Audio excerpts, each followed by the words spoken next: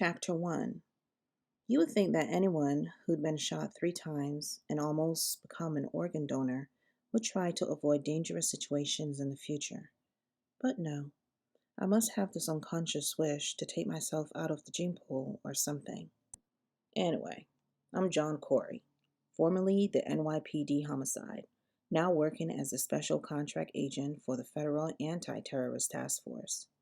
I was sitting in the back of a yellow cab on my way from 26 Federal Plaza in Lower Manhattan to John F. Kennedy International Airport with a Pakistani suicide driver behind the wheel.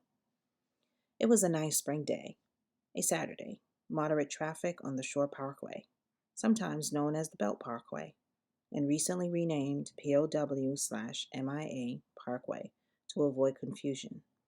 It was late afternoon, and seagulls from a nearby landfill, formerly known as a garbage dump, were crapping on the taxi's windshield. I love spring.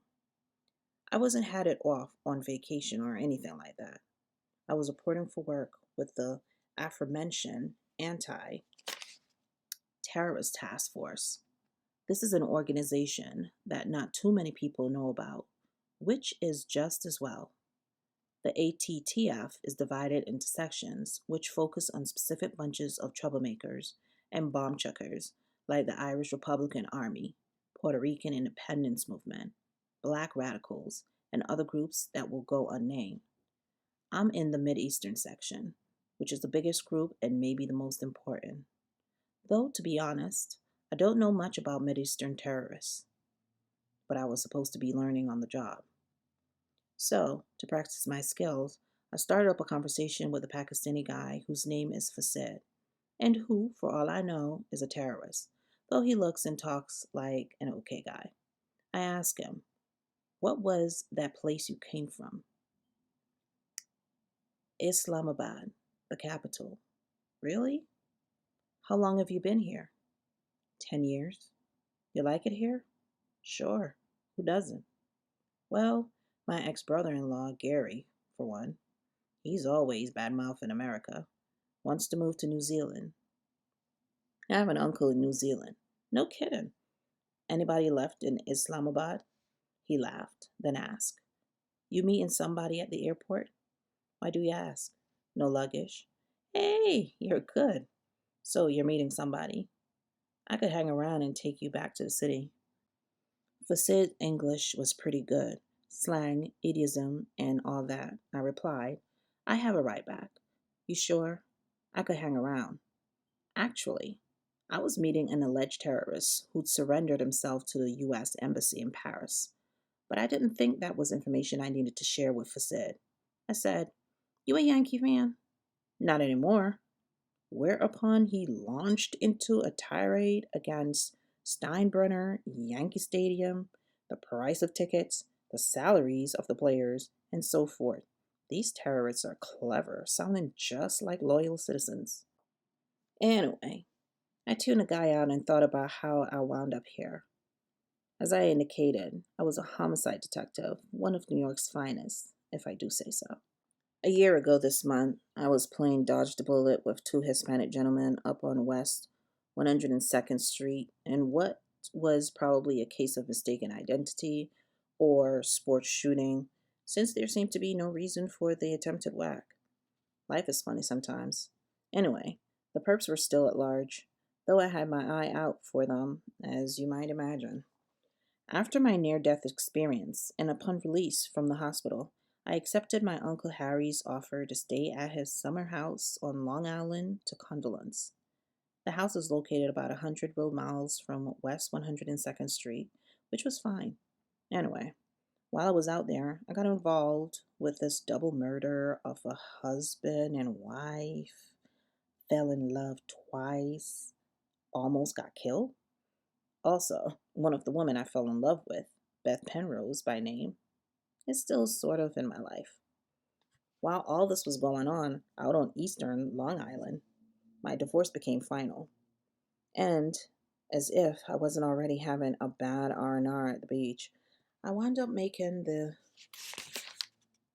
professional acquaintance of a schmuck on the double homicide case named Ted Nash of the Central Intelligence Agency, who I took a big dislike to, and who hated my guts in return, and who, lo and behold, was now part of my ATTF team. It's a small world, but not that small. I don't believe in coincidence. There was also another guy involved with that case, George Foster, an FBI agent who was okay, but not my cup of tea either. In any case, it turns out that this double homicide was not a federal case, and National Foster disappeared, only to reappear in my life about 4 weeks ago when I got assigned to this ATTF Mid-Eastern team. But no sweat. I've put in for a transfer to the ATTF's Irish Republican Army section, which I'll probably get. I don't have any real feelings about the IRA either way, but at least the IRA babes are easy to look at. The guys are more fun than your average Arab terrorist, and the Irish pubs are prima. I could do some real good in this anti-IRA section, really. Anyway, after all this mess on Long Island, I get offered this great choice of being hauled in front of the NYPD disciplinary board for moonlighting or whatever, or taking a 3/4 medical disability and going away. So I took the medical, but also negotiated a job at John Jay College for criminal justice in Manhattan, where I live. Before I got shot, I taught a class at John Jay as an adjunct professor, so I wasn't asking for much, and I got it. Starting in January, I was teaching 2 night classes at JJ and 1 day class, and I was getting bored out of my mind, so my ex-partner, Dom Finelli, knows about the special contract agent program with the feds, where they hire former law enforcement types to work with the ATTF. I apply, I'm accepted, probably for all the wrong reasons, and here I am. The pay's good, the perks are okay. The federal types are mostly schmucks. I have this problem with feds, like most cops do, and not even sensitivity training would help. But the work seems interesting. The ATTF is a unique and, I may say, elite group, despite the schmucks that only exist in New York City and environs. It's made up mostly of NYPD detectives who are great guys, FBI, and some quasi civilian guys like me hired to round out the team, so to speak. Also, on some teams, when needed, are CIA prima donnas, and also some DEA, Drug Enforcement Agency people who know their business and know about connections between the drug trade and the terrorist world. Other team players include people from the Bureau of Alcohol, Tobacco, and Firearms of Waco, Texas, FAME Plus cops from surrounding suburban counties and New York State Police.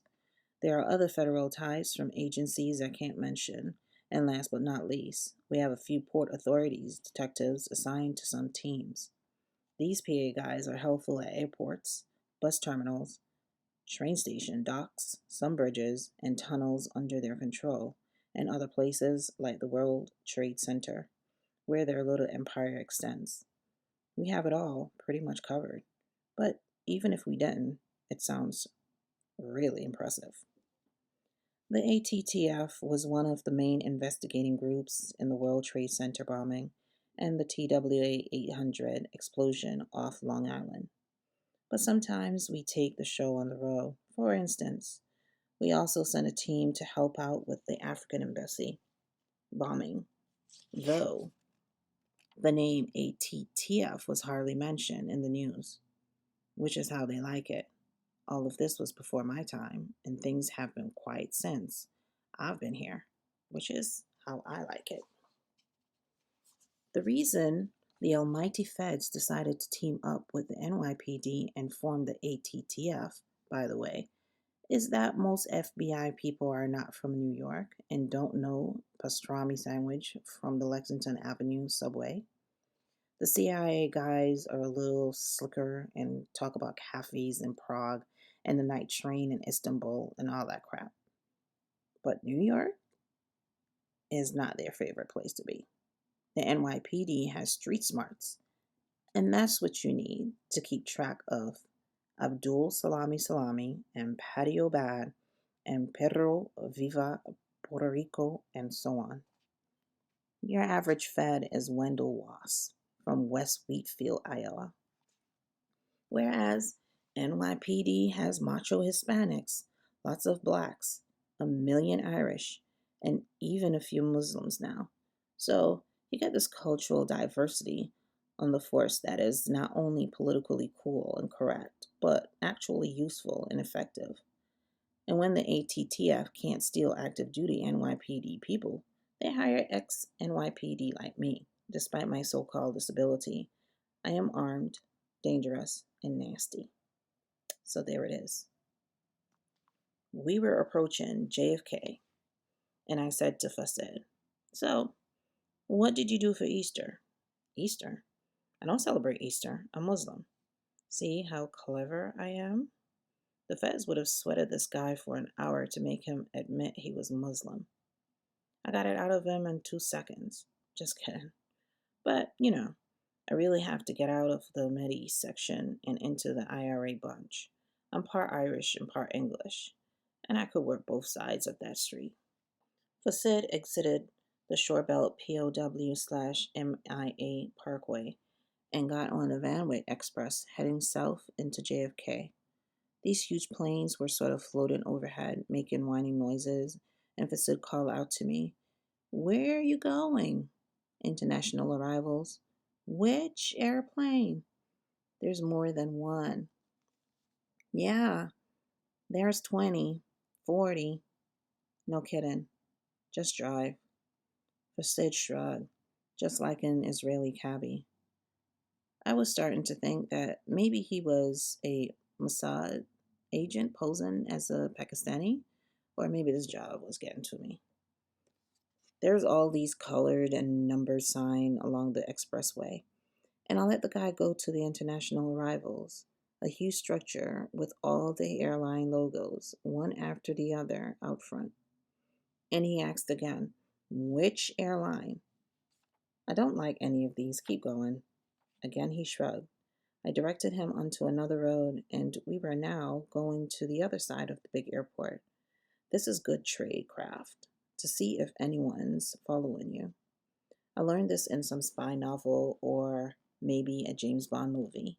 I was trying to get into this anti-terrorist thing. I got Fasid pointed in the right direction and told him to stop in front of a big office-type building on the west side of JFK that was used for this and that.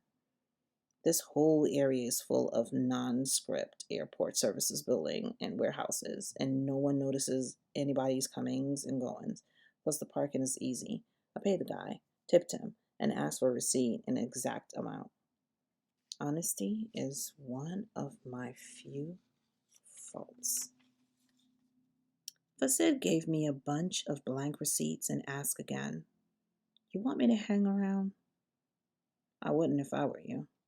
I went into the lobby of the building, a 1960s sort of crop modern architecture, and instead of an armed guard with an Uzi, like they all have over the world, there's just a sign that says restricted area, authorized personnel only. So, assuming you read English, you know if you're welcome or not. I went up a staircase and down a long corridor of gray steel doors, some marked, some numbered, some neither. At the end of the corridor was a door with a nice blue and white sign that said, "Conquistador Club. Private. Members only." There was this electronic key card scanner alongside the door, but like everything else about the Conquistador Club, it was a phony. What I had to do was to press my right thumb on the translucent face of the scanner, which I did. About 2 seconds later, the Metrobiotic genie said to itself, "Hey, that's John Corey's thumb. Let's open the door for John." And did the door swing open? No. It slid into the wall as far as its dummy doorknob. Do I need this nonsense? Also, there's a video scanner overhead in case your thumbprint got screwed up with a chocolate bar or something. And if they recognize your face, they also open the door. Though, in my case, they might make an exception. So I went in, and the door slid closed automatically behind me. I was now in what appeared to be the reception area of an airline travelers club. why there'd be such a club in a building that's not near a passenger terminal is, you can be sure, a question I'd ask, and I'm still waiting for an answer. But I know the answer, which is that when the CIA culture is present, you get this kind of smoke and mirrors silliness. These clowns waste time and money on stagecraft, just like in the old days when they were trying to impress the KGB. What the door needed was a simple sign that said, "Keep out." Anyway, behind the counter was Nancy Tate, the receptionist, a sort of Miss Money Penny, the model of efficiency and repressed sexuality and all that. She liked me for some reason and greeted me cheerily. "Good afternoon, Mr. Corey." "Good afternoon, Miss Tate. Everyone has arrived." "I was delayed by traffic. Actually, you're 10 minutes early." "Oh, I like your tie." "I took it off a dead Bulgarian on the night train to Istanbul." She giggled. Anyway, the reception area was all leather and burled wood, plush blue carpet, and so forth, and on the wall directly behind Nancy was another logo of the fictitious Conquistador Club. And for all I knew, Miss Tate was an hologram. To the left of Miss Tate was an entranceway marked Conference and Business Area that actually led to the interrogation rooms and a holding cell, which I guess could be called the Conference and Business Area. To the right, a sign announced Lounge and Bar. I should be so lucky. That was in fact the way to the Communications and Operations Center. Miss Tate said to me, "Ops Center. There are 5 people, including yourself." "Thanks." I walked through the doorway, down a short hallway, and into a dim, cavernous, and windowless room that held desks, computer consoles, cubicles, and such. On the big rear wall was a huge computer-generated color map of the world that could be programmed to a detailed map of whatever you needed, like downtown Islamabad. Typical of most federal facility, this place had all the bells and whistles. Money is no problem in Fedland. In any case, this facility wasn't my actual workplace, which is in the aforementioned 26 Federal Plaza in Lower Manhattan. But this was where I had to be on this Saturday afternoon to meet and greet some Arab guy who was switching sides and needed to be taken safely downtown for a few years of debriefing. I kind of ignored my teammates and made for the coffee bar, which, unlike the one in my old detective squad room, is neat, clean, and well stocked, compliments of the federal taxpayers. I fooled around with the coffee a while, which was my way of avoiding my colleagues for a few more minutes. I got the coffee the right color and noticed a tray of donuts that said NYPD and a tray of croissant and brioche that says CIA and a tray of oatmeal cookies that said FBI. Someone had a sense of humor. Anyway, the coffee bar was on the operations side of the big room, and the commo side was sort of elevated on a low platform. A lady duty agent was up there monitoring all the gadgets and gadgets. My team, on the operations side, was sitting around somebody's empty desk engaged in conversation. The team consisted of the aforementioned Ted Nash of the CIA and George Foster of the FBI, plus Nick Monty of the NYPD and Kate Mayfield of the FBI. Wasp, wasp, wop, wasp. Kate Mayfield came into the coffee bar and began making herself tea. She is supposed to be my mentor, whatever that means, as long as it doesn't mean partner.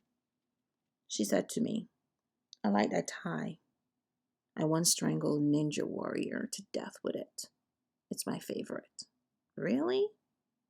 Hey, how are you getting along here?" "You tell me." "Well, it's too soon for me to tell you." "You tell me why you put in for the IRA section." "Well, the Muslims don't drink. I can't spell their effing names on my reports, and the woman can't be seduced." That's the most racist, sexist remark I've heard in years. You don't get around much. This is not the NYPD, Mr. Corey. No, but I am NYPD. Get used to it. Are you through attempting to shock and appall? Yeah. Look, Kate, thank you for your mentoring, but in about a week, I'll be in the IRA section or off the job. She didn't reply. I looked at her as she messed around with a lemon. She was about 30, I guess, blonde, blue eyes, fair skin, athletic kind of build, perfect pearly whites, no jewelry, light makeup, and so on. Wendy Wasp from Wichita. She had not one flaw that I could see, not even a zit on her face or a fleck of dandruff on her dark blue blazer. In fact, she looked like she had been airbrushed. She probably played 3 sports in high school, took cold showers, belonged to 4-H, and organized pep rallies in college. I hate her. Well, not really, but about the only thing we had in common was some internal organs, and not even all of those. Also, her accent was hard to identify. And I remember that Nick Monty said her father was an FBI guy, and they lived in different places around the country. She turned and looked at me, and I looked at her. She had these piercing eyes, the color of blue dye number 2, like they use in ice pops. She said to me, "You came to us highly recommended." By who? Whom? Whom? By some of your old colleagues in homicide. I didn't reply. Also, she said, by Ted and George. She nodded towards Schmuck and Putz. I also choked on my coffee. Why these 2 guys would say anything nice about me was a total mystery. They aren't fond of you, but you impressed them on the Plum Island case. Yeah, I even impressed myself on that one. Why don't you give the Mideast section a try? She added. If Ted and George were the problem, we can switch you to another team within the section. I love Ted and George, but I really have my heart set on the anti-IRE section. Too bad. This is where the real action is. This is a career builder, she added. The IRA are pretty quiet and well behaved in this country. Good. I don't need a new career anyway. The Palestinians and the Islamic groups, on the other hand, are potentially dangerous to national security. No, potentially about it, I replied. World Trade Center, she didn't reply. I come to discover that these 3 words in the ATTF were like, remember Pearl Harbor. The intelligence community got caught with their pants down on that one, but came back and solved the case, so it was a draw. She continued, the whole country is paranoid about the Mideast terrorist biological attack or a nuclear or chemical attack. You saw that on the Plum Island case, right? Right. So, everything else in the ATTF is a backwater. The real action is in the Mideast section. And you look like a man of action, she smiled. I smiled in return. I asked her, what is it to you? I like you. I raised my eyebrows. I like New York Neanderthals. I'm speechless. Think about it. Will do. I glanced at a TV monitor close by and saw that the flight we were waiting for, Transcontinental 175 from Paris, was inbound and on time. I asked Miss Mayfield, how long do you think this will take? Maybe 2 or 3 hours. An hour of paperwork here, then back to Federal Plaza with our alleged defector. Then we'll see. See what? Are you in a rush to get somewhere? Sort of. I feel badly that national security is interfering with your social life. I didn't have a good reply to that, so I said, I'm a big fan of national security. I'm yours until 6 p.m. You can leave whenever you want. She took her tea and rejoined our colleagues. So I stood there with my coffee and considered the offer to take a hike. In retrospect, I was like the guy standing in quicksand, watching it cover my shoes, curious to see how long it would take to reach my socks. knowing I could leave anytime soon. Unfortunately, the next time I glanced down, it was up to my 3 foot knees. radar screen in front of him. It was a nice April afternoon outside, but you never know that here in the dimly lit, windowless room of the New York Air Traffic Control Center in Islip, Long Island, 50 miles east of Kennedy Airport. Bob Etchins, Walter's shift supervisor, stood beside him and asked, "Problem?" Walters replied, "We've got a NORAD here, Bob." "Transcontinental Flight 175 from Paris?" Bob nodded. "How long has he been NORAD?"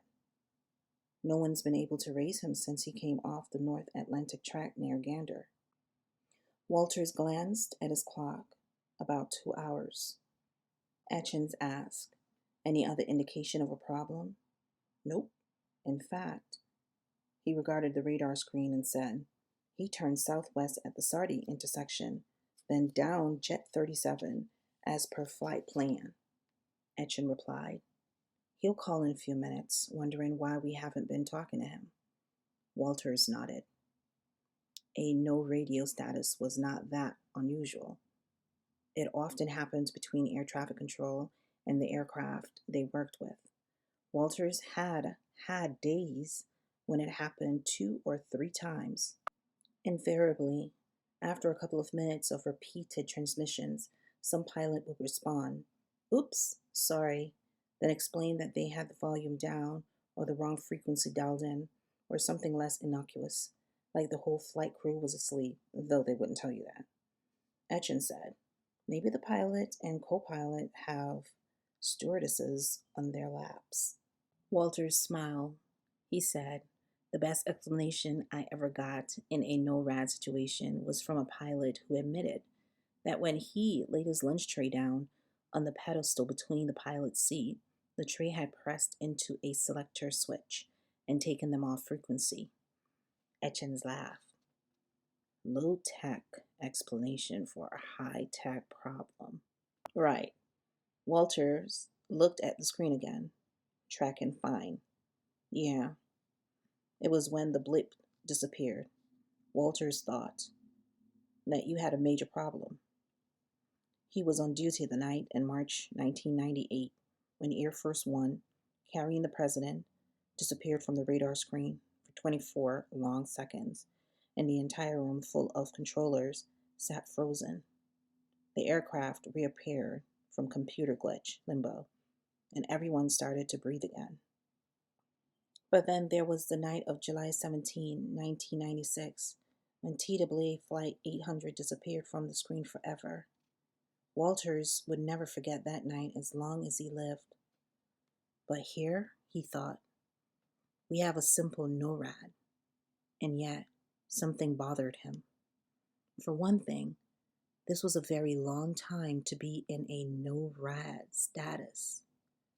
Sam Walters punched a few buttons and then spoke into his headset microphone on the intercom channel. "Sector 19, this is 23. That NORAD TC 175 is coming your way, and you'll get the handoff from me in about 4 minutes. I just wanted to give you a heads up on this in case you need to do some adjusting." Walters listened to the reply on his headset, then said, "Yeah, this guy's a real screw up. Everyone up and down the Atlantic coast has been calling him for over 2 hours on VHF, HF, and for all I know, CB and smoke signals." Walters chuckled and added, "When this flight is over, this guy's going to be doing so much writing. He'll think he's Shakespeare." "Right. Talk to you later." He turned his head and made eye contact with Etchen. "Okay. Yeah. Tell you what, call everyone down the line and tell them that the first sector that makes contact will inform the captain that when he lands, he's to call me on the telephone at the center. I want to talk to this clown myself so I can tell him how much aggro he's caused along the coast. Canada too?" "Right." Etchen listened to Walters pass on the message to the next controllers, who would be getting jurisdictions of Transcontinental Flight 175. A few other controllers and journeymen Unberate had wandered over to the Section 23 console. Walters knew that everyone wanted to see why Supervisor Bob Etchen was so far from his desk and out on the floor. Etchens was, in the unkind words of his subordinates, standing dangerously close to an actual work situation. Sam Walters didn't like all these people around him, but if Etchen didn't shoo them off, he couldn't say anything. And he didn't think Etchen was going to tell everyone to clear out. The transcontinental no radio situation was now the focus event in the control center. And this mini drama was, after all, good training for these young controllers who had pulled Saturday duty. No one said much, but Walter sensed a mixture of curiosity, puzzlement, and maybe a bit of anxiety. Walters got on the radio and tried again. Transcontinental Flight 175. This is New York Center. Do you read me? No reply. Walters broadcast again. No reply. The room was silent except for the hum of electronics. No one standing around had any comment. It was unwise to say anything in these kinds of situations that could come back to haunt you. Finally, one of the controllers said to Etchen, "Paper the sky big time on this one, boss. I got off to a late coffee break because of him." A few controllers laughed, but the laughter died away quickly. Etchen cleared his throat and said, "Okay, everybody, go find something useful to do. Scram!" The controllers all wandered off, leaving Walters and Etchen alone. Etchen said softly, "I don't like this."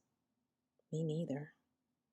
Etchen grabbed a rolling chair and wheeled it beside Walters. Etchen studied the big screen and focused on the problem aircraft. The identity tag on the screen showed that it was a Boeing 747, and it was the new 700 series aircraft, the largest and most modern of Boeing's 747s. The aircraft was continuing precisely along its flight plan, routing toward JFK International Airport. Etchen said, "How the hell could all the radios be non-functioning?" Sam Walters considered for a minute, then replied, "They can't be. So I think it has to be either that the volume control is down, the frequency selectors are broken, or the antennas have fallen off." Yeah. But if it was the volume control or the frequency selectors, the crew would have realized that a long time ago. Walters nodded and replied, "Yeah. So maybe it's total antenna failure, or, this is a new model, so maybe there's some kind of electronic bug in this thing and it caused total radio failure. Possible?" Etchen nodded. Possible, but not probable. Flight 175 had been totally without voice contact since leaving the oceanic track and reaching North America. The Abnormal Procedures Handbook addresses this remote possibility, but he recalled that the handbook wasn't very clear about what to do. Basically, there was nothing that could be done, Walters said. If his radios are okay, then when he has to start down, he'll realize he's on the wrong frequency, or that his volume control is down. Right. Hey, do you think they're all asleep? Walters hesitated, then replied, "Well, it happens, but, a flight attendant would have come into the cockpit by now." "Yeah, this is too long for a no ride, isn't it?" "It's getting to be a little long, but like I said, when he has to start down, even if he had total radio failure, he could use the data link to type a message to his company operations and they'd have called us by now." Etchen had thought about that and replied, "That's why I'm starting to think it's antenna failure. Like you said." He thought a moment, and asked Walters, "How many antennas does this plane have?" "I'm not sure. Lots." "Could they all fail?" "Maybe." Etchins considered, then said, "Okay, say he's aware of a total radio failure. He could actually use one of the air-to-land phones in the dome cabin and call someone who would have called us by now. I mean, it's been done in the past. You could use an earphone." Walters nodded. Both men watched the white radar blip with its white alphanumeric identification tag trailing beneath it as the blip continued to crawl slowly from right to left. Finally, Bob Etchen said what he didn't want to say. "It could be a hijacking." Sam Walters didn't reply. "Sam, well, look, the airliner is following the flight plan. The course and altitude are right, and they're still using the transponder code for the transatlantic crossing. If they were being hijacked, he's supposed to send a hijacking transponder code to tip us off." Yeah. Etchen realized that this situation didn't fit any of the profiles for a hijacking. All they had was an eerie silence from an aircraft that otherwise behaved normally. Yet, it was possible that a sophisticated hijacker would know about the transponder code and tell the pilots not to touch the transponder selector. Etchen knew he was the man on the spot. He cursed himself for volunteering for the Saturday shift. His wife was in Florida visiting her parents. His kids were in college, and he thought that going to work would be better than sitting around the house alone. Wrong. He needed a hobby. Walter said, "What else can we do?" "You just keep doing what you're doing. I'm going to call the Kennedy Tower supervisor. Then I'll call the Transcontinental Operations Center." "Good idea." Etchen stood and said, "For the record, Sam, I don't believe we have a serious problem here, but we would be lax if we didn't make some notifications." "Right," Walters replied as he mentally translated Etchen's words to, "We don't want to sound inexperienced, panicky, or too incompetent to handle the situation, but we do want to cover our asses." Etchen said, "Go ahead and call Sector 19 for the handoff." "Right. And call me if anything changes." "Will do." Etchen turned and walked toward his glassed-in cubicle at the rear of the big room. He sat at his desk and let a few minutes pass, hoping that Sam Walters would call him to announce they had established contact. He thought about the problem, then thought about what he was going to say to the Kennedy Tower supervisor. His call to Kennedy, he decided, would be strictly FYI, with no hint of annoyance or concern, no opinions, no speculation, nothing but the facts. His call to transcontinental operations, he knew, had to be just the right balance of annoyance and concern. He picked up the phone and speed dialed Kennedy Towers first. As the phone rang, he wondered if he shouldn't just tell them what he really felt in the deepest part of his guts. Something is very wrong here. He really felt in the deepest part of his guts? Something is very wrong here. Chapter 3. I was sitting out with my colleagues, Ted Nash, CIA, Super Spook, George Foster, FBI, Boy Scout, Nick Monty, NYPD, Good Guy, and Kate Mayfield, Golden Girl of the Federal Bureau of Investigation. We had all found swivel chairs from unoccupied desks, and everyone had a ceramic coffee mug in his or her hand. I really wanted a donut, a sugar donut, but there's this thing with cops and donuts that people find funny for some reason, and I wasn't going to have a donut. We all had our jackets off, so we could see one another's holsters. Even after 20 years in law enforcement, I find that this makes everyone's voice a couple of octaves lower, even the women. Anyway, we were all leafing through our folders on this alleged defector, whose name was Assad Khalil. What cops call the folder, by the way, my new friends call the dossier. Cops sit on their asses and flip through their folders. Feds sit on their derrieres and peruse their dossier. The information in the folder is called the book on the guy. The information in the dossier is called, I think, the information. Same thing, but I have to learn the language. Anyway, there wasn't much in my folder or their dossier except a color photo transmitted by the Paris embassy, plus a real short bio and a brief sort of "this is what we think the prick is up to" kind of report compiled by the CIA, Interpol, British MI6, the French Chocte, and a bunch of other cop and spoke outfits around Europe. The bio said that the alleged defector was a Libyan, age about 30, no known family, no other vitals, except that he spoke English, French, a little Italian, less German, and of course, Arabic. I glanced at my watch, stretched, yawned, and looked around.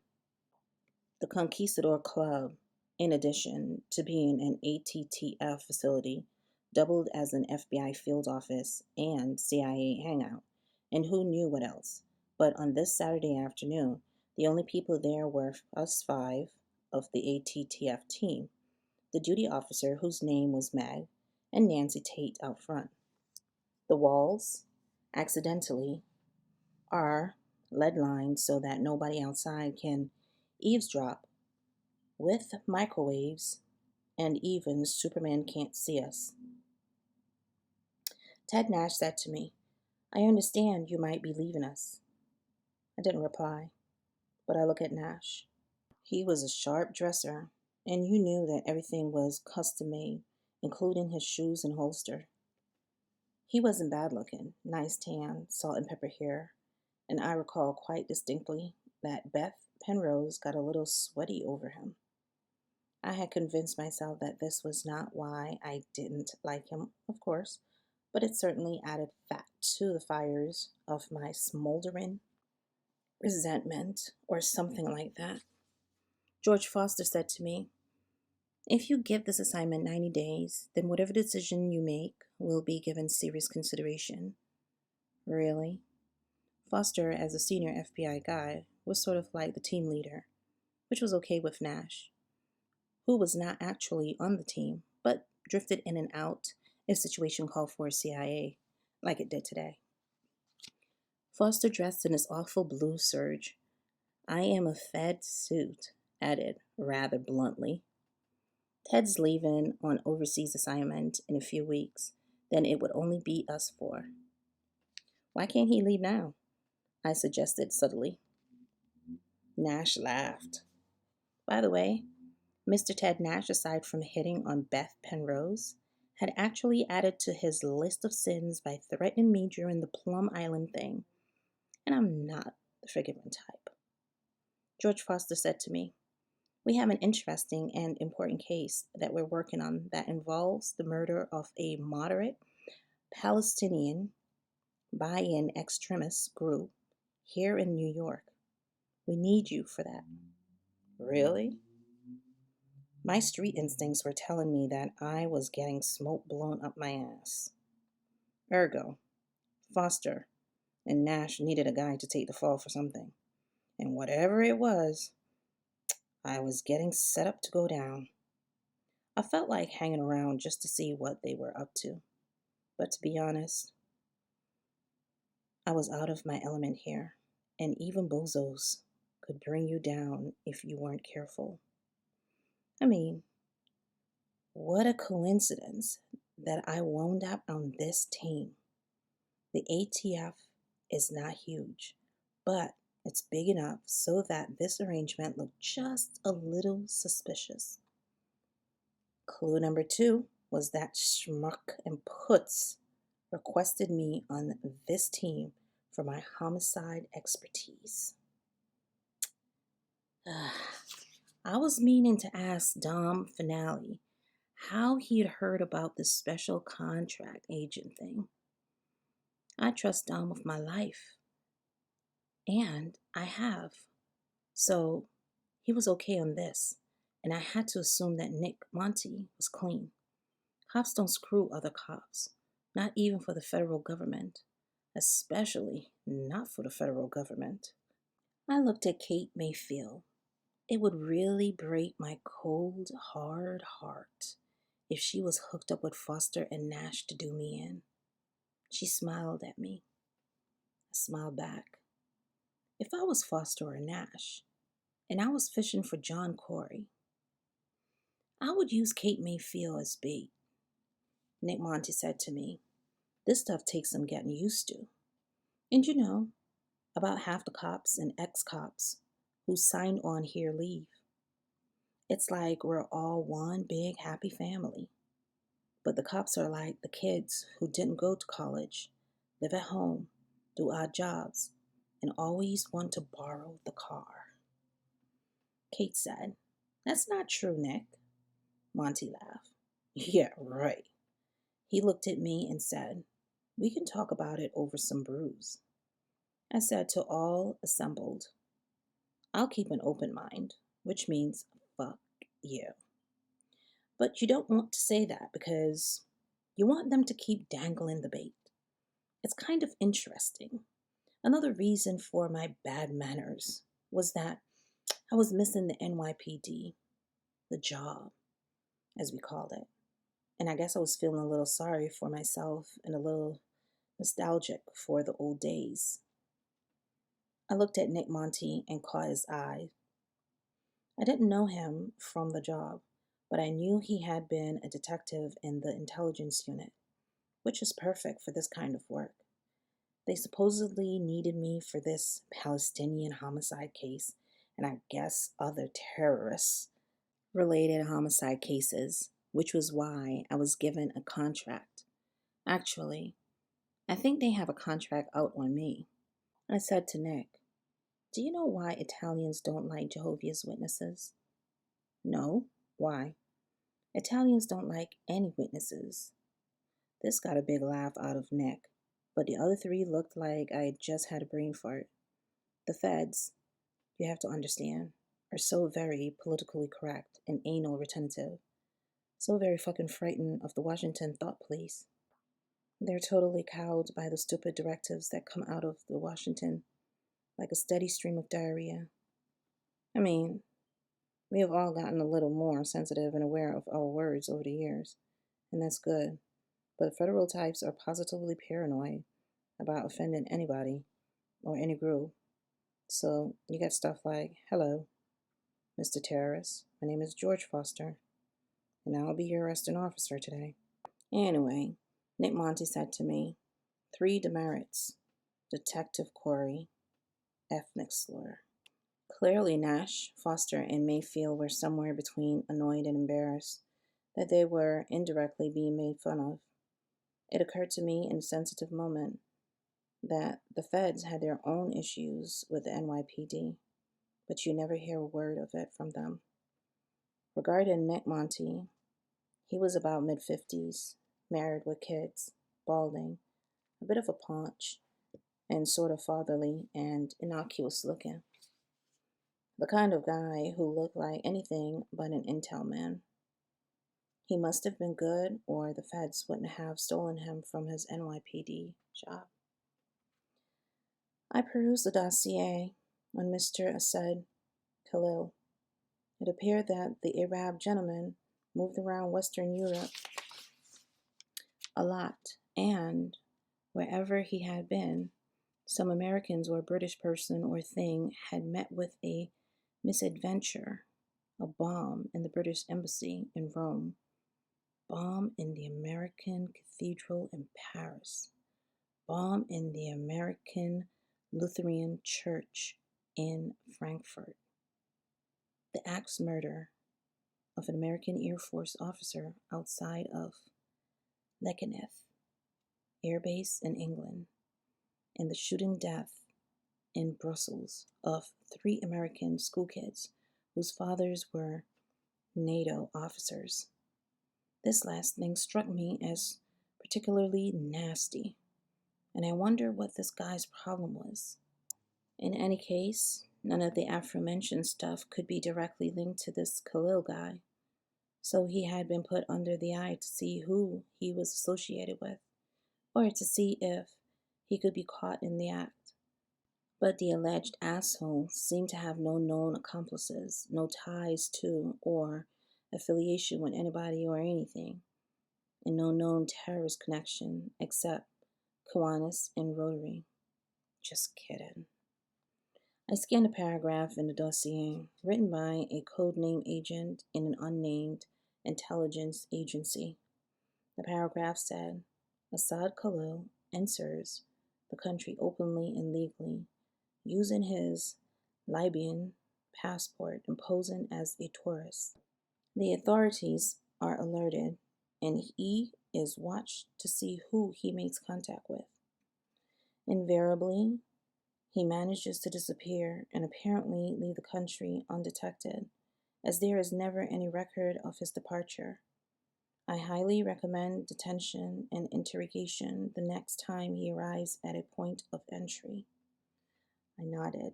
Good idea, Sherlock. That's exactly what we're going to do. The thing that bothered me about this was that Assad Khalil didn't sound like the kind of perp who would show up at the American embassy in Paris and give himself up when he was way ahead on points. I read the last page of the dossier. Basically, what we had here was a loner with a bad attitude toward Western civilization, such as it is.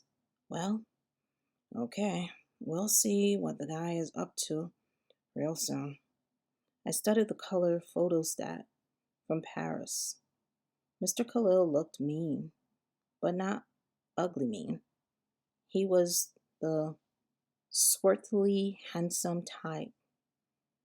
Hook nose, slicked back hair, and deep, dark eyes. He'd had his share of girls or boys or whatever floated his boat. My colleagues chatted about the case at hand for a moment, and it seemed like all we were supposed to do today was take Mr. Khalil into protective custody and bring him here for a quick preliminary interrogation. A few photos, fingerprints, and all that. An asylum officer from the Immigration and Naturalization Service would do some questioning and paperwork too. There are a lot of redundancies built into the federal system so that if something goes wrong, there are no fewer than 500 people passing the buck around. After an hour or two here, we'll escort him to Federal Plaza, where, I suppose, he would be met by the appropriate people who, along with my team, would determine the sincerity of his defection to Christendom and so forth.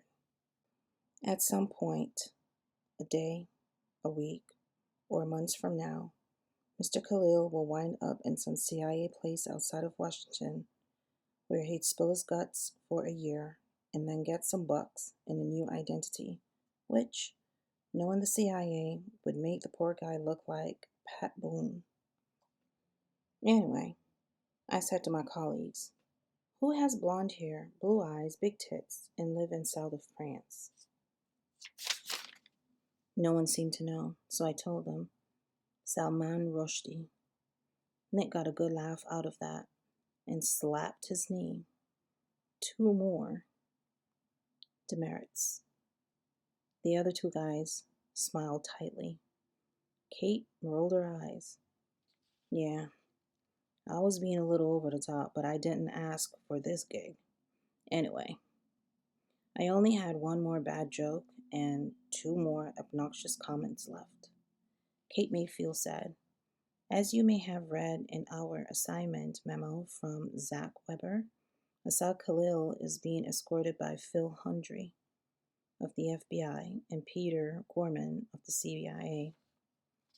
They took charge of Khalil in Paris and they are flying business class in the dome section of the 747. Mr. Khalil may or may not be a government witness, and until that's established, he's in handcuffs. I inquired, who gets the frequent flyer miles? Miss Mayfield ignored me and continued. The two agents and Mr. Khalil will deplane first, and we will be in the jetway at the door of the aircraft to meet them. She glanced at her watch, then stood and looked at the TV monitor and said, still inbound, still on time. In about 10 minutes, we should get moving towards the gate. Ted Nash said, we certainly don't expect any trouble, but we should be alert. If anyone wanted to kill this guy, they have only a few opportunities. In the jetway, on the way back here in the van, or in transit to Manhattan. After that, Khalil disappears into the bowels of the system, and no one will see or hear from him again. Nick said, I've arranged for some Port Authority, police officers, and NYPD uniform guys on the tarmac near the van, and we have a police escort to Fed Plaza. He added, so if anyone tries to whack this guy, it'll be a kamikaze mission. Which, said Mr. Foster, is not out of the question, Kate said. We slapped a bulletproof vest on him in Paris. We have taken every precaution. Shouldn't be a problem. Shouldn't be. Not right here on American soil. In fact, I couldn't recall either the feds or the NYPD ever losing a prisoner or a witness in transit. So it looked like a walk in the park. Yet, all my kidding aside, you had to handle each one of these routine assignments as though it could blow up in your face. I mean, we're talking terrorists, people with a cause who have shown they don't give a rat's ass about getting a day older. We verbally rehearsed the walk through the terminal to the gate, down the jetway service stairs, to the aircraft parking ramp. We put Khalil, Gorman, and Hundrey into an unmarked van with Kevlar armor inside. Then, with one Port Authority police car in the lead and one as a trail vehicle, we would head back to our private club here. The Port Authority police cars had ground control radios, which according to the rules we needed in the ramp area and in all aeronautical areas. Back at the Conquistador Club, we'd call in an immigration guy to get Khalil processed. The only organization that seemed to be missing today was the Parking Violations Bureau. But rules are rules, and everyone has their turf to protect. At some point, we'll get back in the van, and with our escorts, we'll take a circuitous route to Manhattan, cleverly avoiding Muslim neighborhoods in Brooklyn. Meanwhile, a paddy wagon with a marked car would act as decoy. With luck, I'll be done for the day by 6, and in my car heading out to Long Island for a rendezvous with Beth Penrose. Meanwhile, back at the Conquistador Club, Nancy stuck her head in the room and said, the van is here. Foster stood and announced, time to roll. At the last minute, Foster said to Nick and me, why don't one of you stay here in case we get an official call? Nick said, I'll stay. Foster jotted down his cell phone number and gave it to Nick. We'll keep in touch. Call me if anyone calls here. Right. I glanced at the TV monitor on my way out. 20 minutes until scheduled landing. I've often wondered what the outcome would have been if I'd stayed behind instead of Nick. Chapter 4. Ed Stavros, the Kennedy International Airport Control Tower Supervisor, held the phone to his ear and listened to Bob Etchen, the New York Center Air Traffic Control Shift Supervisor. Stavros wasn't sure if Etchen was concerned or not concerned, but just the fact that Etchen was calling was a little out of the ordinary. Stavros' eyes unconsciously moved towards the huge tinted windows of the control tower, and he watched a big Lufthansa A340 coming in. He realized that Etchen's voice had stopped. Stavros tried to think of something to say that would sound right when and if the tape was ever played back to a room full of grim-looking Monday morning quarterbacks. Stavros cleared his throat and asked, "Have you called Transcontinental?" Etchen replied, "That's my next call." "Okay, good. I'll alert the Port Authority Police Emergency Service Unit." "Was that a 700 series?" "Right," said Etchen. Stavros nodded to himself. The emergency service guys theoretically had every known type of aircraft committed to memory in regard to doorways, escape hatches, general seating plans, and so forth. "Good. Okay," Etchen added. "I'm not declaring an emergency. I'm just, yeah, I understand. But we'll go by the book here, and I'll call it in as a 3-2 condition. You know, that's potential trouble. Okay?" "Yeah, I mean, it could be." "What?" "Well, I'm not going to speculate, Mr. Stavros." "I'm not asking you to speculate, Mr. Etchen. Should I make it a 3-3? "That's your call, not mine," he added. "We have a NORAD for over 2 hours and no other indication of a problem. You should have this guy on your screen in a minute or two. Watch him closely."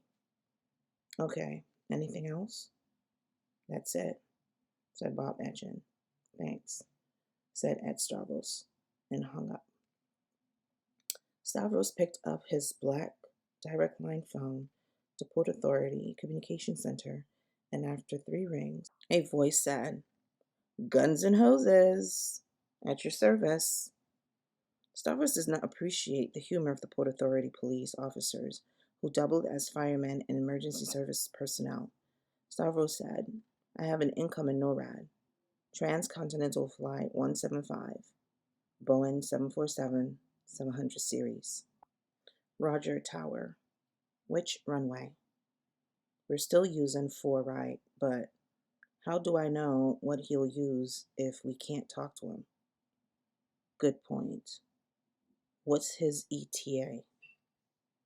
"Schedule arrival time is 16:23. "Roger. Do you want a 3-2 or a 3-3? "Well, let's start with a standard 3-2, and we can upgrade or downgrade as the situation develops. Or we can stay the same." Stavros definitely did not like the cocky attitude of these guys. And they were mostly all guys, even the women. Whoever had the bright idea of taking 3 macho occupations, emergency service, firemen, and cops, and rolling them into one must have been crazy. Stavros said, "Who is this? Bruce Willis?" "Sergeant Tyndall, at your service." "To whom am I speaking?" "Mr. Stavros." "Well, Mr. Stavros, come on down to the firehouse, and we'll put you in a nice, fireproof suit and give you a crash axe. And if the plane blows, you can be among the first to get on board." Stavros replied, "The subject aircraft is a NORAD, not a mechanical, Sergeant. Don't get overly excited." "I love it when you guys get angry." Stavros said to Tyndall, "Okay, let's get this on record. I'm going to the red phone." Stavros hung up and picked up the red phone and hit a button, which again connected him to Sergeant Tyndall, who this time answered, "Port Authority Emergency Service." This call was official and every word was recorded, so Stavros stuck to the procedure and said, "This is Tower Control. I'm calling in a 3-2 on a Transcontinental 747-700. Landing runway 4 right. ETA approximately 20 minutes. Winds are 030 at 10 knots. 310 souls on board. Stavros always wondered why the passengers and crew were called souls. He sounded as though they were dead. Sergeant Tyndall repeated the call and added, "I'll dispatch the units." "Thank you, Sergeant." "Thank you for calling, sir. We appreciate the business." Stavros hung up and rubbed his temples. Idiots. He stood and looked around the huge tower control room. A few intense men and women sat staring at their screens, or talking into their headsets, or now and then glancing out the windows. Tower control was not as stressful a job as of the actual air traffic controller sitting in a windowless radar room below him, but this was a close second. He remembered the time two of his men had caused the collision of two airliners on the runway. It had been his day off, which was why he was still employed. Stavros walked towards the big window. From his height of over 300 feet, the equivalent of a 30-story building, the panoramic view of the entire airport bay and Atlantic Ocean was spectacular, especially with clear skies and the late afternoon sun behind him. He looked at his watch and saw it was almost 4 p.m. He would have been out of here in a few minutes, but that was not to be. He was supposed to be at home for dinner with his wife at 7 with another couple. He felt fairly confident that he could make it, or at least be no more than fashionably late. Even later would be okay when he arrived armed with a good story about what had delayed him. People thought he had a glamorous job, and he played it up when he had a few cocktails. He made a mental note to call home after the transcontinental landed. Then he'd have to speak to the aircraft's captain on the phone, then write a preliminary report of the incident. Assuming this was nothing more than a communications failure, he should be on the road by 6, with 2 hours of overtime pay, right? He replayed the conversation with Etchen in his mind. He wished he had a way to access the tape that recorded his every word, but the FAA wasn't stupid enough to allow that. Again, he thought about Etchen's phone call. Not the words, but the tone. Etchen was clearly concerned, and he couldn't hide it. Yet, a 2-hour NORAD was not inherently dangerous, just unusual. Stavros speculated for a moment that transcontinental Flight 175 could have experienced a fire on board.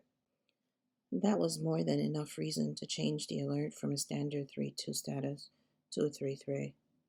A 3A was an imminent or actual crash, and that was an easy call. This unknown situation was a tough call. And, of course, there was a remote chance that a hijacking was in progress. But Etchins had said that there was no hijacking transponder code being sent. Stavros played with his two options, 3-2 or 3-3. A 3-3 would definitely call for more creative writing in his report if it turned out to be nothing.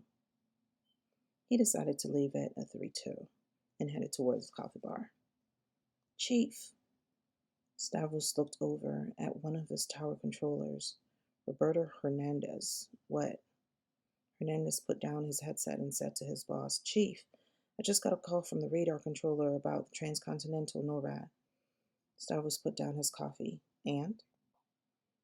"Well, the NORAD began his descent earlier than he was supposed to, and he nearly ran into a U.S. Airways flight bound for Philly." "Jeez." Stavros' eyes went to the window again. He couldn't understand how the transcontinental pilot could have missed seeing another aircraft on a bright, cloudless day. If nothing else, the collision warning equipment would have sounded even before visual contact was made. This was the first indication that something could be really wrong. What the hell is going on here? Hernandez looked at his radar screen and said, "I've got him, Chief." Stavros made his way to Hernandez's console. He stared at the radar blip. The problem aircraft was tracking unmistakably down the instrument landing course for one of Kennedy's northeast runways. Starvers remember the days when being inside an airport control tower meant you usually be looking out the window. Now, the control tower people mostly look at the same electronic displays that the air traffic controllers saw in the dark radar room below them. But at least up here, they had the option of glancing outside if they wanted to. Starvers took Hernandez's high powered binoculars and moved to the south facing plate glass window. There were four stand-up communication consoles mounted 90 degrees apart in front of the wraparound glass so the tower personnel could have multiple communications available while standing and visually seeing what was happening on the runways, taxiways, gates, and flight approaches. This was not unusually necessary, but Starbucks felt a need to be at the helm, so to speak, when the airliner came into view. He called out to Hernandez, "Speed!" 200 knots, Hernandez answered, descending through 5,800 feet. Okay. Starbucks picked up the red phone again. He also hit the control tower emergency speaker, then transmitted, "Emergency service. This is Tower. Over." A voice came over the speaker into the silent tower control room. "Tower emergency service." Starbucks recognized Tyndall's voice. Tyndall asked, "What's up?" "What's up is the status. It's now a 3-3. There was a silence. Then Tyndall asked, "Based on what?" Starbucks thought that Tyndall sounded less cocky. Starbucks replied, "Based on a near miss with another aircraft." Damn. Silence. Then, "What do you think the problem is?" "No idea." "Hijacking?" "A hijacking doesn't make the pilot fly with his head up his ass." "Yeah. Well, we have no time to speculate. The subject aircraft is on a 15-mile final for runway 4 right. Copy?" 15-mile follow for runway 4 right. Affirmed, Straver said. "I'll call out the rest of the unit for a 3-3.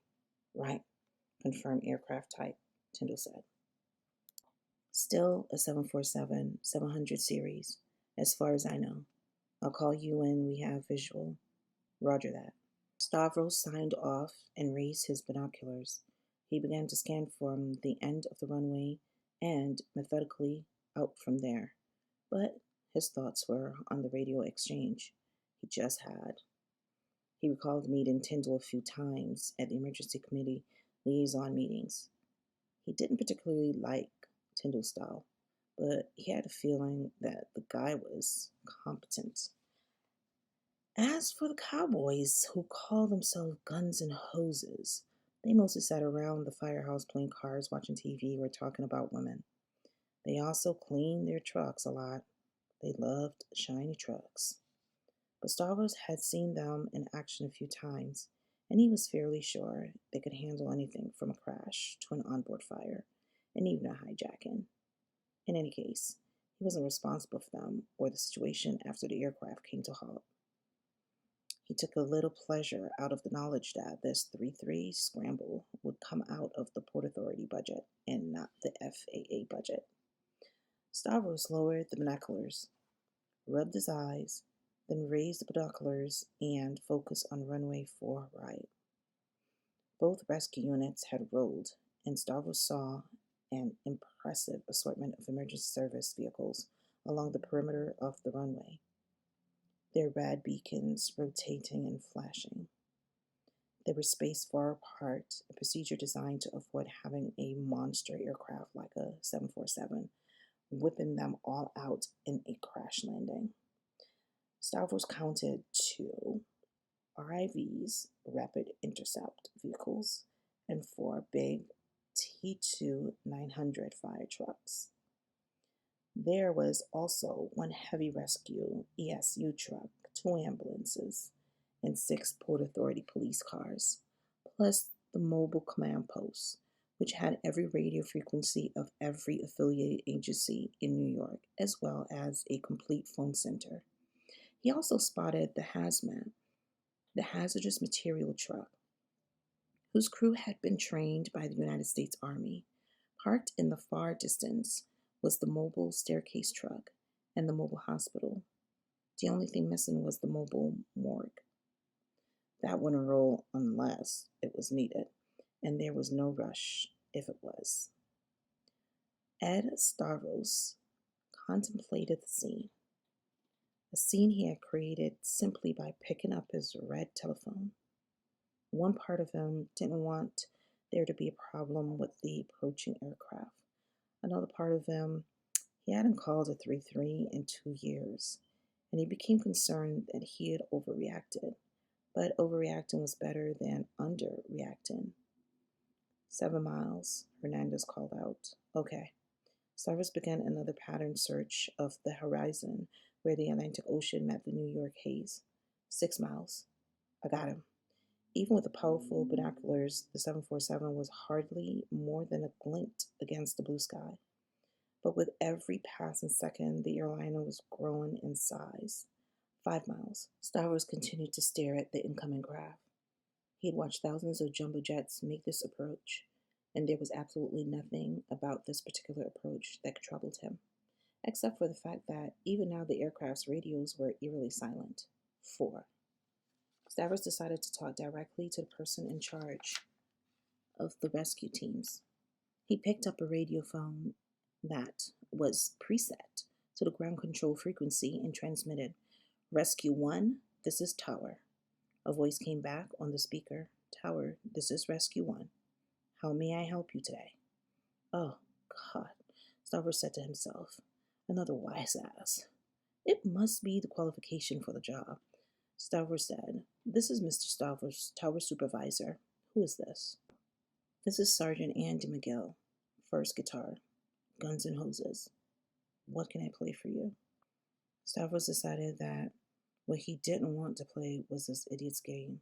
Stavros said, I want to establish direct contact with you. Established. Okay. Subject aircraft is in sight, Miguel. Right. We see it too. Stavros added, He's on track. Good. I hate it when they land on top of us.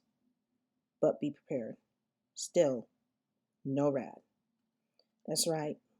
2 miles, said Hernandez and added, Still on track. Altitude 800 feet. Stavros relayed this to Miguel, who acknowledged. 1 mile, said Hernandez, on track. 500 feet. Stavros could clearly make out the huge jetliner now. He transmitted to Miguel, confirm a 747-700. Gear down. Flap seems normal. Roger that. I got a fix on him, Miguel replied. Good. You're on your own. Stavros ended his transmission and put the radio phone down. Hernandez left his console and stood beside Stavros. A few other men and women with no immediate duties also lined up at the windows. Stavros watched the 747, mesmerized by the huge aircraft that had just passed over the threshold of the runway and was floating down towards the concrete. There was nothing about the aircraft that looked or acted any differently from any other 747 touching down. But suddenly, Ed Stavros was certain that he wouldn't be home in time for dinner. Chapter 5. The van dropped us off at the International Arrivals Terminal in front of the Air Indiana logo, and we walked to the transcontinental area. Ted Nash and George Foster walked together, and Kate Mayfield and I walked behind them. The idea was to not look like four feds on a mission in case someone was watching. I mean, you have to practice good tradecraft, even if you're not real impressed with your opponents. I checked out the big arrival board, and it said that Transcontinental Flight 175 was on time, which meant it was supposed to land in about 10 minutes, arriving at Gate 23. As we walked towards the arrival area, we scoped out the folks around us. You don't normally see bad guys loading their pistols or anything like that, but it's surprising how, after 20 years in law enforcement, you can spot trouble. Anyway, the terminal was not crowded on this Saturday afternoon in April, and everyone looked more or less normal, except the native New Yorkers who always looked on the verge of going postal. Kate said to me, I want you to be civil to Ted, okay? I mean it. Yes, ma'am, she said, with some insight. The more you bug him, the more he enjoys it. Actually, She was right. But there's something about Ted Nash that I don't like. Partly his smugness and his superiority complex, but mostly I don't trust him. Anyone waiting for an international flight is outside the customs area on the ground floor, so we walked over there and worked the crowd a little, looking for anyone who was acting in a suspicious manner, whatever that means. I assume the average terrorist hitman knows that if his target is protected, then the target is not going to come out through customs. But the quality of terrorists we get in this country is generally low. For some reason, and the stupid things that they have done is legendary. According to Nick Monty, the ATTF guys tell bomb terrorist stories in the bars, then bullshit the press with a different story about how dangerous these bad guys are. They are dangerous, but mostly to themselves. But then again, remember the World Trade Center, not to mention the two embassy bombings in Africa. Kate said to me, "We'll spend about 2 minutes here, then go to the gate. Should I hold up my Welcome Asa Khalil sign yet?"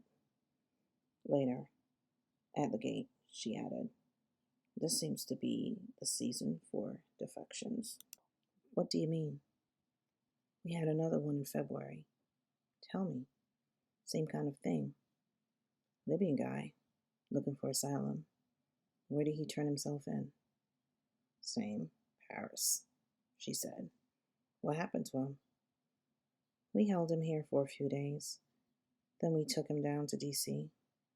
Where is he now?" "Why do you ask?" "Why? Because it smells." "It does, doesn't it? What do you think?" "Sounds like a dry run to see what happens when you go to the American Embassy in Paris and turn yourself in." "You're smarter than you look. Did you ever have any terrorist training?" "Sort of. I was married," I added. "I used to read a lot of Cold War novels." "I knew we made the right move in hiring you." "Right. Is this other defector under wraps, or is he able to call his pals in Libya?" "He was under loose custody. He bolted." "Why loose custody?" "Well, he was a friendly witness," she replied. "Not anymore," I pointed out. She didn't reply, and I didn't ask any further questions. In my opinion, the Fed treat so-called defecting spies and defecting terrorists a lot nicer than cops treat cooperating criminals. But that's only my opinion. We went to a prearranged spot near the custom door and met the Port Authority detective there, whose name was Frank. Frank said, "Do you know the way, or do you want company?" Foster replied, "I know the way." "Okay," Frank said. "I'll get you started."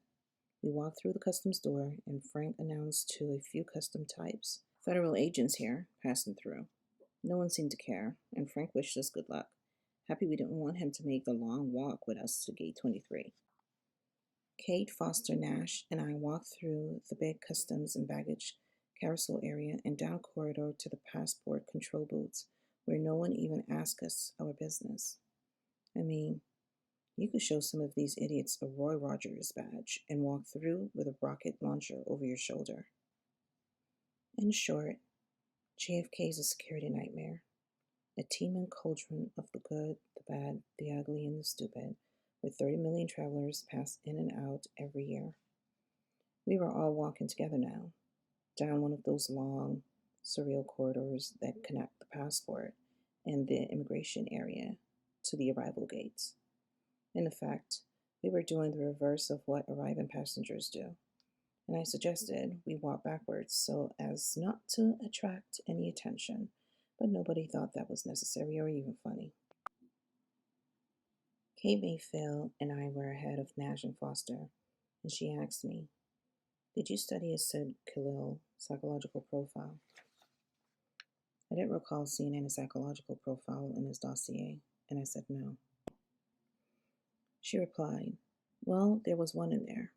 It indicates that a man like Asid Khalil, Asid means lion in Arabic, by the way, that a man like that suffers from low self-esteem and has unresolved issues of childhood inadequacy that he needs to work through. Excuse me? This is a type of man who needs an affirmation of his self worth. You mean I can't break his nose? No, you may not. You have to validate his sense of personhood. I glanced at her and saw she was smiling. Quick-witted fellow that I am, I realized that she was jerking me around. I laughed, and she punched my arm playfully, which I sort of liked. There was a woman at the gate in a sky blue uniform holding a clipboard and a two-way radio. I guess we looked dangerous or something because she started jabbering into the radio as she watched us approaching. Kate went on ahead and held up her FBI creds and spoke to the woman, who then calmed down. You know, everybody's paranoid these days, especially at international airports. When I was a kid, we used to go right to the gate to meet people. A metal detector was what you took to the beach to find loose change, and a hijacking was what happened to trucks. But international terrorism has changed all of that. Unfortunately, paranoia doesn't necessarily translate to good security. Anyway, Nash, Foster, and I went up and smooshed with the lady, who, it turned out, was a gate agent who worked for Transcontinental. Her name was Deborah Delvecchio, which had a nice ring to it. She told us that, as far as she knew, the flight was on time, and that's why she was standing there. So far, so good. There's a standard procedure for the boarding, transporting, and deplaning of prisoners and their escorts. Prisoners and escorts board last and deplane first. Even VIPs, such as politicians, have to wait for prisoners to deplane. But many politicians eventually wind up in cuffs, and then they can deplane first. Kate said to Miss Delvecchio, "When you move the jetway to the aircraft, we will walk to the aircraft door and wait there. The people we're meeting will deplane first, and we'll escort them down to the service stairs of the jetway onto the tarmac where a vehicle is waiting for us. You won't see us again. There will be no inconvenience to your passengers." Miss Delvecchio asked, "Who are you meeting?" I replied, "Elvis Presley." Kate clarified, "A VIP." Foster asked her, "Has anyone else asked you about this flight?" She shook her head. Nash studied a photo pinned to her blouse. I thought I should do or say something clever to justify the $50 cab ride from Manhattan, but short of asking her if she had an Arab boyfriend, I couldn't think of anything. So the five of us stood around, trying to look like we were having fun, checking our watches, and staring at stupid tourist posters on the wall of the corridor. Foster seemed suddenly to remember that he had a cell phone, and he whipped it out, delighted that he had something to do. He speed dialed, waited, and then said, "Nick, this is George. We're at the gate. Anything new there?" Foster listened to Nick Monty, then said, "Okay. Yes. Right. Okay. Good." Unable to entertain himself any further with this routine phone call, he signed off and announced, "The van is in place on the tarmac near the gate. The Port Authority and NYPD have also arrived.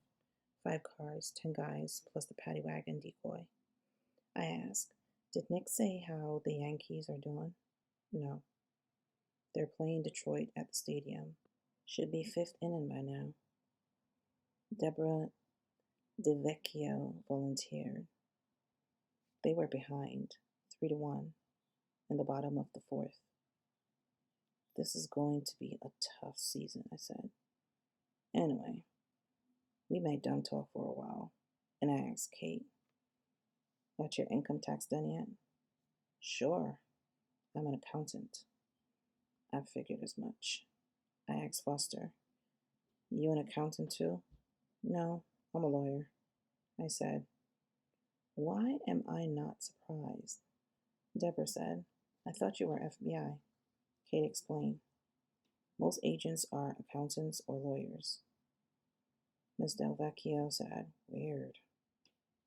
Ted Nash just stood there against the wall, his hands jammed into his jacket pockets, staring off into space, his mind probably returning to the good old days of the CIA KGB World Series. He never imagined that this winning team would be reduced to playing farm teams. I said to Kate, I thought you were a lawyer. That too. I'm impressed. Can you cook? Sure can. I have a black belt in karate. Can you type?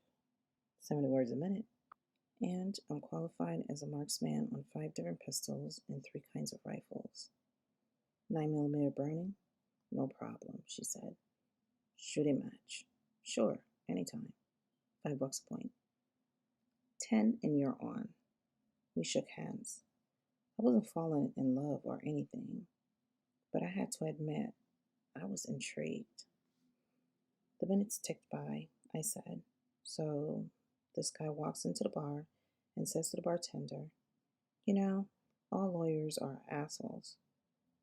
And a guy at the end of the bar says, hey, I heard that. I resent that. And the first guy says, why? Are you a lawyer? And the other guy says, no, I am an asshole. Miss Delvecchio laughed. Then she looked at her watch, then glanced at her radio. We waited. Sometimes you get a feeling that something is not right. I had that feeling. Chapter 6. Crew Chief Sergeant Andy McGill of the Emergency Service Unit, aka Guns and Hoses, stood on the runway board of his RIV emergency fire rescue truck. He had pulled on his silver-colored bunker suit, and he was starting to sweat inside the fireproof material. He adjusted his binoculars and watched the Boeing 747 make its approach. As far as he could determine, the aircraft looked fine and was on a normal approach path. He poked his head into the open window and said to his firefighter, Tony Sorrentino, no visual indication of a problem, broadcast. Sorrentino, also in his fire suit, picked up the microphone that connected to the other emergency service vehicles and repeated McGill's status report to all the other ESB trucks. Each responded with a Roger, followed by their call signs. McGill said to Sorrentino, tell them to follow a standard deployment pattern and follow the subject aircraft until it clears the runway. Sorrentino broadcasted McGill's orders, and everyone again acknowledged. The other crew chief, Ron Ramos, transmitted to McGill. You need us, Andy? McGill replied, no, but stay suited up. This is still a 3-3. It looks like a 3-0. Yeah, but we can't talk to the pilot, so stand by. McGill focused his binoculars on the FAA control tower in the far distance. Even with the reflection on the glass, he could tell that a number of people were lined up at the big window. Obviously, the control tower people had gotten themselves worked up about this. McGill opened the right side door and slid in beside Sorrentino, who sat in the center of the big cab behind the steering wheel. What do you think? Sorrentino replied, I think I'm not paid to think. But what if you had to think? I want to think there's no problem, except for the radios. I don't want to fight an aircraft fire today, or have a shootout with hijackers. McGill didn't reply. They sat in silence for a few seconds. It was hot in their fire suits, and McGill clicked up the cab's ventilating fans. Sorrentino studied the lights and gauges on his display panel. The RIV held 900 pounds of purple K powder used to put out electrical fires, 750 gallons of water, and 100 gallons of light water. Sorrentino said to McGill, all systems are go. McGill reflected that this was the 6th run he had this week, and only one had been necessary, a break fire on a Delta 737.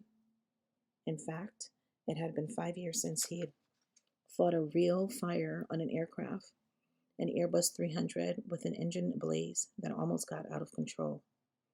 McGill himself had never had a hijack situation, and there was only one man still working guns and hoses who had, and he wasn't on duty today. McGill said to Sorrentino, "After the subject aircraft clears the runway, we'll follow him to the gate." "Right. You want anyone to tag with us?" "Yeah. We'll take 2 of the patrol cars, just in case they have a situation on board." "Right." McGill knew that he had a good team. Everyone in the Guns and Hoses unit loved the duty, and they'd all come up the hard way from crap places like the Port Authority bus terminal, bridge and tunnel duty, or airport patrol duty. They put in their time busting prostitutes, pimps, drug dealers, and drug users, rousting bums from various places in the far-flung Port Authority empire, chasing toll beaters and drunks on the bridges and tunnels, taking runaway kids from the Mideast into custody at the bus station, and so forth. Being a Port Authority cop was a strange mix of this and that, but Guns and Hoses was the plum assignment. Everyone in the unit was a highly trained volunteer, and theoretically, they were ready to fight a blazing jet fuel fire, trade led with crazed terrorists, or administer CPR to a heart attack victim. They were all potential heroes, but the last decade or so had been pretty quiet, and McGill wondered if the guys hadn't gotten a little soft. Sorrentino was studying a floor plan of the 747-700 on his lap. He said, "This is one big mother." "Yup." McGill hoped that if it was a mechanical problem, the pilot was bright enough to have jettisoned the remaining fuel. It was McGill's belief that jetliners were little more than flying bombs, sloshing fuels, superheated engines, and electrical wires, and who knew what in the cargo holds, sailing through space with the potential to take out a few city blocks. And McGill never mentioned to anyone the fact that he was afraid of flying, and in fact never flew or never would. Meeting the beast on the ground was one thing. Being up there in its belly was another. Andy McGill and Tony Sorrentino stared out the window shield into the beautiful April sky. The 747 had grown larger and now had depth and color. Every few seconds, it seemed to get twice as big. Sorrentino said, "Looks okay." "Yeah." McGill picked up his field glasses and focused on the approaching aircraft. The Big Bird had sprouted 4 separate bogies, gangs of wheels, 2 from beneath its wings and 2 from mid-fuselage, plus the nose gear. 24 tires in all, he said. The tires seemed intact. Good. McGill continued to stare at the aircraft that now seemed to hover a few hundred feet above and beyond the far end of Kennedy's 2-mile-long northeast runway. McGill, despite his fear of flying, was mesmerized by these magnificent monsters. It seemed to him that the act of taking off and landing was something near to magic. He had, in few times in his career, come up to one of these mystical beasts when their magic had disappeared in smoke and fire. At those times, the aircraft had become just another conflagration, no different than a truck or building that was intent on consuming itself.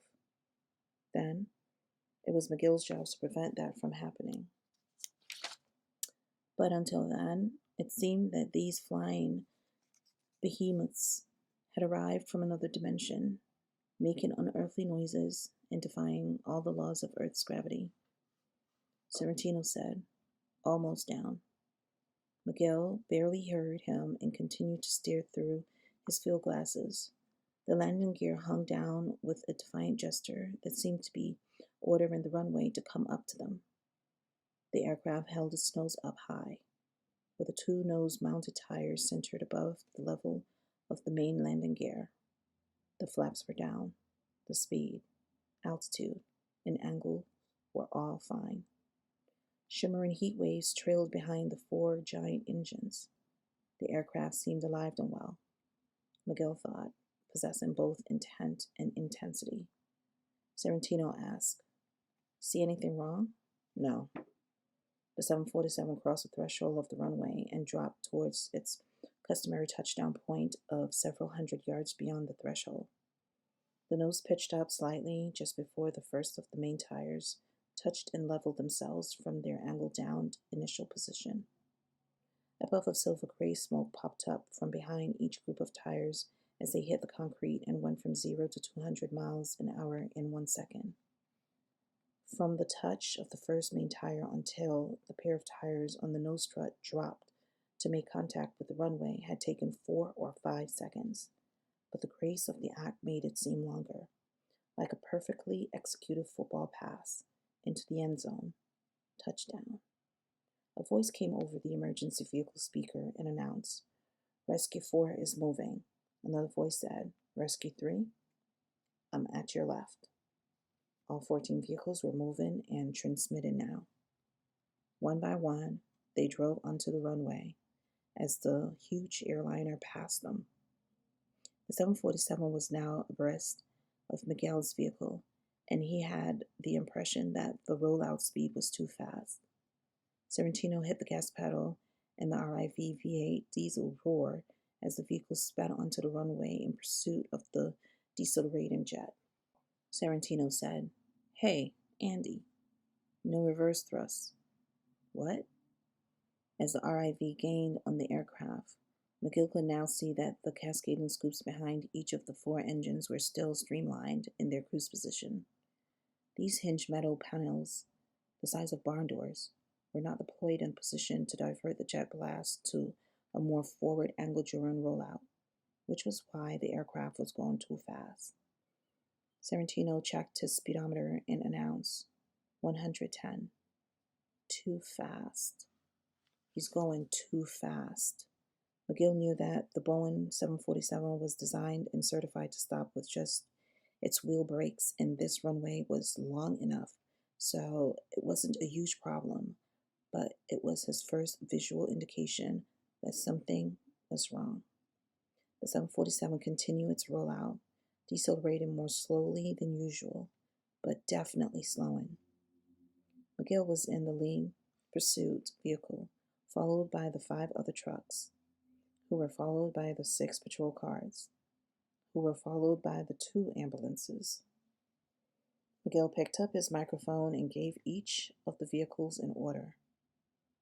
They closed on the big, lumbering aircraft and took up their positions. 1 RIV to the rear, 2 T-2900 trucks on each side. The patrol cars and ambulances fanned out to the rear. Sorrentino and McGill passed under the mammoth wing of the aircraft and held a position near the nose as the jet continued to slow. McGill stared at the huge airliner outside of the window. He called out to Sorrentino over the roar of the jet engines. "I don't see any problem." Sorrentino concentrated on the speed and spacing, but said, "Why doesn't he use his reverse thrust?" "I don't know. Ask him." The Boeing 747 slowed and finally came to a stop, a quarter mile short of the end of the runway, its nose bobbing up and down twice from the last of its momentum. Each of the 4 T-2900 vehicles had positioned themselves 40 yards from the aircraft, 2 on each side, with the RIVs at the front and rear. The ambulances stopped behind the aircraft, while the 6 patrol cars paired up with an emergency service vehicle, though each patrol car was further from the aircraft than the fire trucks. The 6 men in the patrol cars got out of their vehicles as per standard operating procedures and were taking precautionary cover on the sides of their cars away from the aircraft. Each man was armed with a shotgun or an AR-15 automatic rifle. The men in the trucks stayed in their vehicles. McGill picked up his microphone and broadcast to the other 5 trucks.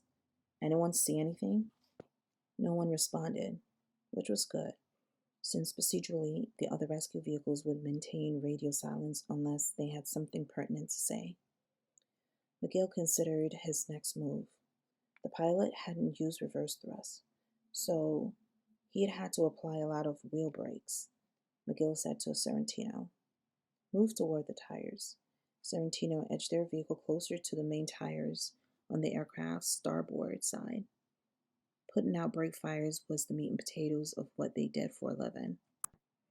It wasn't hero stuff, but if you didn't get some water on superheated brakes pretty soon, it wasn't unusual to see the entire landing gear suddenly erupt into flames. Not only was this not good for the tires, but with the fuel tanks right above the brakes, it also wasn't good for anyone or anything within a 100-yard radius of the aircraft. Tarantino stopped the vehicle 40 feet from the tires. McGill raised his field glasses and stared hard at the exposed brake discs. If they were glowing red, it was time to start spraying, but they looked dull black, like they were supposed to. He picked up the microphone and ordered the T-2900 vehicles to check the remaining 3 gangs of wheels. The other vehicles reported negative on the hot brakes. McGill transmitted, "Okay, move back." The 4 T-2900 vehicles moved away from the 747. McGill knew that the flight had come in no rad, which was why they were all there, but he thought he should try to call the pilot. He transmitted on the ground frequency. "Transcontinental 175. This is Rescue 1. Do you read me? Over." No reply. McGill waited, then transmitted again. He looked at Sorrentino, who shrugged. The emergency vehicles, the police cars, the ambulances, and the 747 all sat motionless. The Boeing's 4 engines continued to run, but the aircraft remained still. McGill said to Sorrentino, "Drive around where the pilot can see us." Sorrentino put the RIV in gear and drove around to the front right side of the towering aircraft. McGill got out and waved up at the windshield. Then, using ground controller hand and arm signals, he motioned for the pilot to continue toward the taxiway. The 747 didn't move. McGill tried to see into the cockpit, but there was too much glare on the windshield, and the cockpit was high off the ground. 2 things occurred to him almost simultaneously. The first thing was that he didn't know what to do next. The next thing was that something was wrong. Not obviously wrong, but quietly wrong. This was the worst kind of wrong. Chapter 7. So, we waited there at the International Arrivals Gate. Me, Kate Mayfield, George Foster, Ted Nash, and Deborah Del Vecchio, the Transcontinental Gate agent. Being a man of action, I don't like waiting, but cops learn to wait. I once spent 3 days on a stakeout posing as a hot dog vendor, and I ate so much hot dogs that I needed a pound of Metamucil to get me regular again. Anyway, I said to Miss DeVicchio, "Is there a problem?" She looked at her little walkie-talkie, which also has this readout screen, and she held it up to me again. It still read, "On the ground." Kate said to her, "Please call someone." She shrugged and spoke into the hand radio. "This is Debbie, Gate 23. Status of Flight 175, please." She listened, signed off, and said to us, "They're checking." "Why don't they know?" I asked. She replied patiently, "The aircraft is under tower control, the FAA, the feds, not Transcontinental. The company is called only if there's a problem. No call, no problem." "The aircraft is late getting to the gate," I pointed out. "That's not a problem," she informed me. "It's on time. We have a very good on-time record." "What if it sat on the runway for a week? Is it still on time?" "Yes." I glanced at Ted Nash, who was still standing against the wall, looking inscrutable. As with most CIA types, he liked to give the impression that he knew more than he was saying. In most cases, what appeared to be quiet, assurance, and wisdom was actually clueless stupidity. Why do I hate this man? But to give the devil his due, Nash whipped out his cell phone and punched in a bunch of numbers, announced to us, "I have the direct dial to the control tower." It occurred to me that Mr. Nash actually did know more than he was saying, and that he knew, long before the flight landed, that there might be a problem. Supervisor Ed Stavros in FAA control tower continued to watch the scene being played out on runway 4 right through his binoculars. He said to the controllers around him, "They're not foaming. They are moving away from the aircraft." One of the emergency service guy is hand signaling to the pilot. Controller Roberto Hernandez was talking on a telephone and said to Stavros, "Boss, the radar room wants to know how long before they can use the 4 left, and when we can have the 4 right available to them again." Hernandez added, "They have some inbounds that don't have much holding fuel." Stavros felt his stomach nodding. He took a deep breath and replied, "I don't know. Tell radar I'll get back to them." Hernandez didn't reply, nor did he pass on his supervisor's non-answer. Stavros finally grabbed the phone from Hernandez and said, "This is Stavros. We have a non-rad. Yeah? I know you know that, but that's all I know.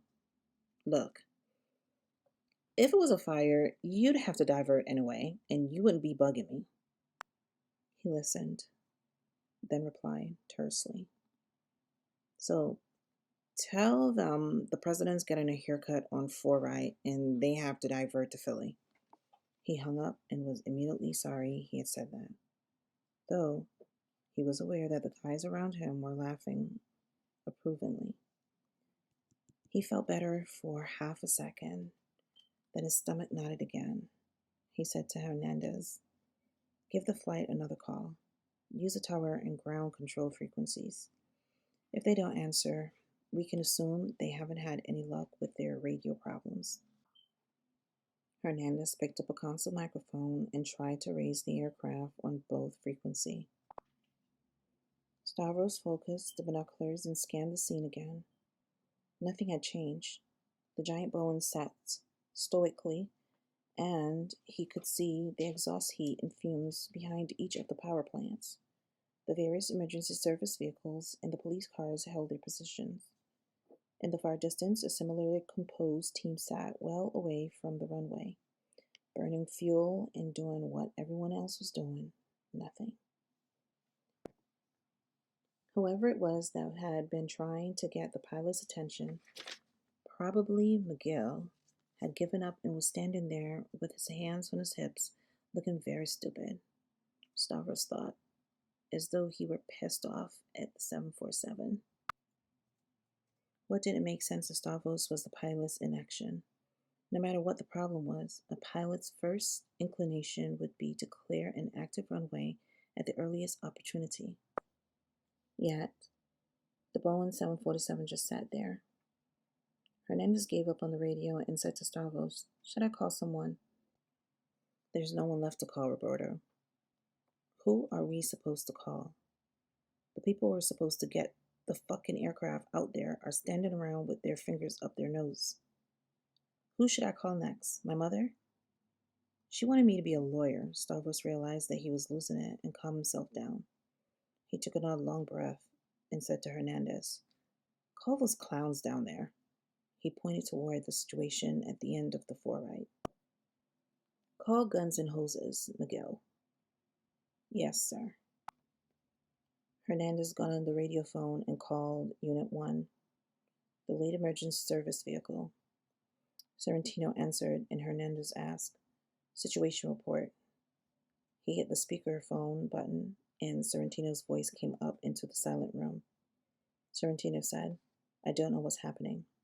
Stavros grabbed the radio phone and, trying to control his anxiety and annoyance, said, "If you don't know, how am I supposed to know?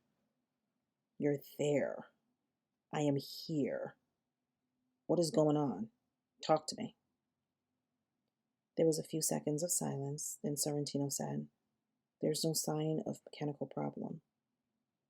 Except what?" The pilot came in without reverse thrust. You understand? Yes, I fucking well understand what reverse thrust is. Yeah, so McGill is trying to get the flight crew's attention. The flight crew has everyone else's attention. Why can't we get their attention? I don't know, Sorrentino asks. Should we board the aircraft? Stavros considered this question and wondered if he was the person to answer it. Normally, emergency service made that determination. But in the absence of a visible problem, the hotshots down there didn't know if they should board. Stavros knew that boarding an aircraft on the runway with its engines running was potentially dangerous to the aircraft and to the emergency service people, especially if no one knew the intentions of the pilot. What if the aircraft suddenly moved? On the other hand, there could be a problem on board. Stavros had no intention of answering the question and said to Sorrentino, "That's your call." Sorrentino replied, "Okay, thanks for the tip."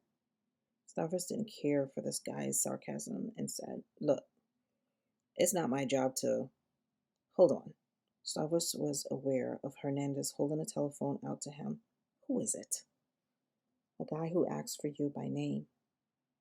He says he's with the Justice Department. Says there's a fugitive on board Flight 175 who's in custody, and he wants to know what's happening. Shit. Stavros took the phone and said, "This is Mr. Stavros."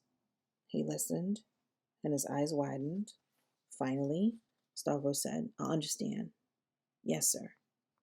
The aircraft came in without radio contact and is still sitting at the end of the runway for right.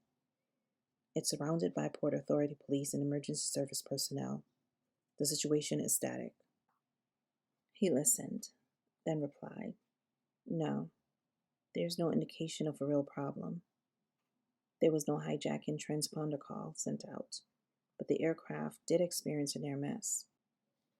He listened again, wondering if he should even mention the reverse thrust thing to someone who might overreact to a relatively minor mechanical problem, or maybe an oversight on the pilot's part. Stavros wasn't sure exactly who this guy was, but he sounded like he had power. Stavros waited until the man finished, then said, "Okay, I understand. I'll get on it." He looked at the dead phone, then handed it back to Hernandez. The decision had just been made for him, and he felt better. Stavros put the radio phone to his mouth and transmitted to Sorrentino. "Okay, Sorrentino, you are to enter the aircraft. There's a fugitive on board, business class in the dome.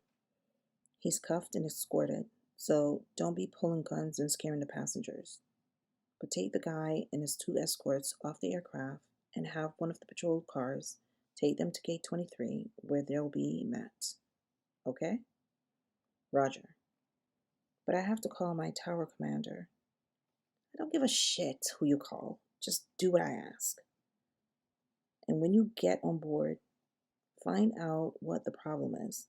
And if there's no problem, tell the pilot to get off the damn runway and proceed to gate 23. Lead him in." "Roger. Call me after you board." "Roger."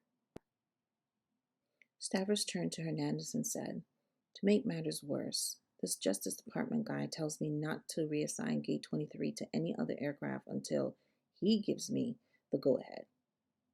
"I don't assign gates. The Port Authority assign gates. Roberto, call the Port Authority and tell them not to reassign Gate 23.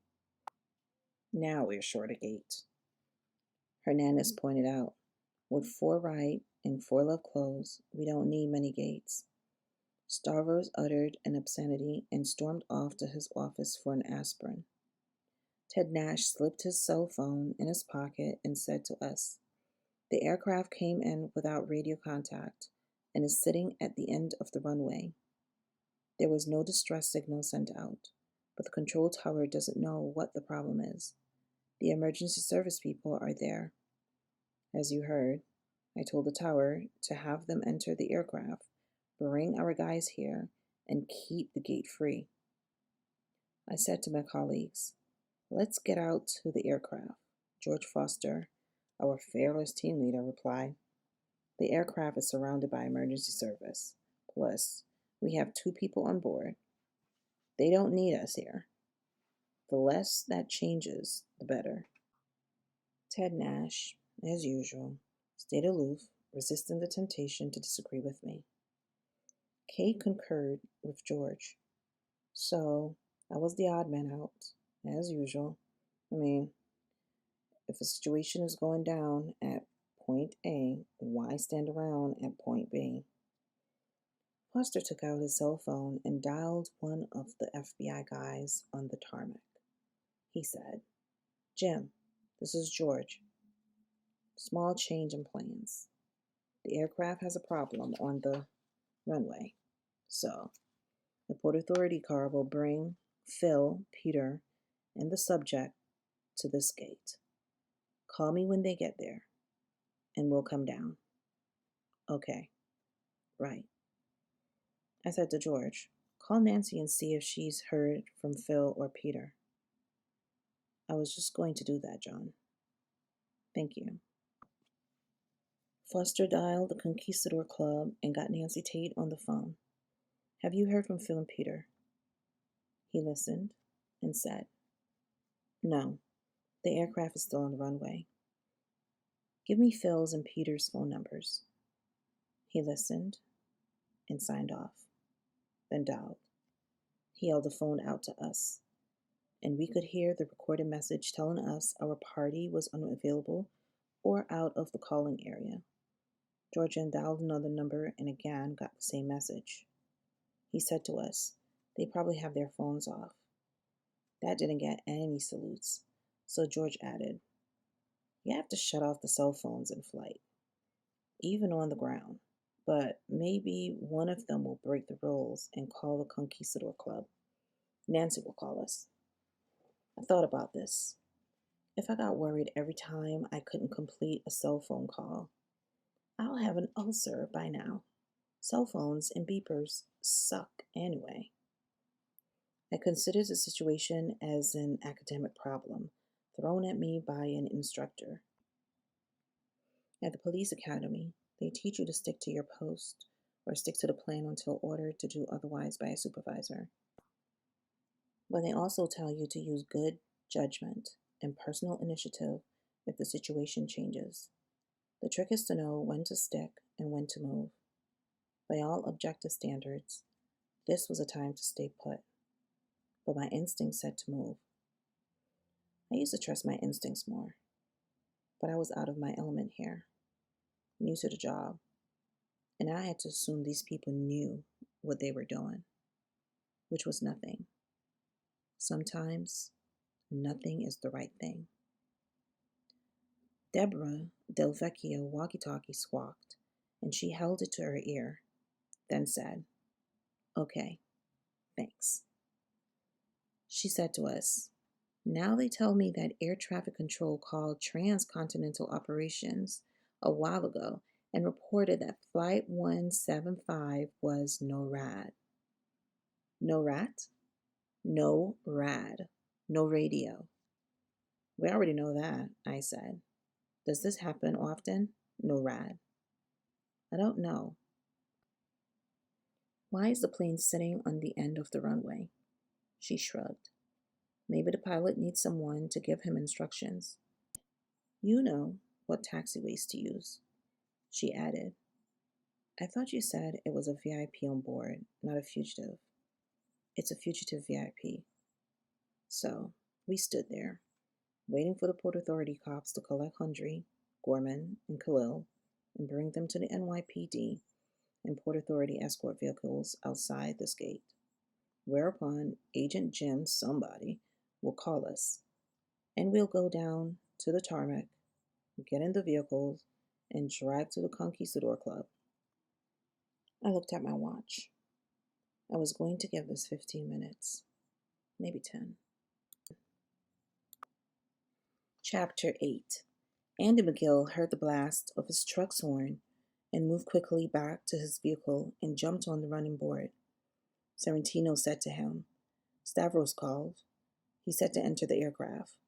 Some federal types called him, and there's a fugitive on board in the dome. The perp is cuffed and escorted. Take him and his 2 escorts out and turn him over to one of the patrol cars. They all have to go to gate 23, where some NYPD and PA vehicles will be waiting." Sorrentino asked, "Are we taking orders from this guy?" For a brief second, McGill considered a connection between the fugitive and the problem, but there seemed to be no connection, not even a coincidence, really. There were a lot of flights that came in with escorted bad guys, VIP, witnesses, and whatever, a lot more than people knew.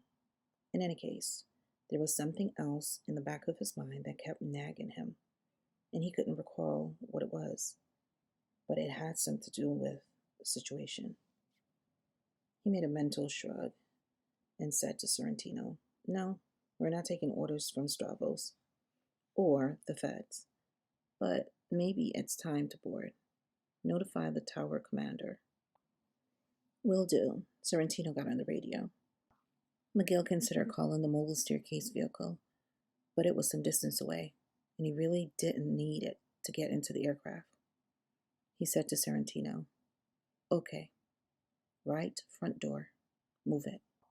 Sorrentino maneuvered the big truck towards the right front door of the towering aircraft.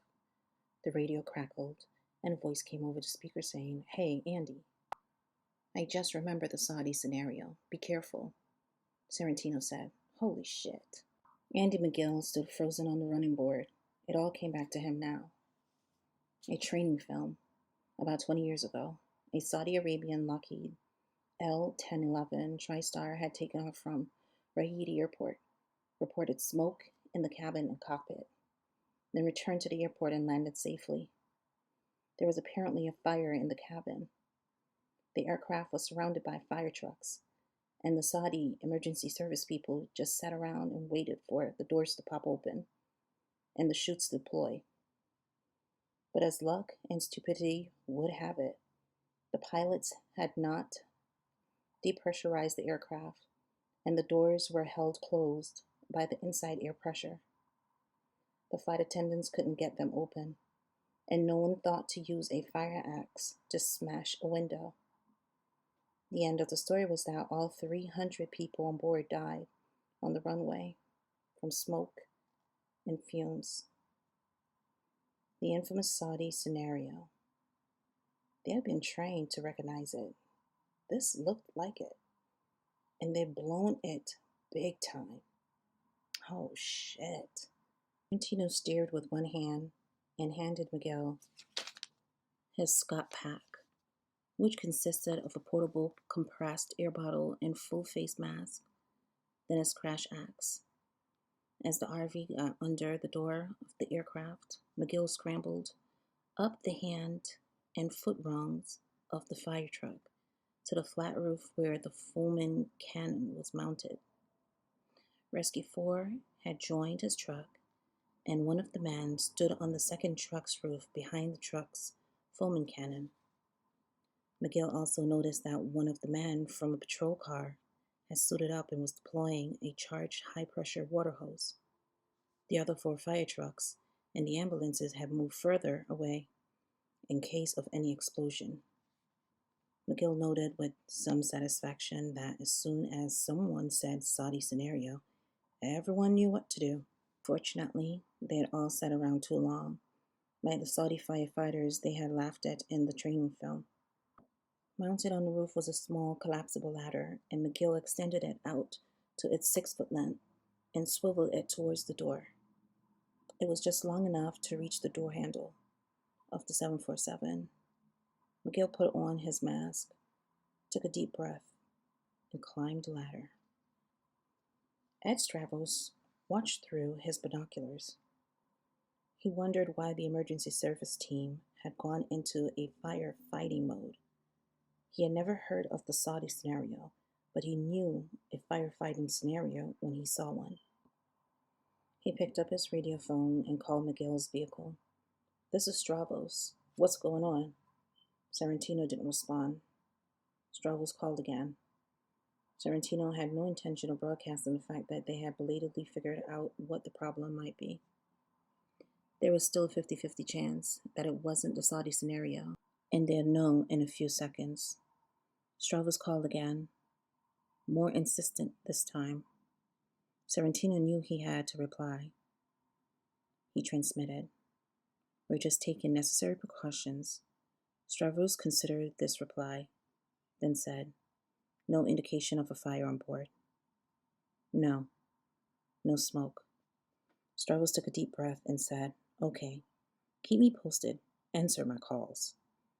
Sorrentino snapped back, "We're in a possible rescue situation. Stay off the frequency. Out." Stravos looked at Hernandez to see if his subordinate had heard the guns and hoses idiot get nasty with him. Hernandez pretended he did not, and Stravos made a mental note to give Roberto a high efficiency report. Stravos next considered if he should call anyone concerning this firefighting deployment. He said to Hernandez, "Tell air traffic control that runways 4 left and right will be down for at least 15 more minutes." Stavros focused his binoculars and stared at the scene at the end of the runway. He couldn't actually see the right front door, which was facing away from him, but he could see the deployment of the vehicles. If the aircraft blew and there was still a lot of fuel on board, the vehicles that had moved off 100 yards would need new paint jobs. The 2 fire trucks near the aircraft would be scrap metal. He had to admit that there were times when the emergency service people earned their pay. But still, his job was stressful every minute of his 7-hour shift. Those guys got stressed maybe once a month. Stravos remembered what the nasty emergency service guy had said. "We're in a possible rescue situation." This in turn reminded him that his part in this drama had officially ended as soon as the 747 had come to an halt. All he had to do was keep advising air traffic control of the status of the runways. Later, he'd have to write a report consistent with his tape radio transmissions and consistent with the fate of the aircraft. He knew that his telephone conversation with the Justice Department guy was also taped, and this, too, made him feel a little better. Stravos turned away from the big window and went to the coffee bar. If the aircraft blew, he knew he'd hear it and feel it, even up here in his tower. But he didn't want to see it. Andy McGill shouldered his fire axe in his left hand and put the back of his gloved right hand against the aircraft's door. The back of the fire glove was thin, and theoretically, you could feel heat through it. He waited a few seconds, but felt nothing. He moved his hand to the emergency external door handle and yanked on it. The handle moved out away from its recess, and McGill pushed up on the handle to disarm the automatic escape chute. He glanced behind and below and saw the fire-suited guy from the patrol car on the ground to his right. He had the charged handline aimed directly at the airliner's closed door. The other fire truck, Rescue 4, was 50 feet behind his own, and the guy on the roof was aiming the foam cannon at him. Everyone had full bunker gear and Scott packs on, and he couldn't tell who was who, but he trusted all of them, so it didn't matter. The guy at the foaming cannon gave him a thumbs up. McGill acknowledged the gesture. Andy McGill held the handle tight and pushed. If the aircraft was still pressurized, the door wouldn't budge, and he'd have to smash through the small door window with his crash axe to depressurize the aircraft and vent any fumes that might be inside. He kept pushing, and all of a sudden the door began to open inward. He let go of the handle, and the door automatically continued to pull itself in. then retracted up into the ceiling. McGill ducked below the threshold of the door to escape any outpouring of smoke, heat, or fumes, but there was nothing. Without losing another second, McGill pulled himself up into the airliner. He looked around quickly and saw he was in the forward galley area, which was where he belonged according to the floor plans on file.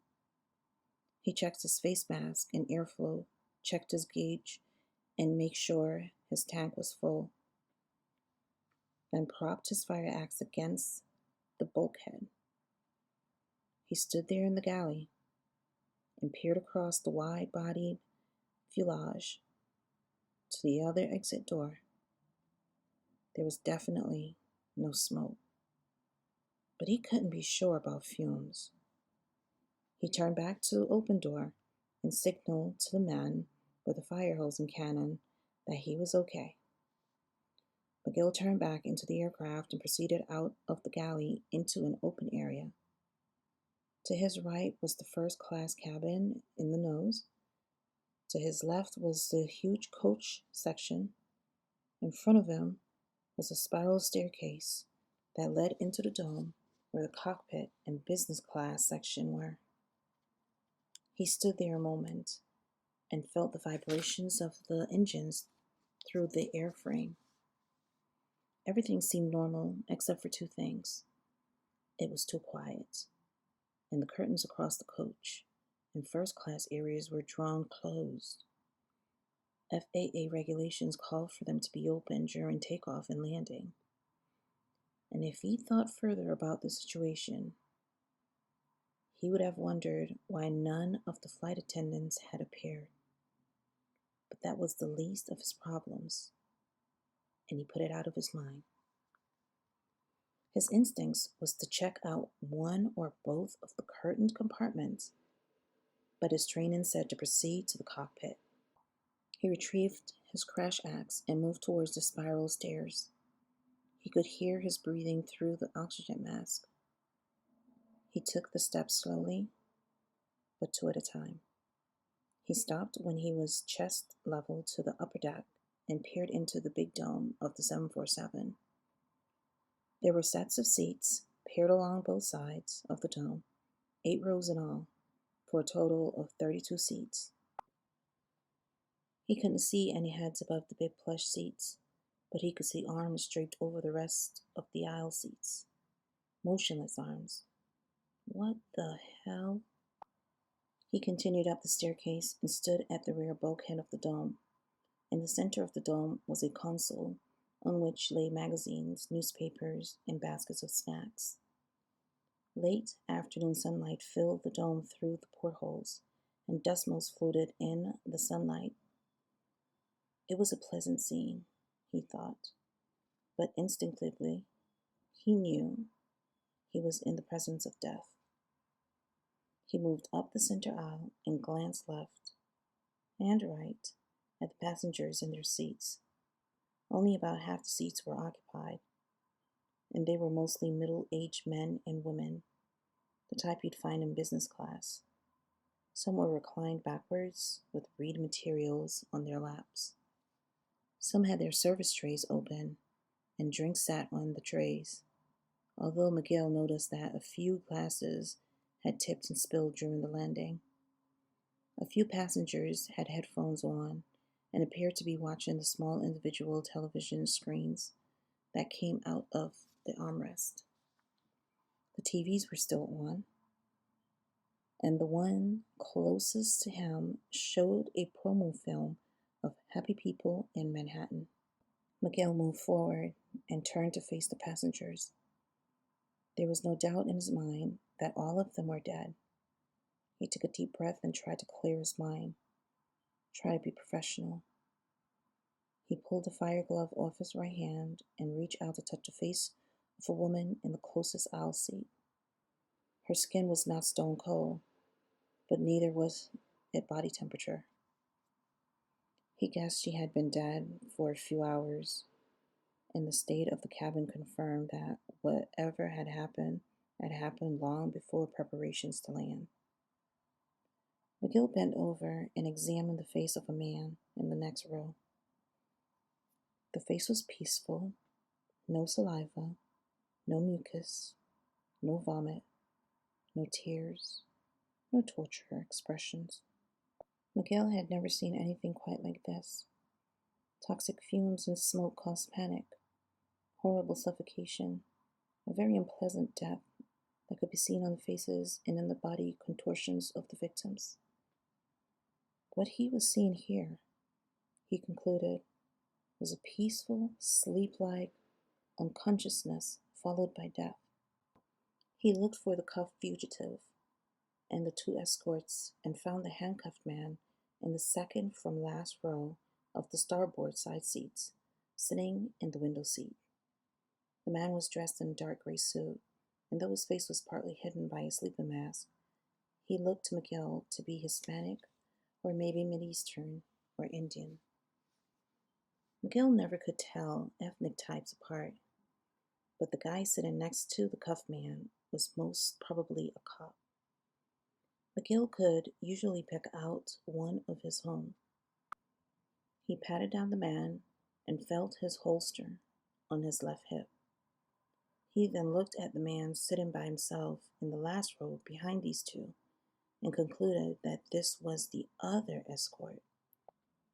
In any case, it didn't matter any longer, except that he didn't have to lead them off the aircraft and put them in a car. They were not going to Gate 23. In fact, no one was going anywhere except to the mobile morgue. McGill considered the situation. Everyone up here in the dome was dead, and since the entire aircraft shared the same internal atmosphere and air pressure, then he knew that everyone in first class and coach was also dead. This explained what he'd seen and not seen below. It explained the silence. He considered using his radio to call for medical assistance, but he was fairly certain no one needed assistance. Still, he took the radio off its hook and was going to transmit, but he realized he didn't know quite what to say, and he didn't know how he would sound yelling through his oxygen mask. Instead, he keyed the radio button in a series of long and short squelch breaks to signal that he was okay. Sorrentino's voice came over the radio and said, "Roger, Andy." Miguel walked to the rear lavatory behind the spiral staircase. The door sign said vacant, and Miguel opened the door, assuring himself that no one was in there. Across from the lavatory was the galley, and as he turned away from the lavatory, he saw someone lying on the floor in the galley. He moved towards the body and knelt. It was a female flight attendant, lying on her side as though she were taking a nap. He felt her ankle for a pulse, but there was none.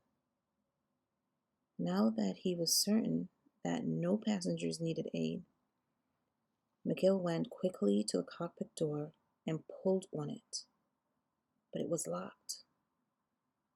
As per regulations, he banged on the door with his hand and shouted through his oxygen mask, "Open up! Emergency service! Open up!" There was no response, nor did he expect any. Miguel took his crash axe and swung at the cockpit door where the lock was. The door sprang in and hung half open on its hinges. Miguel hesitated, then stepped into the cockpit. The pilot and co-pilot sat in their seats, and he could see their heads tilted forward, as if they had nodded off. Miguel stood there a few seconds, not wanting to touch the pilots. Then he said, Hey, can you hear me?" He felt slightly stupid talking to dead men. Andy McGill was sweating now, and he felt his knees trembling. He was not a queasy man, and over the years he had carried his share of burned and dead bodies out of various places, but he had never been alone in the presence of so much silent death. He touched the pilot's face with his bare hand. Dead a few hours. So, who had landed the aircraft? His eyes went to the instrument panels. He'd sat through an hour class on bone cockpits, and he focused on a small display window and read Autoland 3.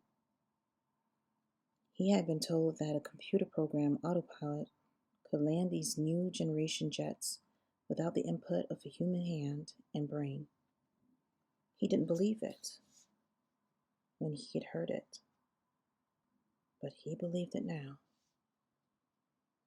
There was no other explanation for how this airship of death had gotten here. An autopilot landing would also explain the near miss with the U.S. Airways jet, and would probably explain the lack of reverse thrust. For sure, McGill thought, it explained the hours of NORAD, not to mention the fact that this aircraft was sitting at the end of the runway, engines still running, with two long dead pilots. Mary, Mother of God.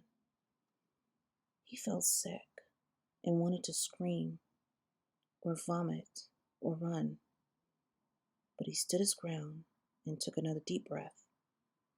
Calm down, Miguel. What next? Ventilate. He reached above his head for the escape hatch, activated the lever, and the hatch popped open, exposing a square of blue sky. He stood a moment, listening to the now louder sounds of the jet engines. He knew he should shut them down, but there seemed to be no risk of explosion. So he let them run, so that the air exchange system on board could completely purge itself of whatever invisible toxin had caused this nightmare. The only thing he felt good about was the knowledge that even if he had acted sooner, it wouldn't have changed anything. This was sort of like the Saudi scenario, but it had happened while the aircraft was still aloft, far from here. There had been no fire, so the 747 hadn't crashed like the Swiss Airjet near the coast of Nova Scotia. In fact, whatever the problem was had affected only human life, not mechanical systems or electronics. The autopilot did what it was programmed to do, though McGill found himself wishing it hadn't. McGill looked out the window shields into the sunlight. He wanted to be out there with the living, not in here. But he waited for the air conditioning system to do their job and tried to remember how long it took to completely vent a 747. He was supposed to know these things, but he had trouble keeping his mind focused. Calm down. After what seemed like a long time, but was probably less than 2 minutes, McGill reached down to the pedestal between the flight seats and shut off the 4 fuel switches. Nearly all the lights on the console went off, except those powered by the aircraft's batteries, and the whine of the jet engines stopped immediately, replaced by an eerie silence. McGill knew that outside the aircraft, everyone was breathing easier now that the engines had shut down. They also knew that Andy McGill was okay, but they didn't know that it was he, not the pilots, who had shut down the engines. McGill heard a noise in the dome cabin, and he turned toward the cockpit door and listened again.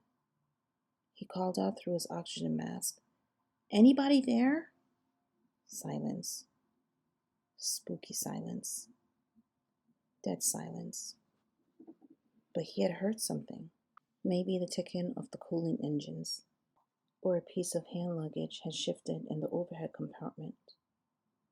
He took a deep breath and steadied his nerves.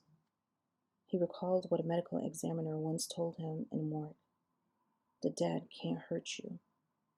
No one's ever been killed by a dead man. He looked into the dome cabin and saw the dead staring back at him. The coroner was wrong. The dead can hurt you and kill your soul. Andy McGill said a Hail Mary and crossed himself. Chapter 9. I was getting antsy, but George Foster had established a common link through Agent Jim Lindley down on the tarmac, who in turn was talking directly to one of the Port Authority cops nearby. And the PA cops had radio contact with his command center, who in turn had contact with the tower and with their emergency service units down on the runway. I asked George, what did Lindley say? He said that an emergency service person had boarded the aircraft and the engines are shut down. Did the emergency service guy radio a situation report? Not yet.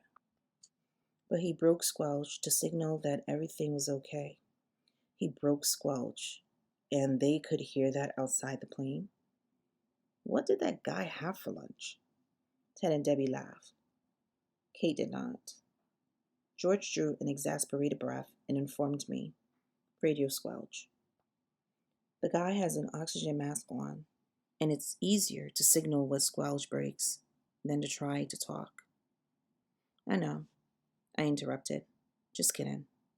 You don't often get a great straight man like George Foster. Certainly not on the NYPD, where everyone was a comedian, and every comedian wanted to be top banana. Anyway, my act was wearing thin here at the steel door at gate 23. I suggested to George, let me go outside and establish personal liaison with Lindley. Why? Why not? George was torn between having me in his sight and getting me out of his sight, out of his face, and out of his life. I have that effect on superiors. He said to everyone, as soon as the emergency service guy gets our people off the aircraft and into a Port Authority car, Lindley will call me, and then we'll go down the stairs and onto the tarmac. It's about a 30-second walk, so hold your horses, okay? I wasn't going to argue with this guy. For the record, I said, you're in charge. Deborah Del Vecchio radio crackled. She listened and informed us. The Yankee tied in the fifth. So we waited at the gate while circumstances beyond our control caused a minor delay in our plans. On the wall was a tourist poster showing a night view of the illuminated Statue of Liberty. Beneath the photo, in about a dozen languages, was Emma Lazarus' words. Give me your tired, your poor, your huddled masses yearning to breathe free. The wretched refuse of your teeming shore. Send these, the homeless, tempest toast to me. I lift my lamp beside the golden door. I learned that by heart in grade school. It still gives me goosebumps. I looked at Kate, and we made eye contact. She smiled, and I smiled back. All things considered, this was better than lying in Columbia Presbyterian Hospital on life support systems. One of the docs told me later that if it weren't for a great ambulance driver and a great paramedic, I'd be wearing a toe tag instead of an ID bracelet. It was that close. It does change your life. Not outwardly, but deep inside. Like friends of mine who saw combat in Vietnam, I sometimes feel like my lease ran out and I'm on a month-to-month contract with God. I realized that this was about the time of day. I'd taken 3 bullets on West 102nd Street, and the first year and anniversary was 3 days ago. The day would have passed unmarked by me, but my ex-partner, Don Finale, insisted on taking me out for drinks. To get into the spirit of the occasion, He'd taken me to a bar on West 102nd Street, a block from the happy incident. There were a dozen of my old buds there, and they had this big pistol range target of an outline man labeled John Corey, with 3 bullet holes in it. Cops are weird.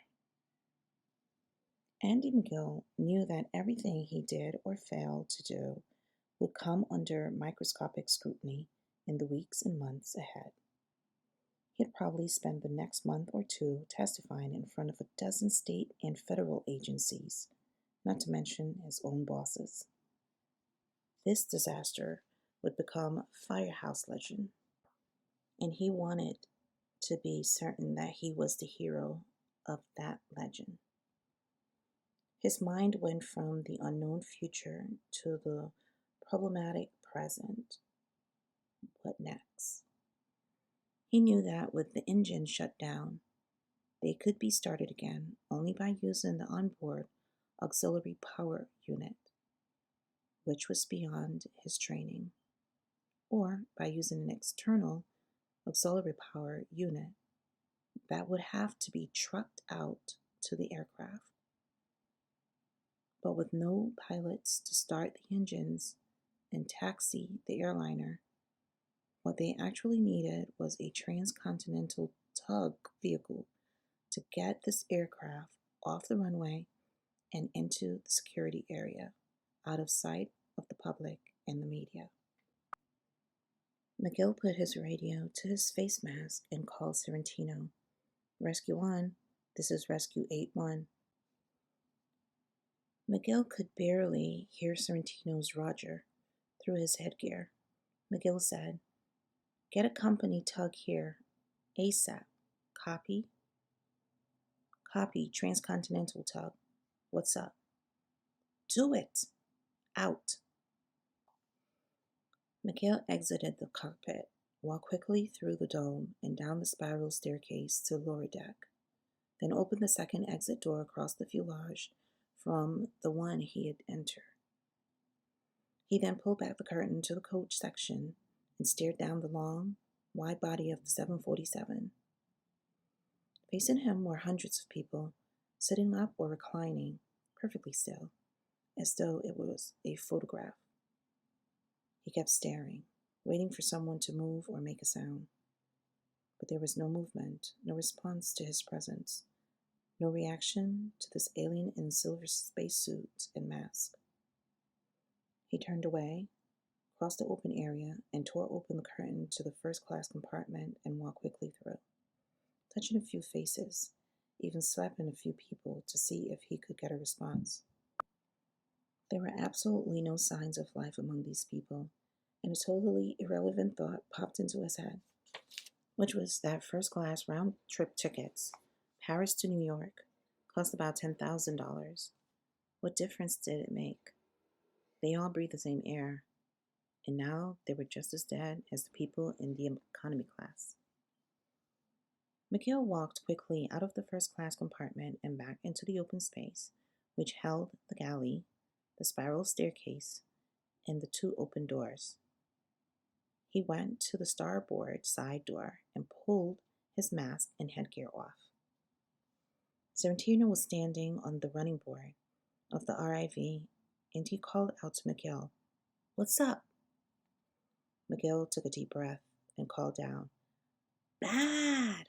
Real bad!" Sorrentino never saw his boss look like that, and he assumed that real bad meant the worst. McGill said, "Call the command center. Tell them everyone on board flight 175 is dead. Suspect toxic fumes. Sheesh, peesh. Yeah, have a tour commander respond to your call. Also, get a company rep over to the security area." He added, "In fact, get everyone over to the security area. Customs, baggage, the whole 9 yards." "Will do." Sorrentino disappeared into the cab of the RIV. McGill turned towards the coast section. He was fairly certain he didn't need his Scott pack, but he carried it with him, though he left his crash axe against a bulkhead. He didn't smell anything that seemed caustic or dangerous, but he did smell a faint odor. It smelled familiar. Then he placed it. Almonds. He parted the curtain, and trying not to look at the people facing him, he moved down the right aisle and popped open the two exit doors, then crossed the aircraft and opened the two left doors. He could feel a cross breeze on his sweat-dampened face. His radio crackled, and he heard a voice say, "Unit 1, this is Lieutenant Pierce. Situation report." McGill unhooked his handheld radio and responded to his tour commander. "Unit 1, I'm aboard the subject aircraft. All souls aboard are dead." There was a long silence. Then Pierce replied, "Are you sure?" "Yes." Again, a long silence. Then, "Fumes? Smoke? What?" "Negative smoke. Toxic fumes.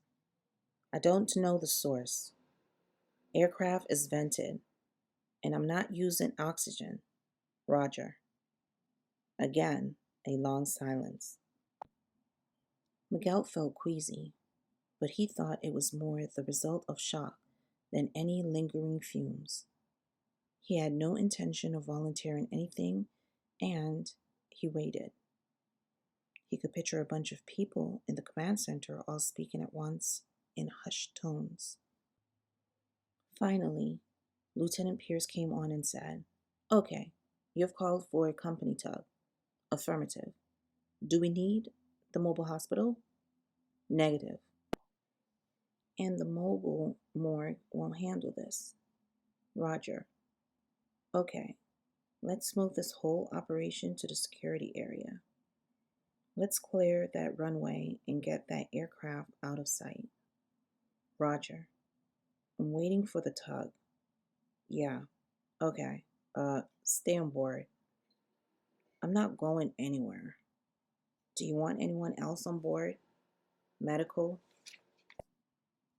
Miguel let out an exasperated breath. These idiots in the command center couldn't seem to comprehend that everyone was dead. Miguel said, "Negative." "Okay, so I guess the autopilot landed it?" "I guess. The autopilot or God. It wasn't me, and it wasn't the pilot or the co-pilot." "Roger. The autopilot was probably programmed." "No probably about it, Lieutenant. The pilots are cold." "Roger. No evidence of fire." Again, negative. "Decompression." Negative.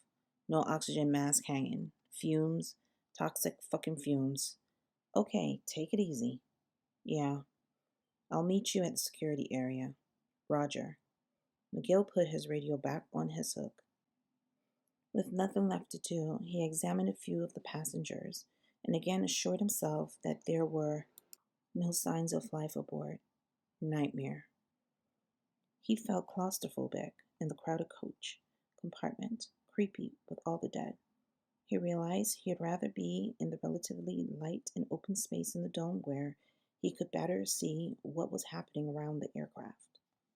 He made his way out of the coach, up the spiral staircase, and into the dome. Through the port windows, he saw a tug vehicle approaching.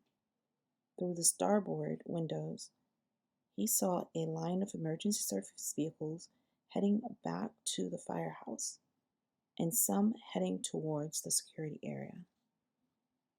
He tried to ignore the bodies around him. At least there were fewer of them up here, and none of them were children or babies.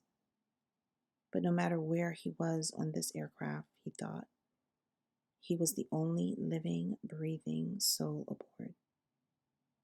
This wasn't precisely true, but Andy McGill didn't know he had company. Tony Sarantino watched the transcontinental tug vehicle drive up to the nose wheels. The vehicle was a sort of big platform with a driver's cab at each end so that the driver could pull up to the nose wheel and not have to back up and chance causing damage. When the hookup was made, the driver would change cabs and drive off. Sorrentino thought that this was clever, and he was fascinated by the vehicle.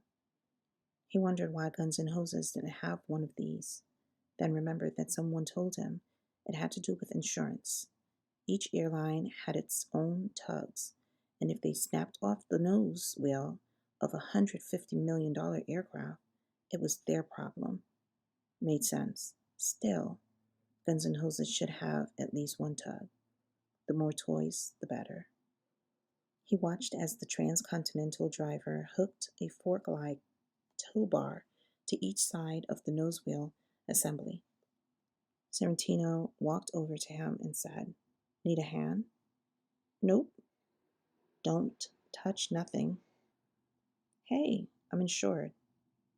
"Not for this, you're not." The hitch was complete, and the driver said, "Where we headed?"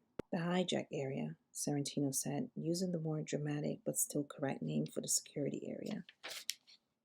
The driver's eyes darted to Sorrentino, as Sorrentino knew they would. The driver glanced up at the huge aircraft towering over them, then back to Sorrentino. "What's up?" "Well, what's up is your insurance rate, pal." "What do you mean?" "You got a big, expensive hearse here, buddy. They're all dead. Toxic fumes." "Sheesh. Peesh. Almighty." "Right. Let's get rolling. As fast as you can. I lead, you follow. I have a vehicle and trail.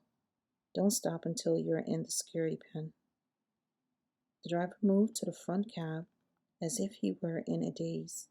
He climbed in, engaged the huge diesel, and began moving off. Sorrentino got into the cab of the RIV and moved off ahead of the tug vehicle, leading it to a taxiway that in turn led to the security area not far from runway 4 right. Sorrentino could hear all kinds of chatter on his radio frequencies. No one sounded very happy. He broadcast, "Unit 1 moving, tug and aircraft in tow, Unit 4 in trail." Sorrentino maintained a 15-mile-per-hour speed, which was all the tug could do, pulling a 750,000-pound aircraft behind it. He checked his side view mirrors to make sure he wasn't too close or too far from the aircraft. The view in his mirrors were very strange, he thought. He was being followed by a weird vehicle that didn't know its ass from its dick, and behind the vehicle was this monster silver aircraft being pulled along like a string toy.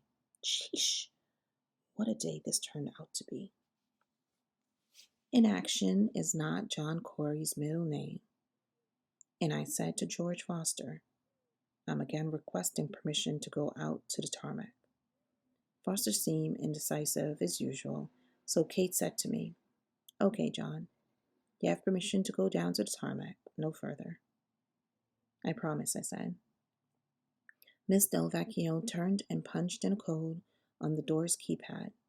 The door opened, and I walked through it, down the long jetway, and descended the service stairs of the jetway to the tarmac. The convoy that was to take us to the Federal Plaza was grouped close to the terminal building. I moved quickly to one of the Port Authority police cars, flashed my tin, and said to the uniform officer, "The subject aircraft is stalled at the end of the runway. I need to get to it now." I got onto the passenger side, deeply regretting my lie to Kate. The young PA cop said, "I thought the emergency service guys were bringing your passenger here." Change of plans. Okay. He started driving slowly and at the same time called tower control to get permission to cross the runways. I was aware of someone running alongside the car, and by the looks of him, he had to be the FBI agent Jim Lindley. He called out, "Stop!" The Port Authority cop stopped the car. Lindley identified himself and said to me, "Who are you?" "Corey." "Oh? Where you going?" "Out to the aircraft." "Why?" "Why not?" "Who authorized?" All of a sudden, Kate came up to the car and said, "It's okay, Jim. We're just going to check it out." She jumped in the back seat. I said to the driver, "Let's go." The driver said, "I'm waiting for permission to cross." A guy's voice came over the speaker and said, "Who's asking for permission to cross the runways and why?" I grabbed the microphone and said, "This is..." "Who was I?" "This is the FBI. We need to get out to the aircraft." "Who is this?" "This is Mr. Stravos, Tower Control Supervisor." "Look, you can't cross. It's an emergency." "I know there is an emergency, but why do you have to cross?" I said, "Thank you." I told the Port Authority cop. "Cleared for takeoff." The PA cop protested. He didn't. Lights and siren. "I really need you to do this for me." The cop shrugged, and the car moved off the tarmac towards the taxiway, its flashers and siren going. The tower control guy, Stavros, came on the speaker again, and I turned down the volume. Kate spoke for the first time and said to me, "You lied to me." "Sorry." The PA cop cocked his thumb over his shoulder and asked me, "Who's that?" "That's Kate." "I'm John. Who are you?" "Al. Al Simpson." He turned onto the grass and followed the taxiway east. The car bumped badly. He said, "Best to stay off the taxiways and runways." "You're the boss," I informed him. "What kind of emergency?" "Sorry, I can't say. Actually, I had no idea." Within a minute, we could see a big 747 silhouette on the horizon. Simpson turned and crossed over a taxiway, then headed across more grass, avoiding all kinds of signs and lights, and headed towards a big runway. He said to me, "I really need to call tower control." "No, you don't. FAA regulations. You can't cross." "Don't worry about it. I'll keep an eye out for airplanes." Simpson crossed the wide runway. Kate said to me again, "If you're trying to get fired, you're doing a good job." The 747 didn't look as though it were too far away, but it was an optical illusion, and the silhouette didn't get much bigger as we traveled cross country towards it. "Step on it," I said. The patrol car bounced badly over a patch of rough terrain. Kate asked me, "Do you have a theory you'd like to share with me?" "No." "No, you don't have a theory, or no, you don't want to share?" "Both." "Why are we doing this?" "I got tired of Foster and Nash." "I think you're showing off." "We'll see when we get to the plane." "You like to throw the dice, don't you?" "No, I don't like to throw the dice. I have to throw the dice." Officer Simpson was listening to Kate and me, but offered no insights and took no sides. We drove on in silence, and the 747 still seemed out of reach, like a desert mirage. Finally, Kate said, "Maybe I'll try to back you up." "Thanks, partner." This, I guess, is what passes as unconditional loyalty amongst the feds. I looked at the 747 again, and this time it definitely hadn't gotten any bigger. I said, "I think it's moving." Simpson peered out the window. "Yeah, but..." I think they're towing it. Why would they tow it?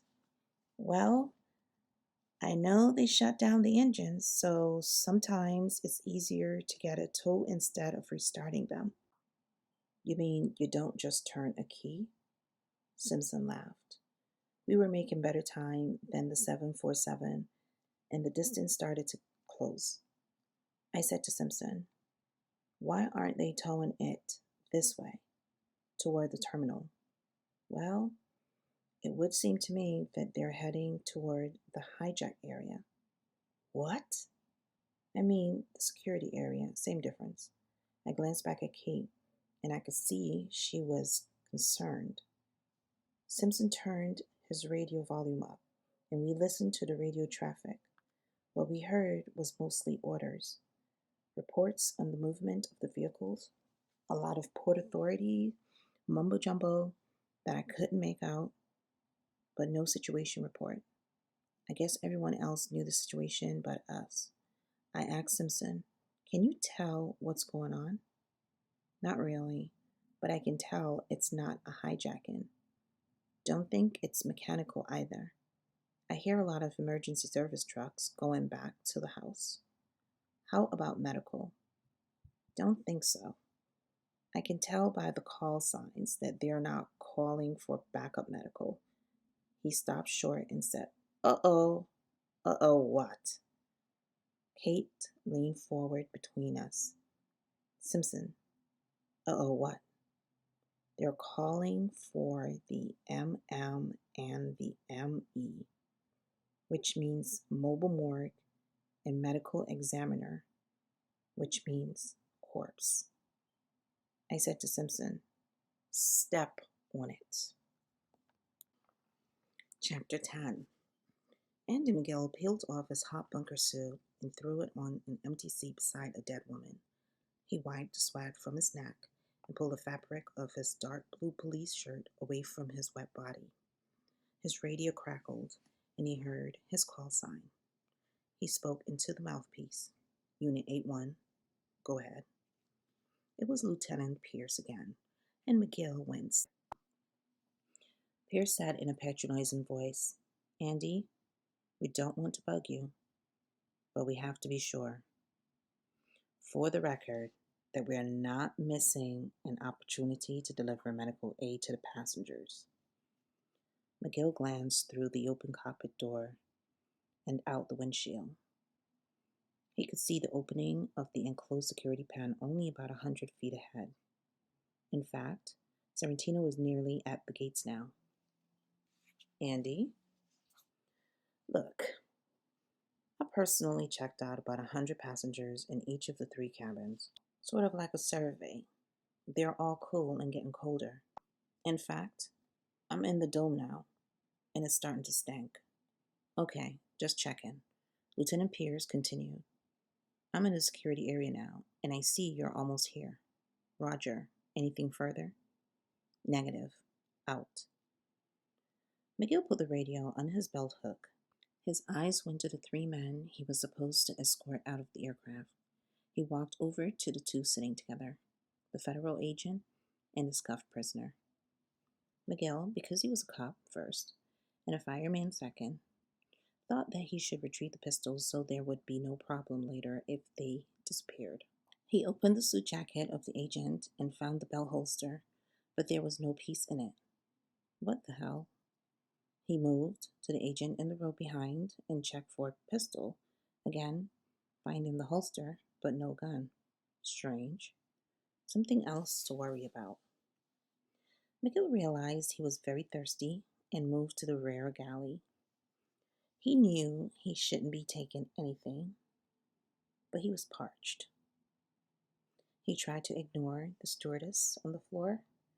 As he looked around, he found a small can of club soda in the bar cabinet, found it with his conscience for half a second, then popped open the can and took a long swig. He decided he needed something stronger and unscrewed the top of a miniature bottle of scotch.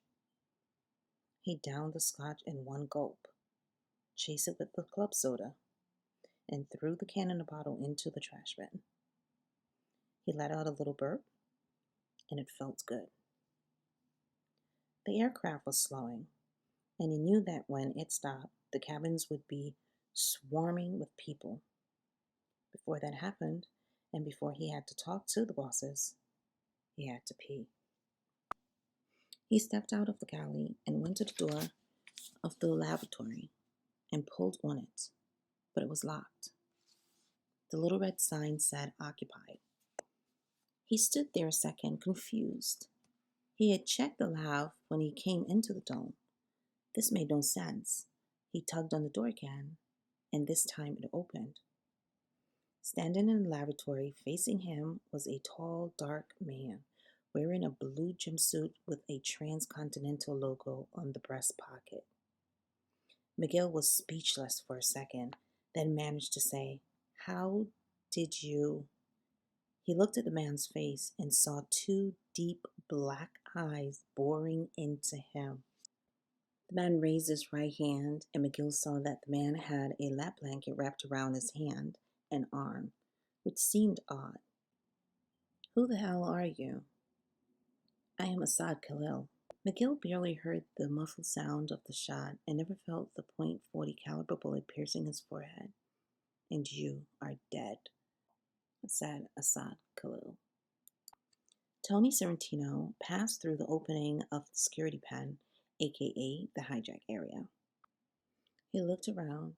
There was a huge horseshoe-shaped enclosure with sodium vapor lights mounted on tall stanchions, and he was reminded of a baseball stadium, except that the whole area was paved with concrete. He hadn't been in the security pen for a few years, and he looked around. The blast fence rose above 12 feet high, and every 30 feet or so was a shooter's platform behind the fence. Every platform had an armored shield with a gun slit, though no one was manning any of the positions as far as he could tell. He looked at his side view mirrors to be certain the tug guy hadn't panicked at the opening and stopped his vehicle. The fence on each side of the opening was low enough so that the wings of just about any commercial jetliner would clear, but the tug guys didn't always get it. The tug was still behind Sorrentino, and the wings of the 747 sailed over the fence. "Keep moving, bozo," followed Tony. He glanced around at the scene spread out over the concrete. Nearly everyone had gotten here before him. He spotted the Mobile Incident Command Center, a huge van inside of which were radios, telephones, and bosses. They had direct communication with half the world, and by now they'd call the NYPD, the FBI, the FAA, and maybe even the Coast Guard, who sometimes helped out with helicopters. For sure, they'll call the customs people and the passport control people. Even if the passengers were all dead, Sorrentino thought, no one got into the USA without going through customs and passport control. There were only two differences in today's procedures. One, everything would be done here and not at the terminal. And two, the passengers didn't have to answer any questions. Sorrentino slowed his RIV and checked its position and the position of the 747. A few more feet and they'll be centered. Sorrentino also spotted the mobile morgue and a bigger refrigerator truck near it, surrounded by a lot of people in white. The crew who would tag and bag the passengers. On each side of the enclosure were mobile staircase trucks, 6 in all. Standing near each mobile staircase were his own guys, Port Authority cops, and EMS people, positioned to get on board and begin the shitty job of unloading the corpse. He also saw a lot of transcontinental vehicles, trucks, conveyor belts, rollers, baggage carts, and a scissor truck to unload the baggage containers in the hold. There were about 20 transcontinental baggage handlers standing around in their blue jumpsuits, holding their leather gloves. These guys usually had to hustle or a supervisor was up their ass, but the unloading of Flight 175 was not going to be timed. Sorrentino also spotted a Port Authority mobile x-ray truck to check out the baggage. He also noticed 4 catering trucks, which weren't there to put food on board, he knew. The catering trucks, which could raise their cabin hydraulically to the level of the 747 doors, were actually the best way to unload bodies. Everybody was there, he thought.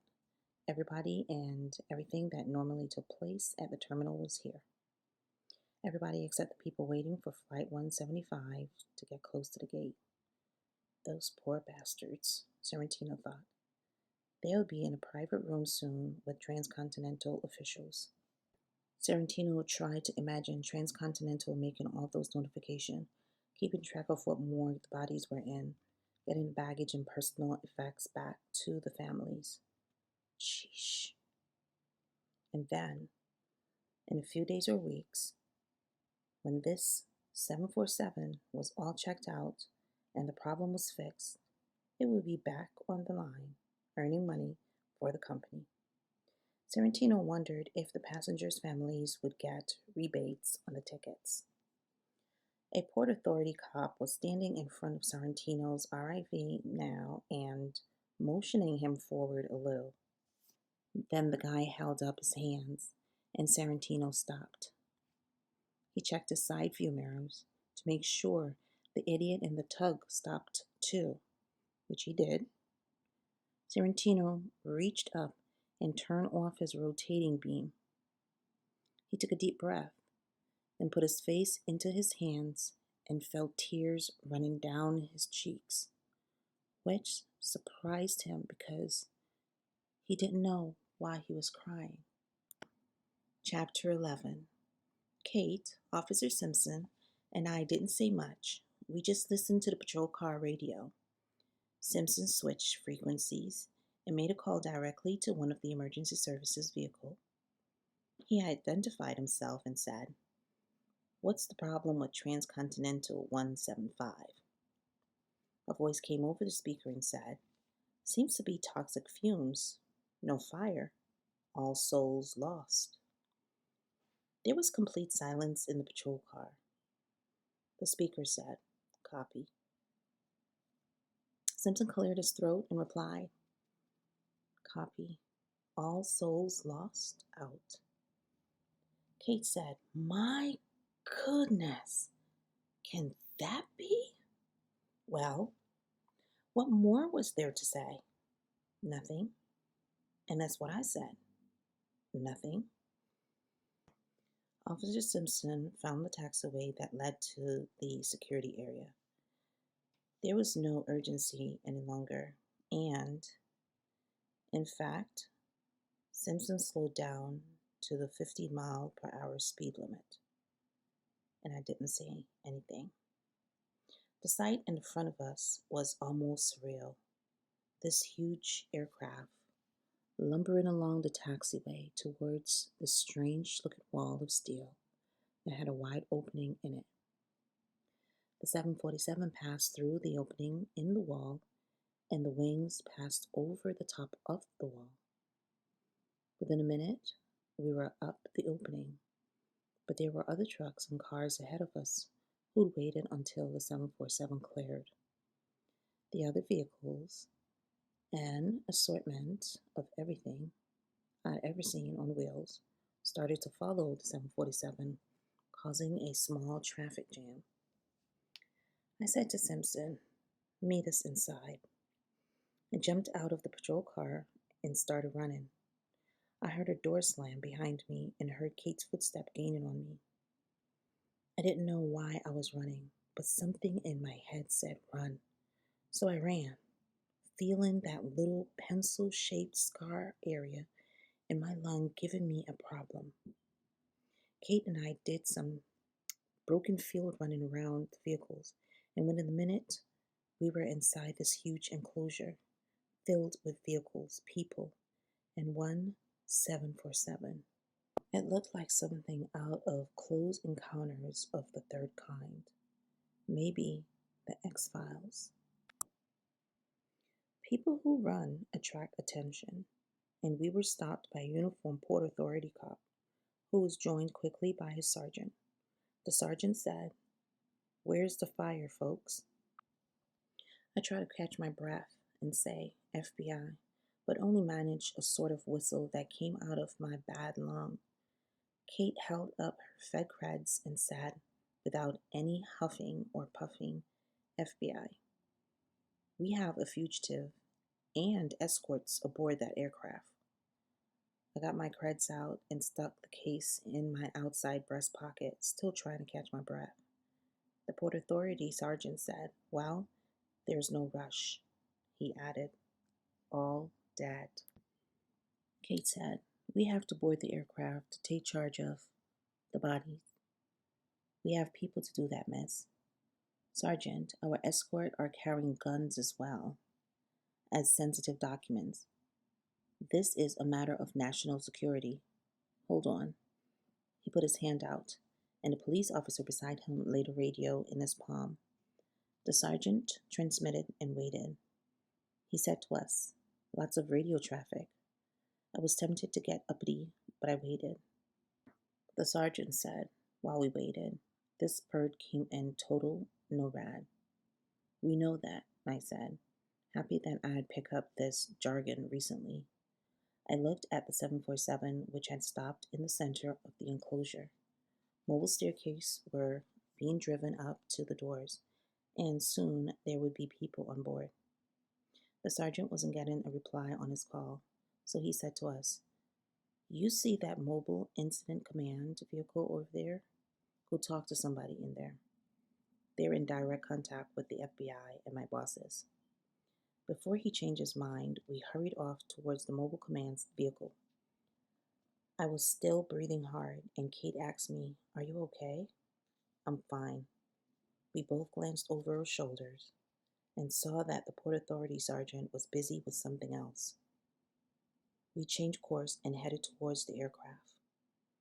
One mobile staircase was now in place at the rear of the aircraft, and a few emergency service guys were heading up the stairs, followed by men and women in white, plus some guys in blue jumpsuits and a guy in a business suit. A gentleman never climbs a staircase behind a lady with a short skirt, but I gave it a try and motioned for Kate to go first. She said, "After you." So we got on the stairs and went through the door of the aircraft and into the huge cabin. The only lights were emergency floor lights, probably powered by batteries. There was some illumination from the late afternoon sunlight through the port side windows, but you didn't need a lot of light to see that the cabin was about three-quarters full and that no one in the seats was moving. The people who entered with us stood motionless and quiet, and the only sounds came through the open doors. The guy with the suit looked at Kate and me, and I saw he had a photo ID on his breast pocket. It was actually a transcontinental ID, and the guy looked awful. In fact, he said to us, "This is awful." Oh, my goodness.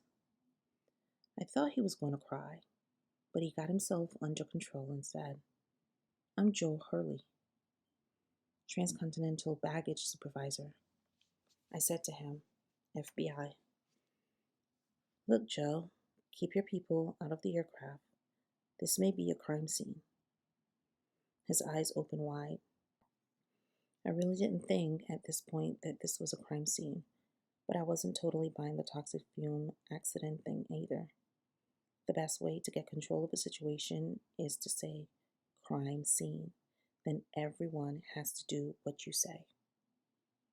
One of the Port Authority emergency service guy came over and said, "Crime scene? Yeah. Why don't you all go to a door and hold up the traffic a while until we look around? Okay? There's no rush collecting the carry-on baggage or the bodies." The EMS guy nodded, and Kate and I moved quickly up the left aisle. People were starting to come on board through the other open doors, and Kate and I held up our creds and called out, "FBI. Please stop where you are. Do not enter the aircraft. Please move back onto the staircase, and so forth. This got the traffic slowed down and people started to congregate at the doors. A Port Authority cop was on board, and he helped stop traffic as we made our way to the front of the aircraft. Every now and then I glanced over my shoulder and saw these faces staring into nowhere. Some of their eyes shut, some had their eyes open. Toxic fumes. But what kind of toxic fumes? We got to this open area where there were two exit doors, a galley, two lavatories, and a spiral staircase. A bunch of people were jamming into the area, and we did our routine again. But it's hard to stop a tide of people at a disaster site, especially if they think they have business there. I said, "Folks, this is a possible crime scene. Get off the aircraft. You can wait on the stairs outside." A guy in a blue jumpsuit was on the spiral staircase, and I called up to him, "Hey, pal, get down from there." People were moving back towards the exit doors, and the guy on the spiral staircase was able to get down to the last step. Kate and I squeezed our way past him, and we went up the staircase, me first. I took the spiral stairs two at a time and stopped as soon as I was able to see into the dome cabin. I didn't think I needed a gun, but when in doubt, pull it out. I drew my Glock and stuck it in my belt. I stood in the dome cabin, which was brighter than downstairs. I wondered if the emergency service guy who had gone on board and discovered this was still on board. I called out, "Hey, anybody home?" I moved to the side and let Kate up. She came up and moved a few feet away from me, and I saw she hadn't drawn her piece. In fact, there seemed to be no reason to suspect that there was any danger on board. The Port Authority emergency service guy had reported that everyone was dead, but where was the guy? We stood there and scoped the scene out, first things first. And the first thing was to make sure there wasn't any danger to us. And you have to check out closed doors first. A lot of bright detectives have had their clever deductions blown out of their brains while they were poking around a crime scene with their heads in a cloud. In the rear of the dome was the lavatory to the left and the galley to the right. I motioned to Kate, and she drew her piece from under her blazer as I moved towards the lav. The little sign said, "Vacant," and I pushed on the folding door and stood aside. She said, "Clear." In the galley, a stewardess lay on the floor on her side, and out of habit, I knelt down and felt her ankle for a pulse. Not only was there no pulse, she was cold. Between the galley and the lav was a closet, so I covered while Kate opened the door. Inside were passengers' coats, jackets, hanging garment bags, and odds and ends on the floor. It's nice to travel business class. Kate poked around a few seconds, and we almost missed it, but there it was, on the floor, under a trench coat, were two green oxygen bottles strapped to a wheeled cart. I checked both valves, and they were open. It took about 3 seconds for me to suspect that one bottle had held oxygen and the other had held something not so good for you. Things were starting to come together. Kate said, "These are medical oxygen bottles." Right. I could see she was also putting things together, but neither of us said anything. Kate and I moved quickly up the aisle and stood at the cockpit door, which I could see had its lock smashed. I pulled on the door and it swung open. I stepped inside and saw that both pilots were slumped forward in their seats. I felt for a pulse in both their necks, but all I got was cold, clammy skin. I noticed that the overhead hatch was open and I guess that the EMS guys who had come on board had opened it to vent the cockpit. I stepped back into the dome cabin. Kate was standing near the seats in the back of the cabin. I walked over to her, and she said, "This is Phil Hundry." I looked at the guy sitting next to Hundry. He was wearing a black suit. His hands were cuffed, and he had a black sleeping mask over his face. I reached over and pulled the mask up. Kate and I both looked at the man. Then finally she said, "Is that doesn't look like Khalil." I didn't think so either, but I didn't have a clear image of Khalil in my mind. Also, people's faces really transform in some weird way when they're dead. I said, "Well, he looks Arab. I'm not sure." Kate reached out and ripped the man's shirt open. No vest. No vest, I agreed. Something was very strange here, to say the least. Kate was now leaning over the guy in the seat behind Phil Hundry, and she said to me, "This is Peter Gorman." That, at least, was reassuring. 2 out of 3 wasn't bad, but where was Asid Khalil? And who was the stiff posing as Khalil?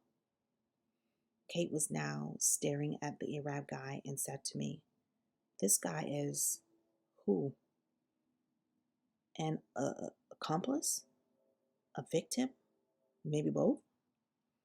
My mind was trying to sort all this out, but all I knew for sure was that everyone was dead except maybe one guy who was playing dead.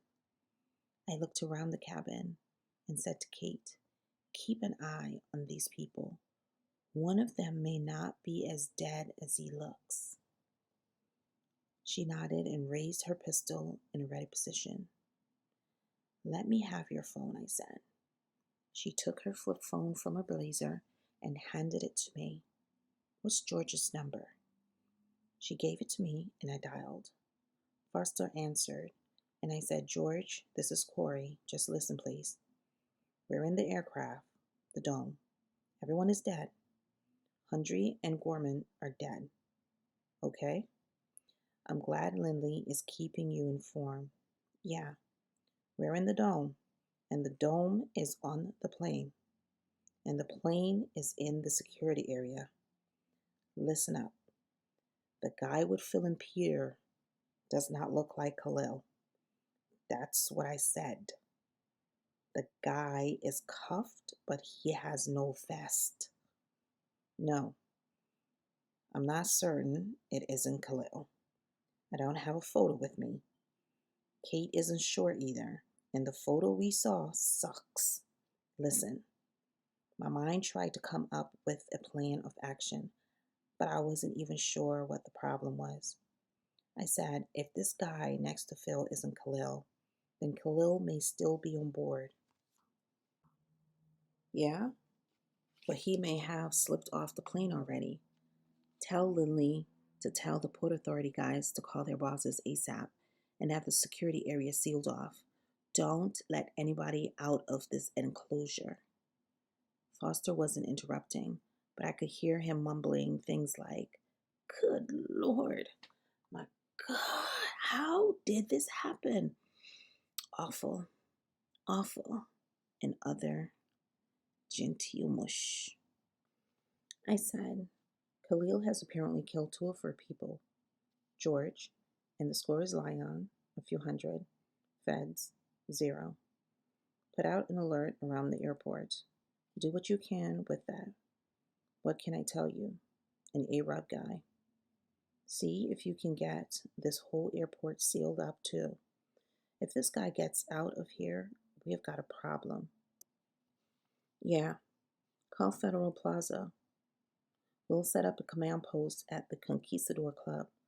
Get all of this rolling as soon as possible.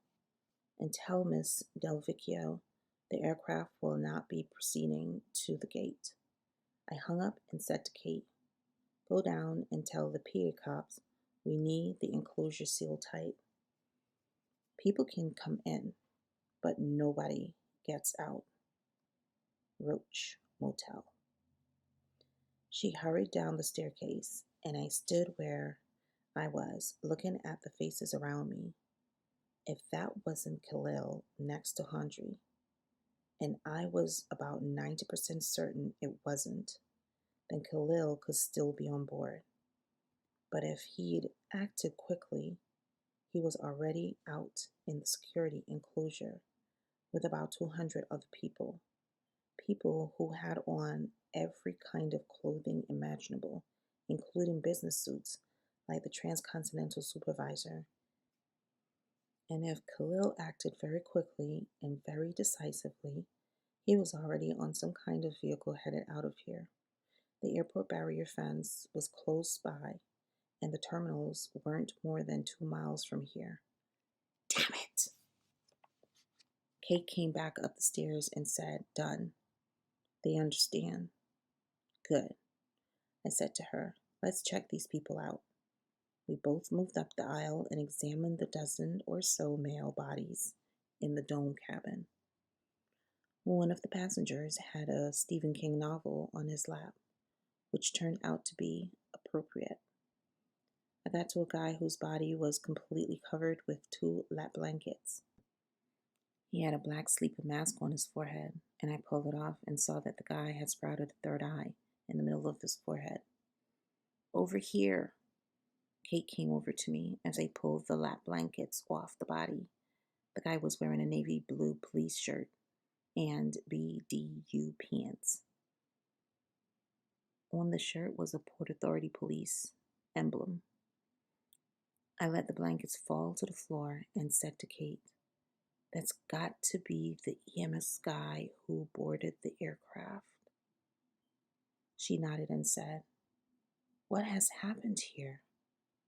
"Nothing good.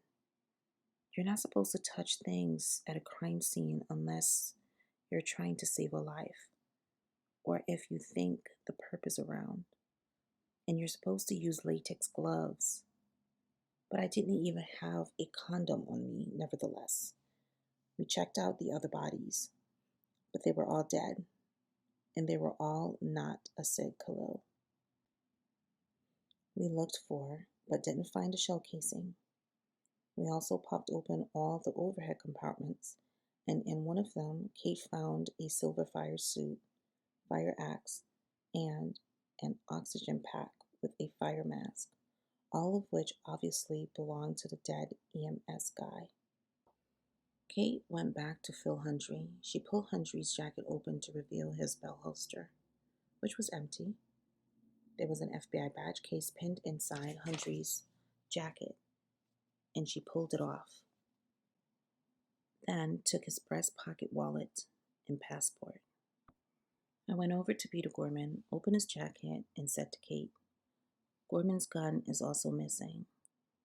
I recovered Gorman's CIA credentials, passport, wallet, and also the keys to the handcuffs, which were obviously returned to Gorman's pocket after they'd been used to uncuff Khalil.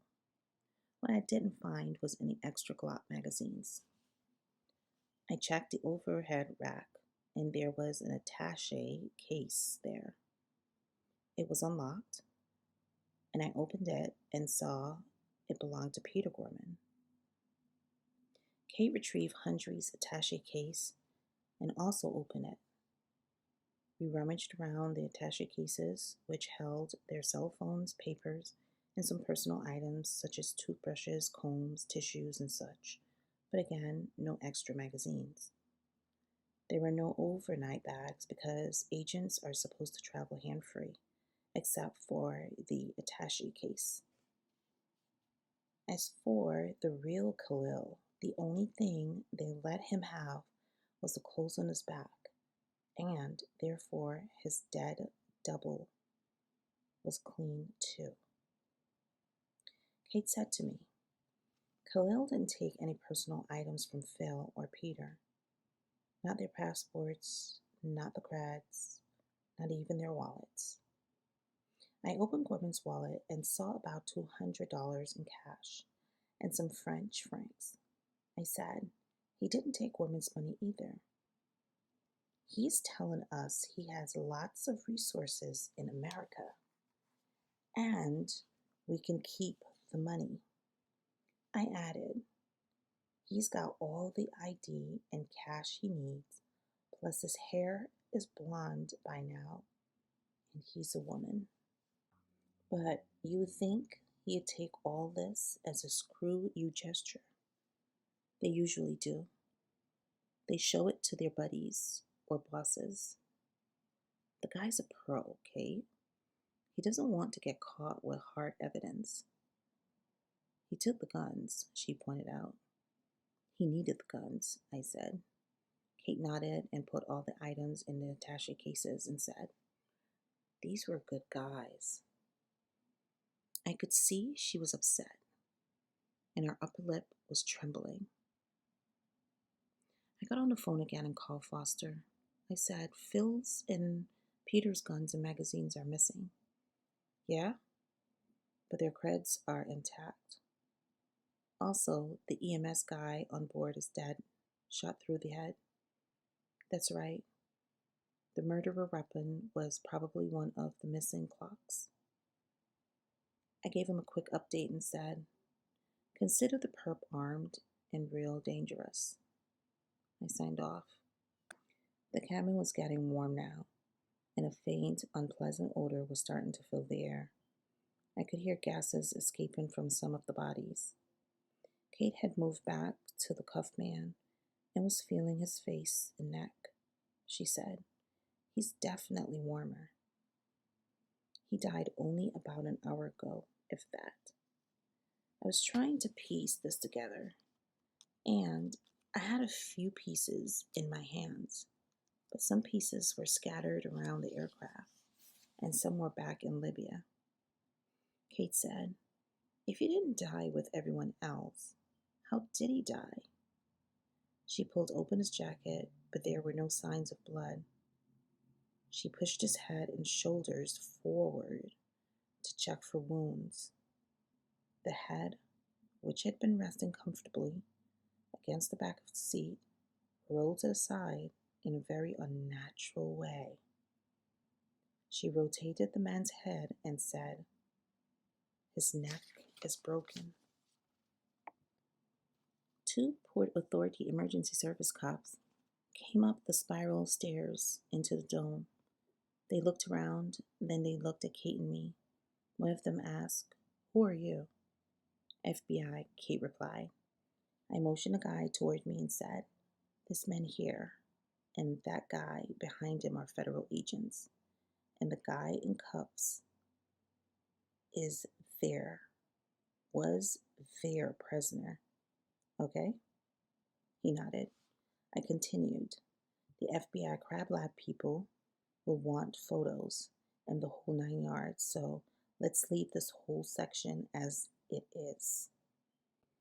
One of the guys was looking over my shoulder. Where's McGill? He looked at me. We lost radar contact. You see an emergency service guy up here? No, I lied. Only dead people. Maybe he went downstairs. All right, let's get out of here. Kate and I took both attaché cases, and we all moved toward the staircase. I asked one of the emergency service cops, can this aircraft land itself? Like an autopilot? Yeah, the autopilot would bring it in. But, sheesh, you think they were all dead? Yeah, the NORAD. The two emergency service cops started talking a mile a minute. I heard the words NORAD. Reverse thrusters, toxic fumes, something called the Saudi scenario, and the name Andy, who I guess was McGill. We were all in the open area below, and I said to one of the PA cops, please stand on these stairs and don't let anyone up to the dome until the FBI crime lab comes. I know the drill. The curtains to the coach in the first class section had been tied back, and I could see that the cabin was clear. but people still congregated at the doors on the mobile staircase. I could feel and hear thumping below my feet, and I knew that the baggage handlers were clearing out the hold. I said to one of the Port Authority police officers, "Stop the unloading of the baggage, and please get everyone away from the aircraft." We entered the first class compartment, which held only 20 seats, half of which were empty. We did a quick search of the area. Although I wanted to get moving and off this aircraft, we were the only two feds on the scene, the only two live feds, and we needed to gather what information we could. As we poked around, Kate said, "I think Khalil gassed this whole aircraft." It would appear so. He must have had an accomplice who had those two oxygen bottles that we found in the closet. One oxygen, one not. Yes, I understand that. She looked at me and said, "I can't believe Phil and Peter are dead. And Khalil, we lost our prisoner." "Defector," I corrected. She gave me an annoyed look, but said nothing. It occurred to me that there were 100 easier ways for a bad guy to slip into the country. But this guy, Sid Khalil, had picked about the most in your face fuck you way I could imagine. This was one bad dude, and he was loose in America, a lion in the streets. I didn't even want to think what he was going to do next to top this act. Kate was thinking along similar lines and said, "Right under our noses. He killed over 300 people before he even landed." We moved out of the first class compartment into the open area near the spiral staircase. I said to the Port Authority cop, I had asked to guard the staircase, "By the way, what's the Saudi scenario?" The guy explained it to Kate and me and added, "This is something different. This is a new one." Kate and I moved away from the PA cop, and I said to her, "How about the Dracula scenario?" "What do you mean?" "You know, Count Dracula is in a coffin on a ship from Transylvania to England. His accomplice opens the coffin, and Dracula gets out and sucks the blood of every man on board. The ship comes in by itself like magic, with all the crew and passengers dead, and Dracula slips off into the peaceful country of England to commit more unholy horrors. If I were a good Catholic, I would have crossed myself right there and then." Kate stared at me, wondering, I guess, if I was nuts or in shock. "I'm definitely nuts." I admit to being a little in shock. I mean, I thought I'd seen it all by now. But there are few people on earth who'd seen anything like this, except maybe in war. Actually, this was war. I looked into the big coach cabin and saw that the paramedics had talked themselves on board. They were going through the aisles, making pronouncements of death and neatly tagging each body with a seat and aisle number. Later, each body would be bagged, tag and bag. What a mess. I stood near the starboard side door and breathed some fresh air. I had the feeling we were missing something of great importance. I asked Kate, "Should we look through the dome again?" She contemplated the question and replied, "I think we gave it a good once over. Galley, lav, cockpit, closet, cabin, overheads. Forensics will be happy we didn't pollute the scene too much." Yeah, there was still something I'd forgotten or maybe overlooked. I thought about the Fed creds and wallets and passport that Khalil didn't take. And although I'd explained that to Kate and to myself, I was beginning to wonder why Khalil didn't take that stuff. Assuming everything he did had a purpose, what was the purpose of doing the opposite of what we'd expect? I racked my brains, but nothing was clicking. Kate was looking through one of the attache cases and said to me, "There doesn't seem to be anything missing here either. Not even Khalil's dossier or the crypto sheets, or even our instructions memo from Zach Weber." Wait a minute. What's the matter? It was starting to come together. He's trying to make us think he's done with us. Mission complete. He wants us to think he's headed into the International Departures building, and he's clean going in there. He wants us to think he's headed out on a flight somewhere, and he doesn't want this stuff on him in case he's spot checked. I'm not following. He is or he isn't trying to catch an outbound flight. He wants us to think he is, but he isn't. Okay, so he's staying here. He's probably out of the airport by now. I was still trying to put this together. I said, if he didn't take the creds because he wanted to be clean, why did he take the guns? He wouldn't take the guns into the terminal, and if he escaped from the airport, there would be an accomplice with a gun for him. So why does he need two guns inside the airport? He's prepared to shoot his way out, Kate said. He kept the bulletproof vest on him. What are you thinking? I'm thinking, all of a sudden. I thought of the February defector, and this totally unbelievable thought popped into my head. Oh shit. I ran to the spiral staircase and barreled past the guy I'd posted there. Took the steps 3 at a time and charged into the dome, moving quickly to Phil Hundrey. I grabbed his right arm, which I now noticed had been sort of tucked close to his body, with his hand wedged between his thigh and the center armrest.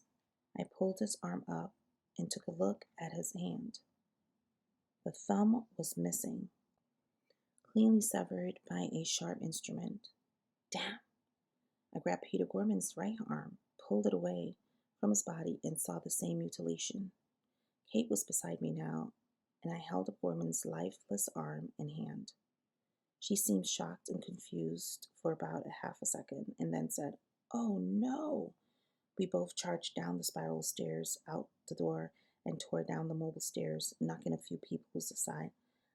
We found the Port Authority police car we had come in, and I jumped in the front while Kate jumped in the back.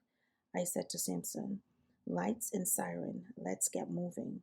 I pulled Kate's cell phone out of my pocket and called the Conquistador Club.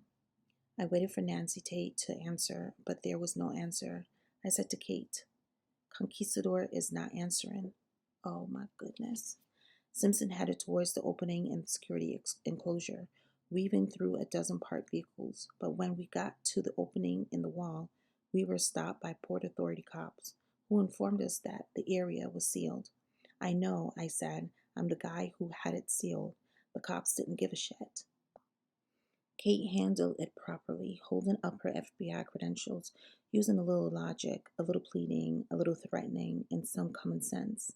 Officer Simpson helped too. I kept my mouth shut. Finally, the PA cops waved us through. I said quickly to Simpson, "Okay, listen. We have to get to the west end of the airport where all of those services buildings are. The most direct and fastest route."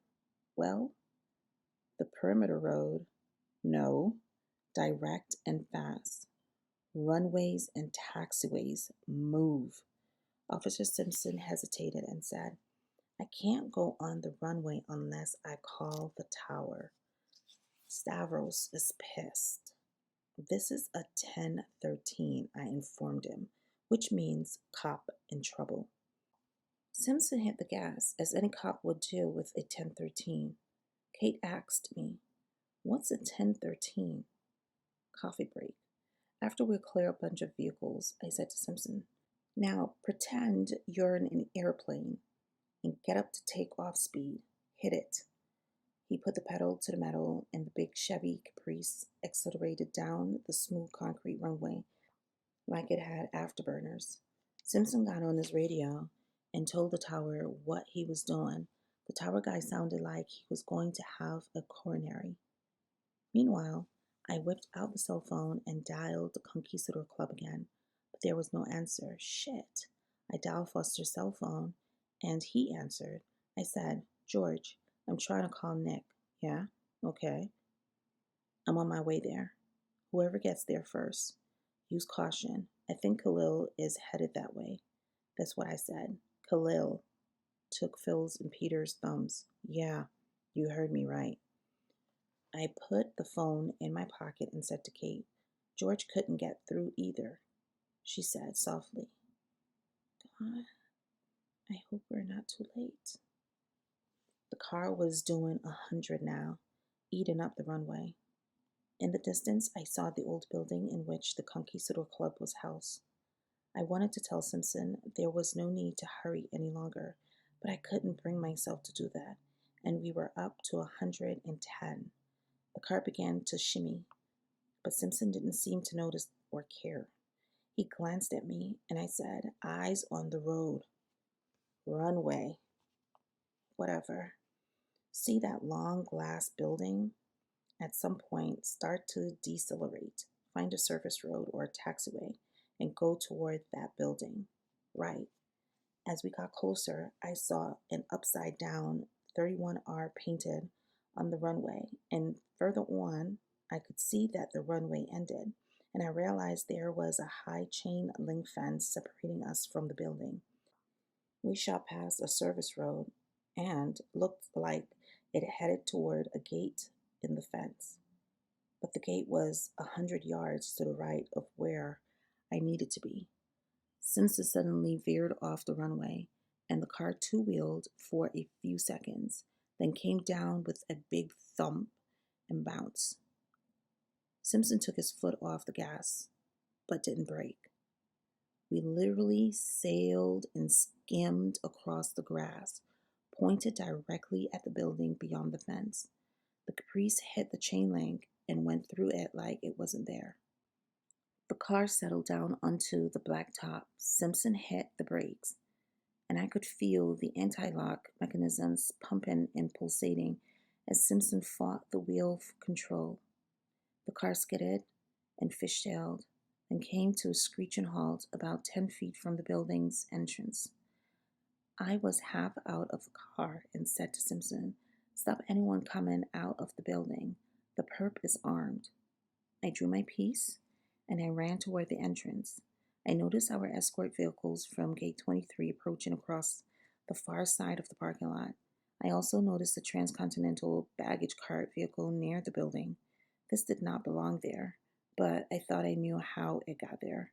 Kate passed me and ran into the building, gun drawn. I followed and said, Covered the elevators. I ran up the staircase. I stopped short of the hallway, stuck my head out and looked both ways, then ran down the corridor and stopped beside the door of the Conquistador Club, my back to the wall, out of sight of the scanning video camera whose monitors were all over the offices inside. I reached out and pressed my right thumb to the translucent scanner, and the door slid open.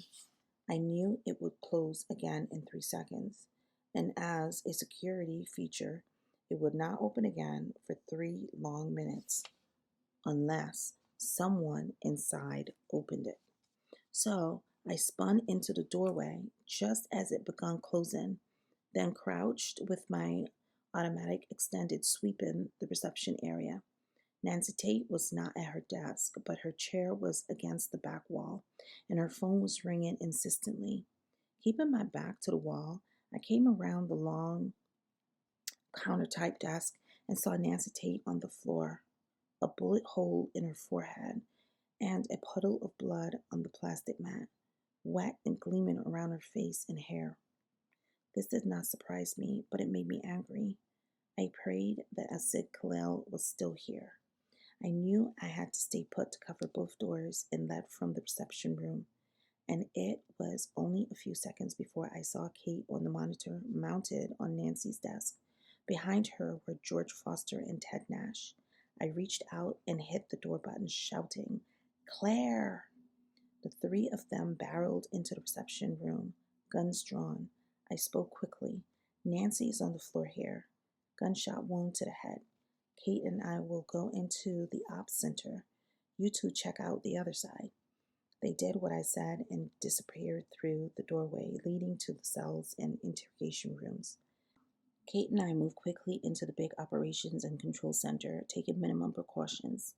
I think we both knew that Assad Khalil was long gone. I walked over to the desk where we'd all sat not so long ago. All the chairs were empty, all the coffee mugs were empty, and Nick Monty lay on the floor, facing up at the high ceiling, his eyes wide open, and a big pool of blood around his body. His white shirt showed at least 2 entry wounds to the chest, and he hadn't had time to go for his gun, which was still in his holster.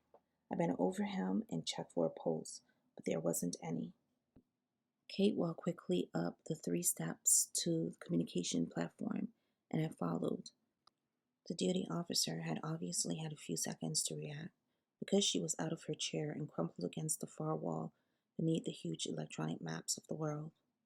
There was blood splattered on the wall and all over her white blouse.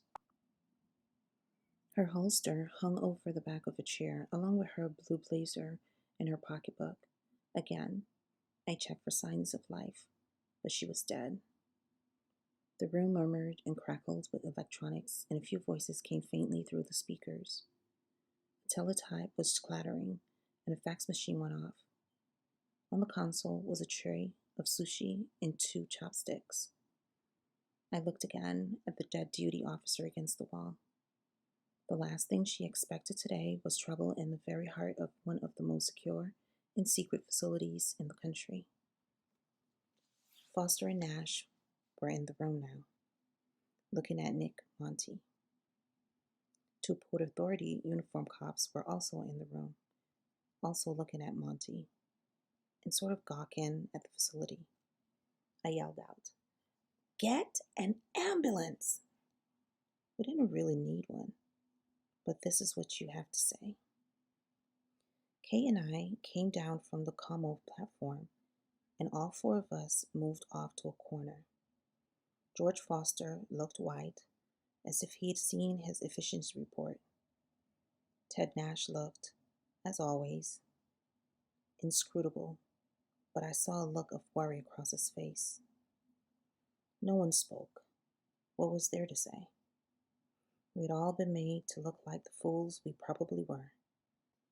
Beyond our little career problems, hundreds of people were dead, and the guy who caused this massacre was about to disappear into a metropolitan area of 16 million people, which might be half that number this time tomorrow if the guy had access to something nuclear, chemical, or biological. Clearly, we had a major problem. Clearly, too, neither Ted Nash, George Foster, Kate Mayfield, nor John Corey needed to trouble themselves about it. If the ATTF operated the way the NYPD did, we'd all be transferred to school crossing guard duties. But at least Nick Monty would be given an inspector's funeral and a posthumous Medal of Honor. As I said, I wondered what the outcome of this would have been if I'd stayed behind instead of Nick. Probably I'd be lying where he was, about to get my body outlined in chalk. I stared at the desk where we all had sat, and I tried to imagine Khalil running into the room, looking left and right, seeing Monty, Monty seeing him. The offensive guy always has the edge, and Nick didn't even know he was in the game. He thought he was on the sidelines. Everyone saw me looking at the desk and at Nick, and they were not as stupid or insensitive as they seemed, so they figured what was going through my head. And George took me by the shoulder and turned me away. Kate said, "Let's get out of here." No one argued with that. Nash gathered the dossiers from the desk, and where there had been 5, 1 for each of us, there were now 4. Obviously, Mr. Khalil had helped himself to one of them, and now he knew what we knew about him. Incredible. We walked back to the reception area that was becoming filled with NYPD and Port Authority cops. Someone had found the security disarming switch, and the door was in the open position. I took Khalil's photo out of one of the dossiers and went over to a uniformed Port Authority lieutenant and gave him the photo. I said, "This is the suspect. Get this out to every cop on duty. Tell him to stop and search every vehicle leaving this airport. Check the parking lots, taxis, trucks, even official vehicles." That's already in the works. Also, I've put out a citywide alert. Kate added, "Also check the departure terminals for this guy." "Will do." I said to the lieutenant, "There's a transcontinental vehicle outside, one of those baggage cart trucks. I think that's what the perp arrived in. So have it towed into a processing area. Let us know if you find a transcontinental uniform or jumpsuit anyplace." The PA lieutenant got on his radio and called his command center. The wheels were starting to move, but Asid Khalil had moved faster, and the chances of bottling him up inside this airport had passed about 10 or 15 minutes ago. Foster was getting upset with all these NYPD and Port Authority people milling around, so he said, "Okay, everyone, please clear out. This is a crime scene, and we want to preserve it for the lab. Keep someone at the door. Thank you." Everyone left except for a Port Authority sergeant, who motioned us over to Nancy's desk. He pointed to an empty teacup, and we looked at it. Sitting in the cup, in about a half-inch of tea, were 2 thumbs. The sergeant asked, "What the hell is that?" George Foster replied, "I have no idea," although he knew where the thumbs came from and why they were no longer attached to their owner's hands. But it's best to get into the cover-up mode very quickly and to stay in that mode right up until the moment you're under oath.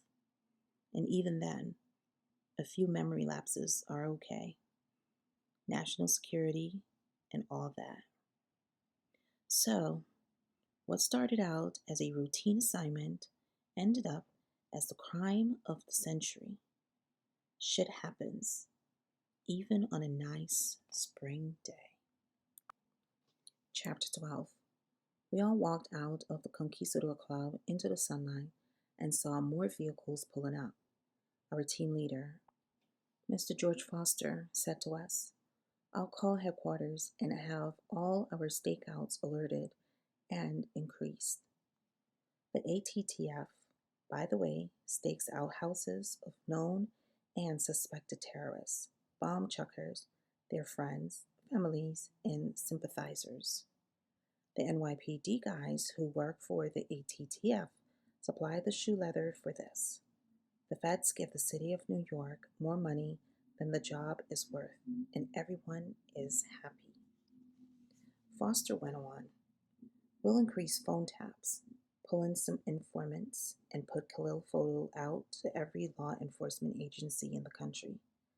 George Foster went on a bit, making sure we knew he was on top of things and building up everyone's confidence and morale.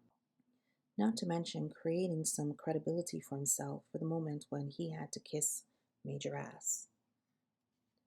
And speaking of that, eventually someone who we couldn't totally bullshit was going to show up here. So I suggested maybe we should go back to Federal Plaza and on our way there get our facts straight. Everyone thought that was a fine idea. Troubled minds think alike. We needed a scapegoat to stay behind, however, and Foster knew that he was it. He said, "You 3 go ahead. I have to stay here and brief whoever shows up. Also, I have to put out the alert and get the crime lab here, he added, to convince himself, I think. I can't leave.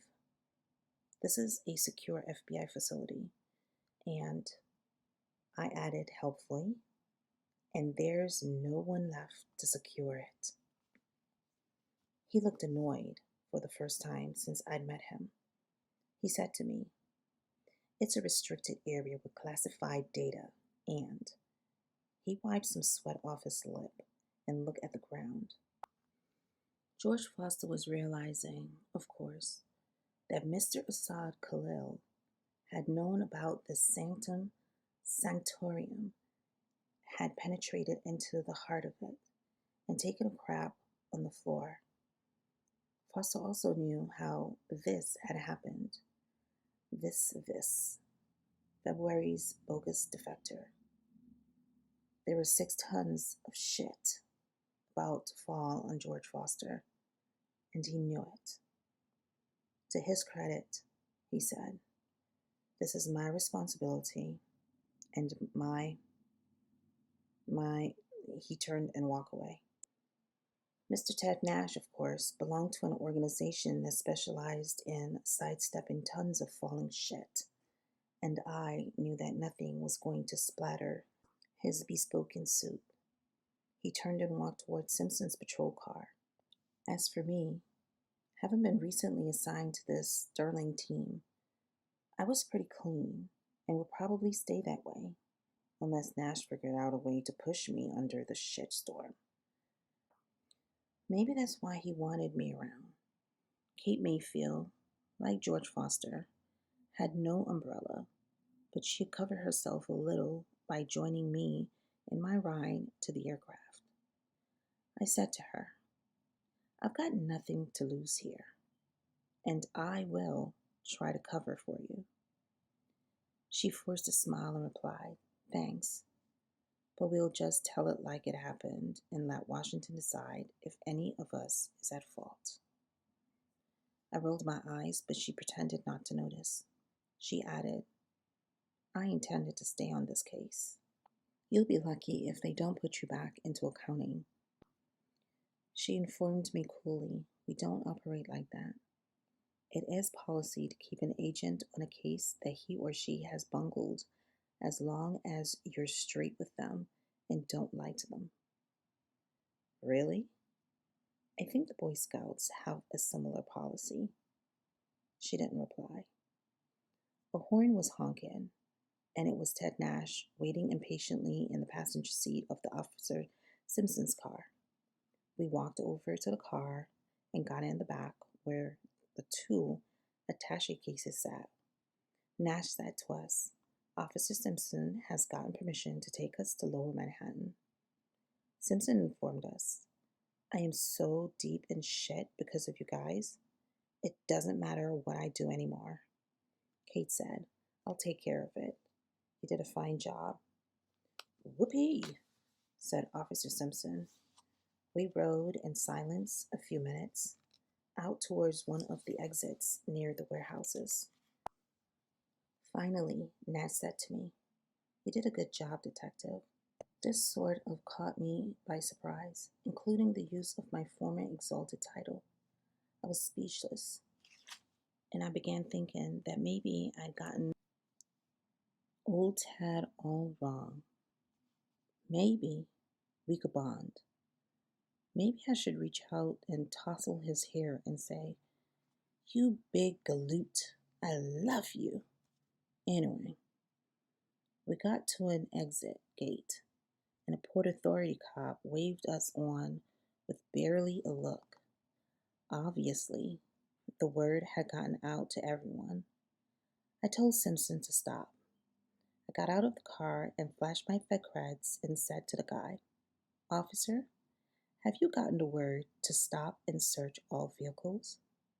"Yeah, but not police cars."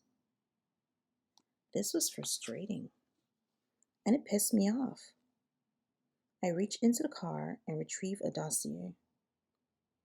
I took out the photo and showed it to him. "Have you seen this guy?" "No." I think I remember that face. How many vehicles have come through here since you got the alert? Not many. It's Saturday, maybe a dozen. Did you stop and search them? Yeah, but they were all big trucks filled with crates and boxes. I can't open every box unless it looks like the custom seal has been tampered with. All the drivers had their custom stuff in order. So you didn't open any crates. The guy was getting a little pissed at me and said, I need some backup for that. That could take all day. How many vehicles passed through here right before you got the alert? Maybe two or three. What kind of vehicles? A couple of trucks, a taxi. Passenger in the taxi? I didn't notice, he added. It was before the alert. Okay. I gave him the photo and said, this guy is armed and dangerous, and he's already killed too many cops today. Sheesh. I got back in the car and we proceeded. I noted that the PA cop didn't start with us and make us open the trunk, which is what I would have done if some wise ass just busted my balls. But America wasn't ready for any of this. Not at all ready. We got on the parkway and headed back towards Manhattan. We drove in silence while the Belt Parkway traffic was what the helicopter traffic idiots would call moderate to heavy. Actually, it was heavy to horrible, but I didn't care. I watched Brooklyn pass by out the right window, and I said to my federal friends, there are 16 million people in the metropolitan area, 8 million in New York City. Among them are about 200,000 newly arrived immigrants from Islamic countries, about half of them here in Brooklyn. Neither Kate nor Nash commented. Regarding Khalil, if he had indeed disappeared into these teeming millions, could the ATTF root him out? Maybe. The Mideastern community was pretty closed, but there were informants, not to mention loyal Americans among them. The underground terrorist network was badly compromised, and to give the feds credit, they had a good handle on who was who. So, for that reason, Asa Khalil was not going to make contact with the usual suspects. No one who was bright enough to pull off what he just pulled off was going to be stupid enough to join up with anyone less intelligent than he was. I considered Mr. Khalil's audacity, which his sympathizers would call bravery. This man was going to be a challenge, to say the least. Finally, Nash said to no one in particular, about 1 million people slip into this country illegally every year. It's not that difficult. So, what I think is that our guy's mission was not to get into the country to commit an act of terrorism. His mission was to do what he did on the aircraft and at the Conquistador Club, then get out. He never left the airport unless the Port Authority police have caught him. He's on an outbound plane right now. Mission accomplished. I said to Ted Nash, I've already discarded that theory. Catch up. He replied tersely, I've discarded the other possibilities. I said, he's airborne. I recalled the Plum Island case and Mr. Nash's illogical reasoning and far-out conspiracy theories. Obviously, the man had been trained beyond his intelligence and had forgotten how to even spell common sense. I said to him, $10 says we hear from our boy very soon and very close by. Nash replied, You're on. He turned in his seat and said to me, You have no experience in these things, Corey. A trained terrorist is not like a stupid criminal. They hit and run, then hit and run again, sometimes years later. They don't revisit the scene of their crimes. and they don't go hide out at their girlfriend's house with a hot gun and a bag of loot, and they don't go to a bar and brag about their crimes. He's airborne. Thank you, Mr. Nash. I wondered if I should strangle him or smash his skull in with my gun butt. Kate said, That's an interesting theory, Ted. But until we know for sure, we're alerting the entire ATTF MIDI section to stake out all houses of known terrorists, sympathizers, and suspects. Nash replied, I have no problem with standard operation procedure. But I tell you this, if this guy is still in the country, the last place you're going to find him is where you think he'll show up. The February guy never showed up after he bolted, and he never will. If these two guys are connected, they represent something new and unknown, some group we know nothing about. I'd already figured that out. Also, on one level, I hoped he was right about Khalil being airborne. I wouldn't mind losing the $10, even to this schmuck. And much as I'd like to get my hands on Assad Khalil and lump him up until his mother couldn't recognize him, I really wanted him someplace else, where he couldn't do any further damage to the good old USA. I mean, a guy who would kill a plane load of innocent people undoubtedly had an automatic bomb up his sleeve, or anthrax in his hat, or poison gas up his ass. Simpson asked, Are we talking like Arab terrorists? I replied bluntly, We're talking the mother of all terrorists. Nash said to Simpson, Forget everything you heard. I heard nothing, replied Simpson. As we approached the Brooklyn Bridge, Kate said to me, I think you may be late for your date on Long Island. How late? About a month. I didn't reply. She added, We'll probably fly to Washington first thing tomorrow. This was the Fed equivalent, I guess, of going to one police plaza to face the music and dance. I wondered if there was an escape clause in my hiring contract. I had it in my desk at Federal Plaza. I'd have to give it a quick read. We went over the bridge and exited into the canyons of Lower Manhattan. No one said much, but you could smell the brain cells burning. Police cars don't have regular AM/FM radios, but Officer Simpson had a portable radio, and he turned to 1010 Winds News. A reporter was saying, The aircraft is still in the fenced-off security area out by one of the runways, and we can't see what's going on, though we have seen vehicles arriving and leaving the area. What appeared to be a large refrigerated truck left the area a few minutes ago, and there is speculation that this truck was transporting bodies. The reporter paused for effect, then continued.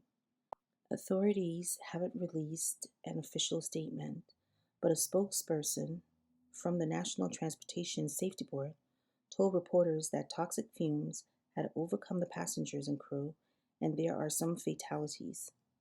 The aircraft, though, has landed safely, and all we can do is hope and pray that there are a few fatalities. The anchorwoman asked, Larry, we're hearing rumors that the aircraft was out of radio contact for several hours before it landed. Have you heard anything about that?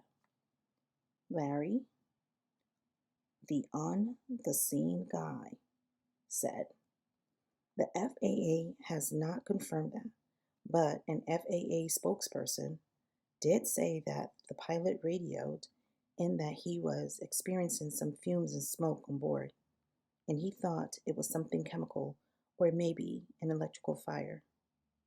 This was news to me, but not to Ted and Nash, who commented cryptically, I'm glad they're getting their facts straight. Facts.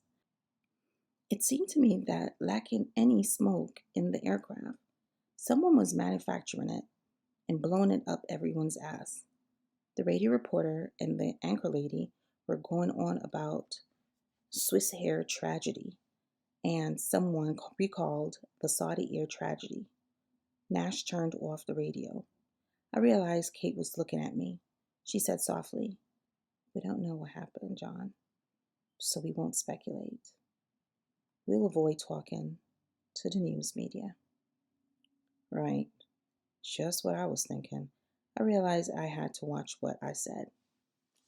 What I was also thinking was that the federal law enforcement and intelligence agencies were sort of like a cross between the Gestapo and Boy Scouts, the Iron Fist and the Velvet Glove and all that. We won't speculate meant shut up, not wanting to wind up in protective custody for a year, or maybe worse. I said with real sincerity, "I'll do whatever I have to do to bring this guy to justice. Just keep me on the case." Neither of my teammates replied, though they could have reminded me that I wanted out not too long ago. Ted Nash, super spy, gave Officer Simpson an address a block away from the Federal Plaza. I mean, jeez, the guy's a cop, and even if he was stupid, he could figure it out that we were going either to 26 Federal Plaza or 290 Broadway, the new Fed building across the street from the Fed Plaza. In fact, Simpson said, "You want to walk to the Federal Plaza?" I laughed. Nash said, "Just pull over here." Officer Simpson pulled over on Chambers Street near the infamous Tweed Courthouse, and we all got out. I thanked him for driving us, and he reminded me I have damage to the front of the patrol car. "Charge it to the feds," I said. "They're collecting $1 trillion today." We began walking up Lower Broadway. It was dusk now, but it's always dusk down here in the skyscraper caverns of Lower Manhattan. This was not a residential or shopping district. It was a government district, so there weren't many people around on Saturday, and the streets were relatively quiet. As we walked, I said to Mr. Nash, "I have this sort of impression that maybe you guys knew we'd have a problem today." He didn't reply right away, then said, "Today is April 15th, right? I got my tax return in yesterday. I'm clean." Muslim extremists attach a lot of significance to anniversary dates. We have a lot of watch dates on our calendar. "Yeah, what's today?" "Today," said Ted Nash, "is the anniversary date of when we bombed Libya in 1986. "No kidding." I asked Kate, "Did you know that?" "Yes, but I attach little significance to it, to be honest with you." Nash added, "We've never had an incident on this date before, but Muammar Gaddafi makes an anti-American speech every year on this date. In fact, he made one earlier today." I mulled this over while trying to decide if I'd have acted any differently if I'd known this. I mean, this kind of stuff was not in my clue bag, but if it was, I might have at least put it into my paranoia pocket. I love being a mushroom, as you can imagine, kept in the dark and fed a lot of shit. And I asked my teammates, "Did you forget to tell me?" Nash replied, "It didn't seem terribly important. I mean, important that you know." "I see." Which means, fuck you, of course. But I was learning to talk the talk. I asked, "How did Khalil know he'd be transported today?" Nash replied, "Well, he didn't know for sure, but our Paris embassy can't or won't hold a man like this for more than 24 hours. That much he probably knew. And if we had held him in Paris longer, nothing would have been much different, except for the missed symbolic date. Okay, but you played his game and transported him on the 15th of April. That's right, answered Mr. Nash. We played his game, wanting to arrest him here on the 15th. I think you're going to miss the date. He didn't reply to this, but informed me. We took extraordinary security precautions in Paris, at the airport, and on the aircraft. In fact, there were also 2 federal air marshals on board undercover. Good. Then nothing could go wrong.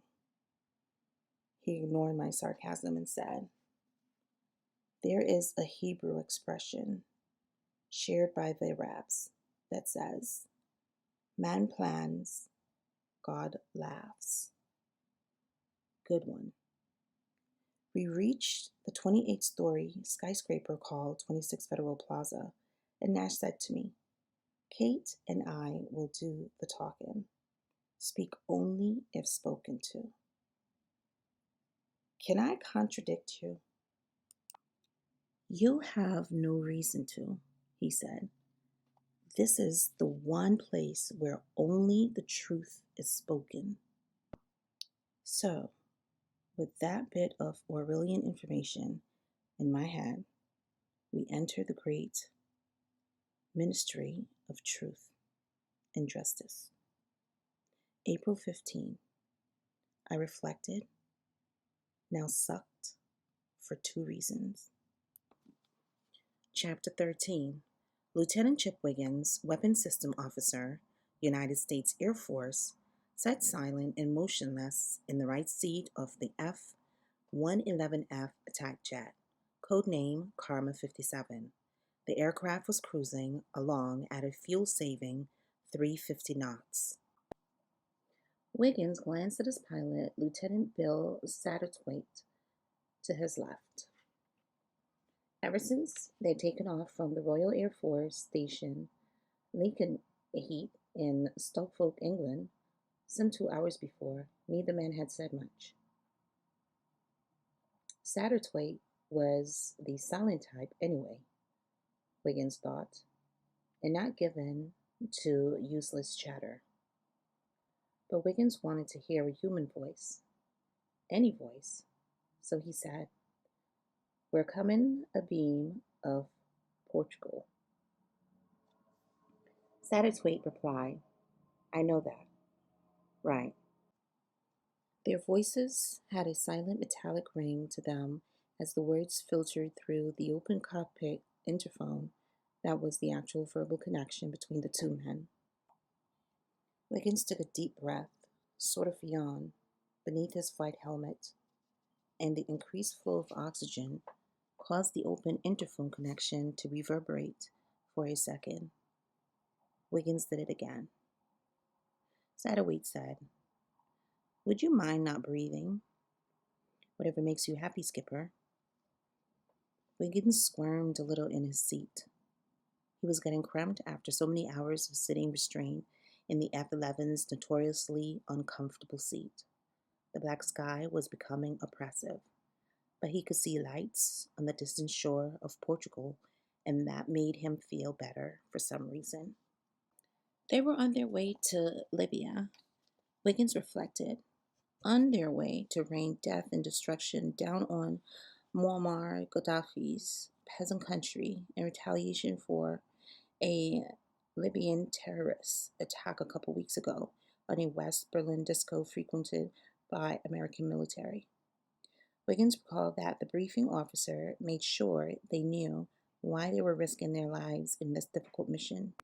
Without too much spin, the briefing officer told them that the Libyan bomb attack on La Belle Disco, which killed 1 American serviceman and injured dozens of others, was just the latest in a series of acts of open aggression that had to be answered with a display of resolve and force.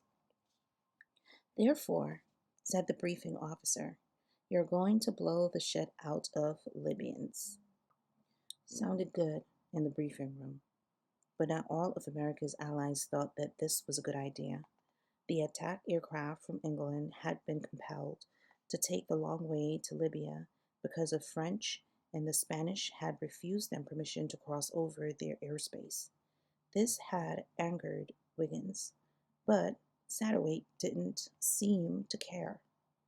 Wiggins knew that Satterwhite's knowledge of geopolitics was minus 0. Bill Satterwhite's life was flying, and flying was his life. Wiggins thought that if Satterwhite had been told to bomb and strafe Paris, Satterwhite would do it without a single thought about why he was attacking a NATO ally. The scary thing, Wiggins thought, was that Satterwhite would do the same thing to Washington, D.C. or Walla Walla, Washington, with no questions asked. Wiggins pursued this thought by asking Satterwhite, Bill, did you hear that rumor that one of our aircraft is going to drop a fuck you bomb in the backyard of the French embassy in Tripoli? Satterwhite did not reply. Wiggins pressed on. I also heard that one of us is going to drop a load on Gaddafi's Al Azizia residence.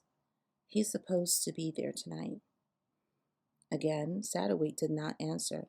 Finally, Wiggins, annoyed and frustrated, said, Hey, Bill, are you awake?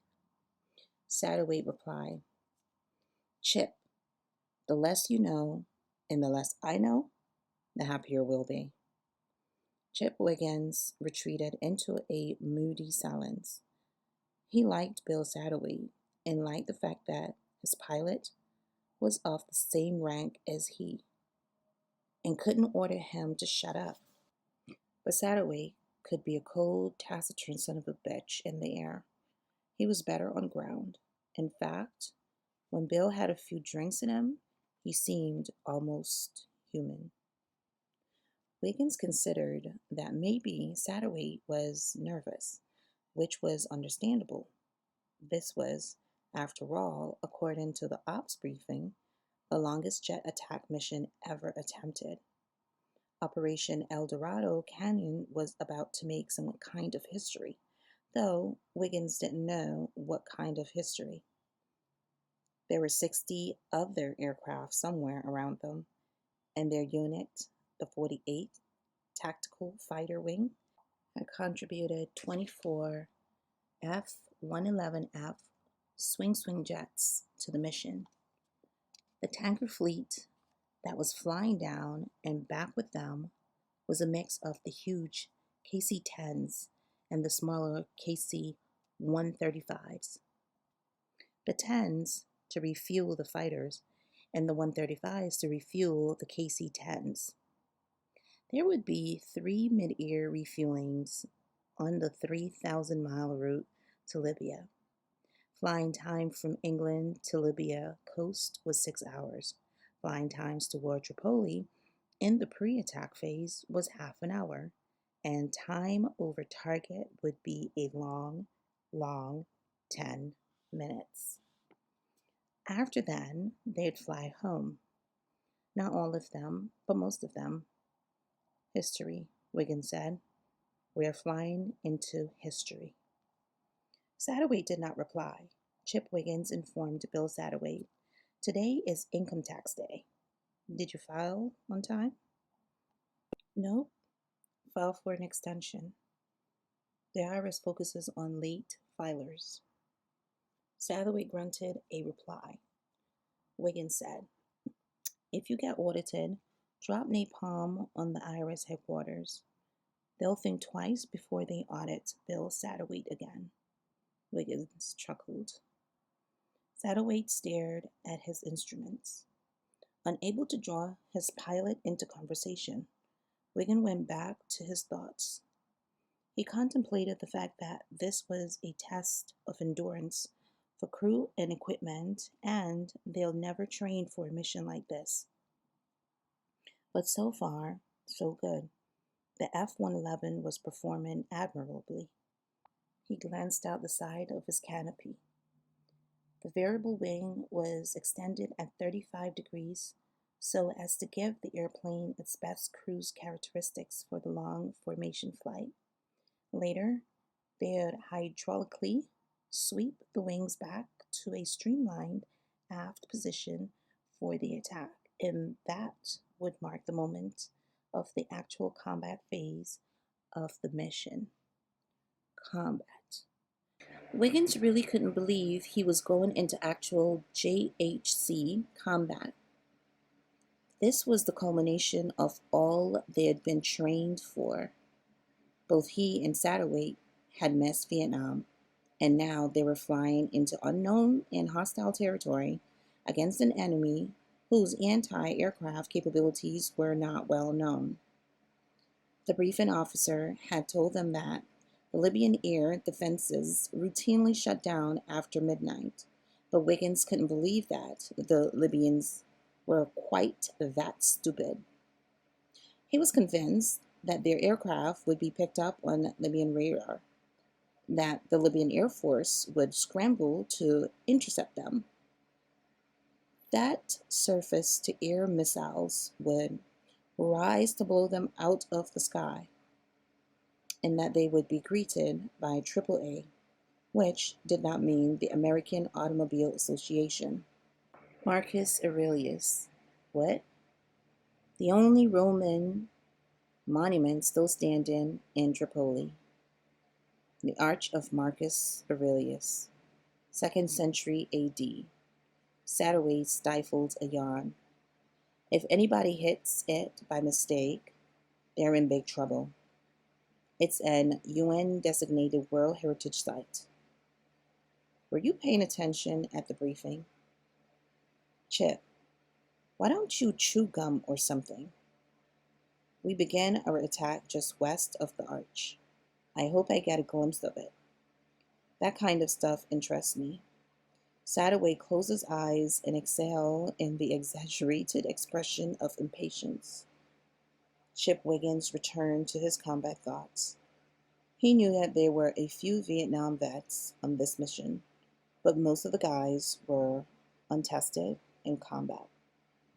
Also, everyone from president on down was watching, waiting, and holding their breath. After Vietnam and after the Pueblo fiasco and Carter's screw-up rescue mission in Iran and a whole decade of military failures since Vietnam, the home team needed a big win. The lights were on in the Pentagon and the White House. They were pacing and praying. Win this one for the Gipper boys. Chip Wiggins wasn't going to let them down. He hoped they wouldn't let him down. He had been told that the mission could be aborted at any time, and he feared the crackle of the radio with the code words for abort green grass, as in the green grass of home. But a little piece of his mind would have welcomed those words. He wondered what they'll do to him in Libya if he had to bail out. Where did that thought come from? He was starting to think bad things again. He glanced at Satterwhite, who was making an entry in his log. Satterwhite yawned again. Wiggins asked, Tired? No. Scared? Not yet. Hungry? Chip, shut up. Thirsty? Satterwhite said, Why don't you go back to sleep, or better yet, I'll sleep and you fly. Wiggins knew this was Satterwhite's not too subtle way of reminding him that the weapons systems officer was not a pilot. They sat again in silence. Wiggins actually considered catching a nap, but he didn't want to give Satterwhite the opportunity to tell everyone back at Lakenheath that Wiggins slept the whole way to Libya. After about half an hour, Chip Wiggins looked at his navigation chart and instruments. In addition to his job as weapons systems officer. He was also the navigator. He said to Satterwhite, "At 9 o'clock at Cabo de Sol Vicente, Cape St. Vincent." Good. That's where it belongs. That's where Prince Henry the Navigator set up the world's first school for sea navigation. That's how he got his name. Henry? No, Navigator.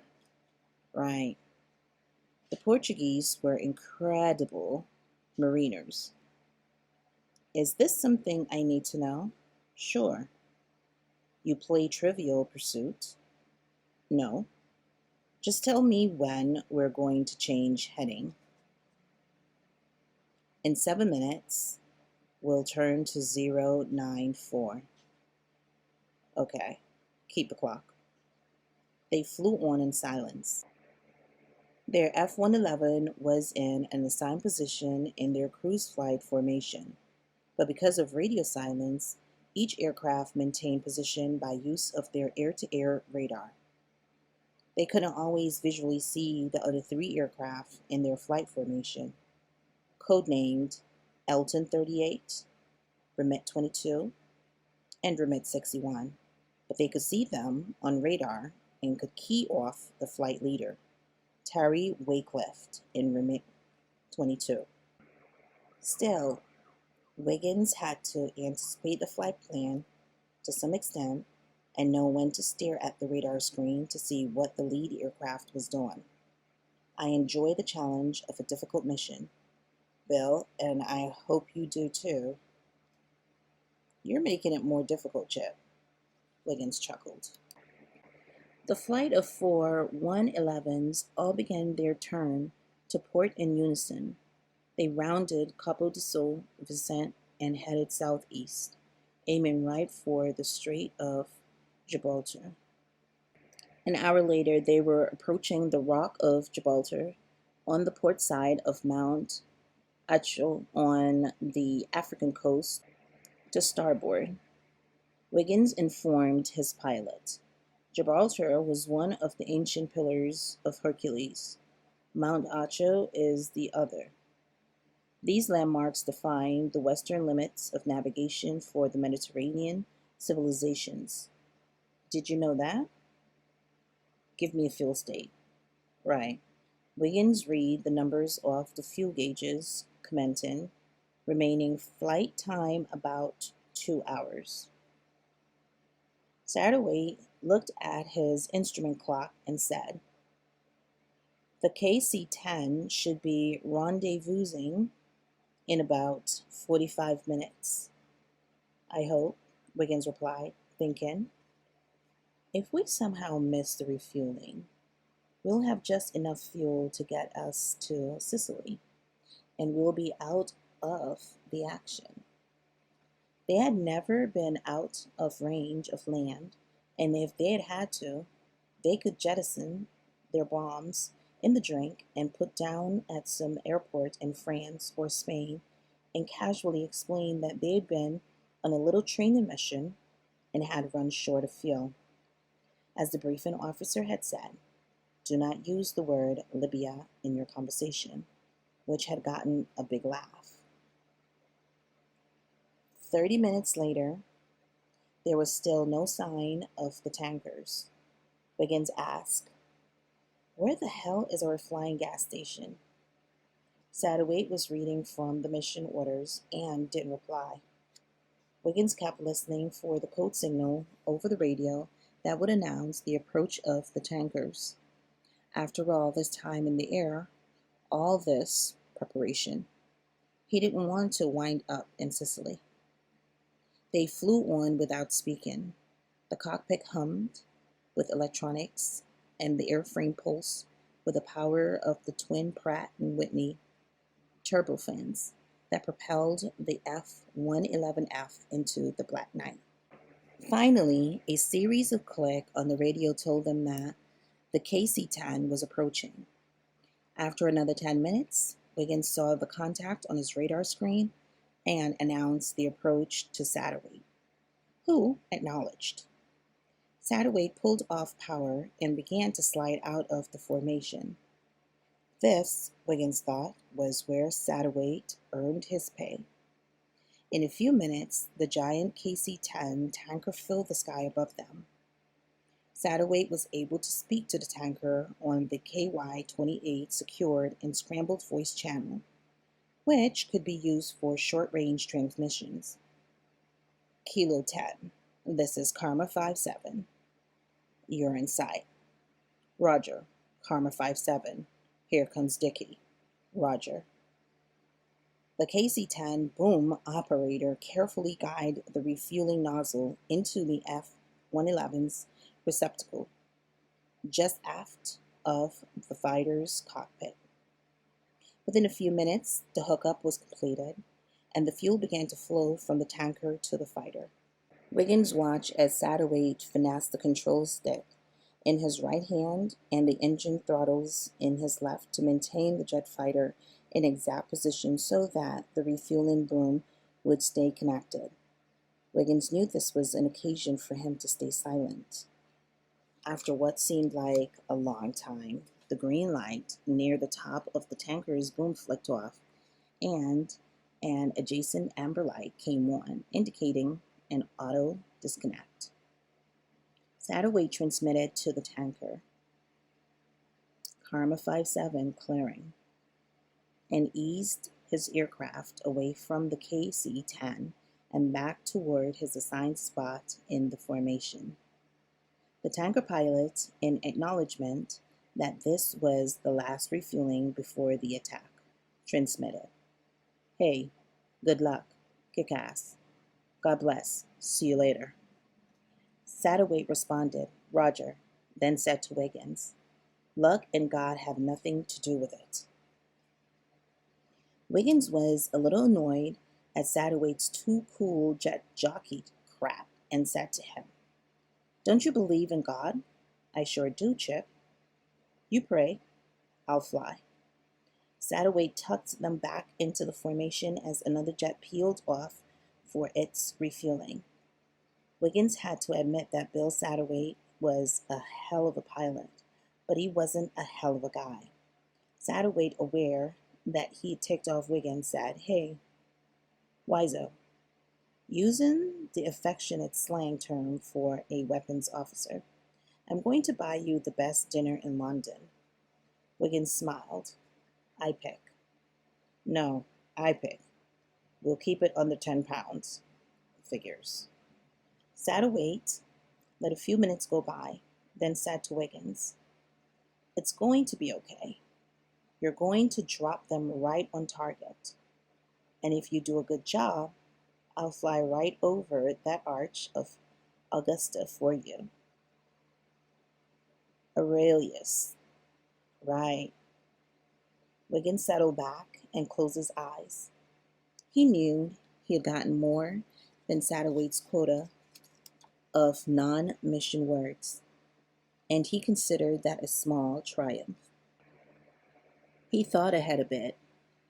Despite the small knot in his empty stomach, he was really looking forward to flying his first combat mission. If he had any qualms about dropping his bombs, he reminded himself that all their mission targets, his own included, were strictly military. In fact, the briefing officer of Lakenheath had called the Al-Hazazia compound Jihad University, meaning it was a training camp for terrorists. The briefing officer had added, however, there is a possibility of some civilians within the military compound of Al-Hazazia. Wiggins thought about that, then put it out of his mind. Chapter 14. A sad Khalil struggled with two primitive instincts, sex and self-preservation.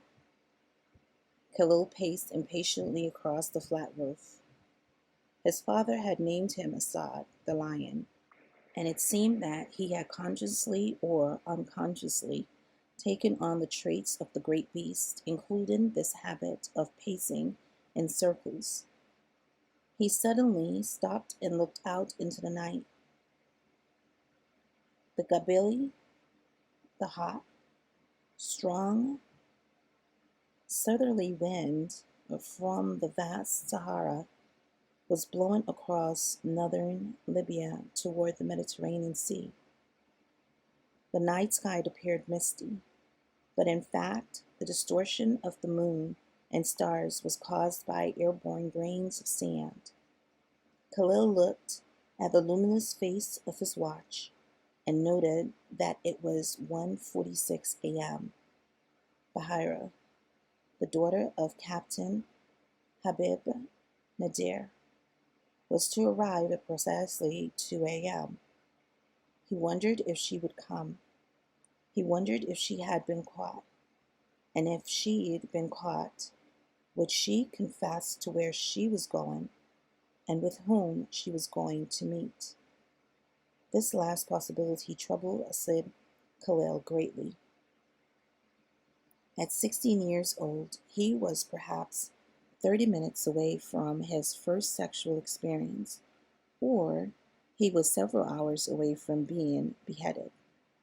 He saw an uninvited mental image of himself on his knees, head bowed, as the massively built official executioner, known as Suleiman, swung the giant scimitar toward the back of Khalil's neck. Khalil felt his body tense, and a line of sweat formed on his forehead and cooled in the night air. Khalil walked to the small tin shed on the flat rooftop. There was no door on the shed, and he peered down the staircase, expecting to see either Bahira or her father, with armed guards coming for him. This was lunacy, he thought, pure madness. Khalil moved to the north edge of the roof. The concrete rooftop was surrounded by a shoulder-high, crenellated parapet of block and stucco. The building itself was a two-story high structure built by the Italians when they controlled Libya. The building was then, as it was now, a storage facility for munitions, which was why it was safely removed from the center of the military compound known as Al Azizaz. The former Italian compound was now the military headquarters and sometimes residence of the great leader, Colonel Muammar Gaddafi, who this very night had arrived at Al Aziza. Khalil and everyone else in Libya knew that the great leader made a habit of changing locations often, and that Gaddafi's erratic movements were a safeguard from either assassination or an American military action. But it was not a good idea to comment on either possibility. In any case, Gaddafi's unexpected presence had caused his elite guards to be unusually alert this night, and Khalil was worried because it seemed that Allah himself was making this assassination difficult and dangerous. Khalil knew beyond a doubt that it was Satan that had filled him with this sinful lust for Bahira, that Satan had made him dream of her walking naked across moonlit desert sands. Asid Khalil had never seen a naked woman before, but he had seen a magazine from Germany, and he knew what Bahira would look like unveiled and undressed. He pictured her curve of her body as he imagined it would be. He saw her long hair touching her bare shoulders. He recalled her nose and mouth as he had seen them when he and she had been children, before she was veiled. He knew she looked different now, but strangely, the child's face still sat on a wonderfully imagined woman's body. He pictured her curving hips, her mound of pubic hair, her naked thighs and legs. He felt his heart beating heavily in his chest and felt his mouth become dry. Khalil stared out to the north. The lights of Tripoli, 20-kilometer distance, were bright enough to be visible through the blowing Kabali. Beyond Tripoli lay blackness of Mediterranean. Around Al Aziza was rolling arid land, some olive groves, date trees, a few goatherd shelters, an occasional watering hole. Asil Khalil peered over the parapet down into the compound. All was quiet below. There were no guards visible nor any vehicles at this hour. The only activity would be around Colonel Gaddafi's residence and around the headquarters area that housed the command, control, and communication buildings. There was no special alert tonight, but Khalil had a premonition that something was not right. Asid Khalil looked again at his watch. It was exactly 2 a.m., and Bahira had not arrived. Khalil knelt down in the corner of the parapet, below the line of sight of anyone on the ground. In the corner, he had unrolled his Sajadiamda, his prayer mat, and placed on it a copy of the Quran. If they came for him, they would find him praying and reading the Quran. That might save him, but more likely, they would guess correctly that the Quran was a ruse and his Sajadiamda was for the naked body of Bahara. If they suspected that, then his blasphemy would be dealt with in a way that would make him wish for beheading. And Bahara, they would most likely stone her to death. And still, he did not run back to his mother's house. He was determined to meet whatever fate came upon those stairs. He thought of how he'd first noticed Bahara at her father's house. Captain Habib Nadir, like Khalil's own father, was a favorite of Colonel Gaddafi. The three families were close. Khalid's father, like Bahara's father, had been active in the resistance to the Italian occupation. Khalil's father had worked for the British during the Second World War, while Bahara's father had worked for the Germans. But what did that matter? Italians, Germans, British, they were all infidels, and they were owed no loyalty. His father and Bahara's father had joked about how they had both helped the Christians kill one another. Khalil thought a moment about his father, Captain Karim Khalil. He had been dead 5 years now, murdered on the street of Paris by agents of the Israeli Mossad. The Western radio broadcast had reported that the murder was probably committed by a rival Islamic faction, or perhaps even by fellow Libyans in some sort of political power play.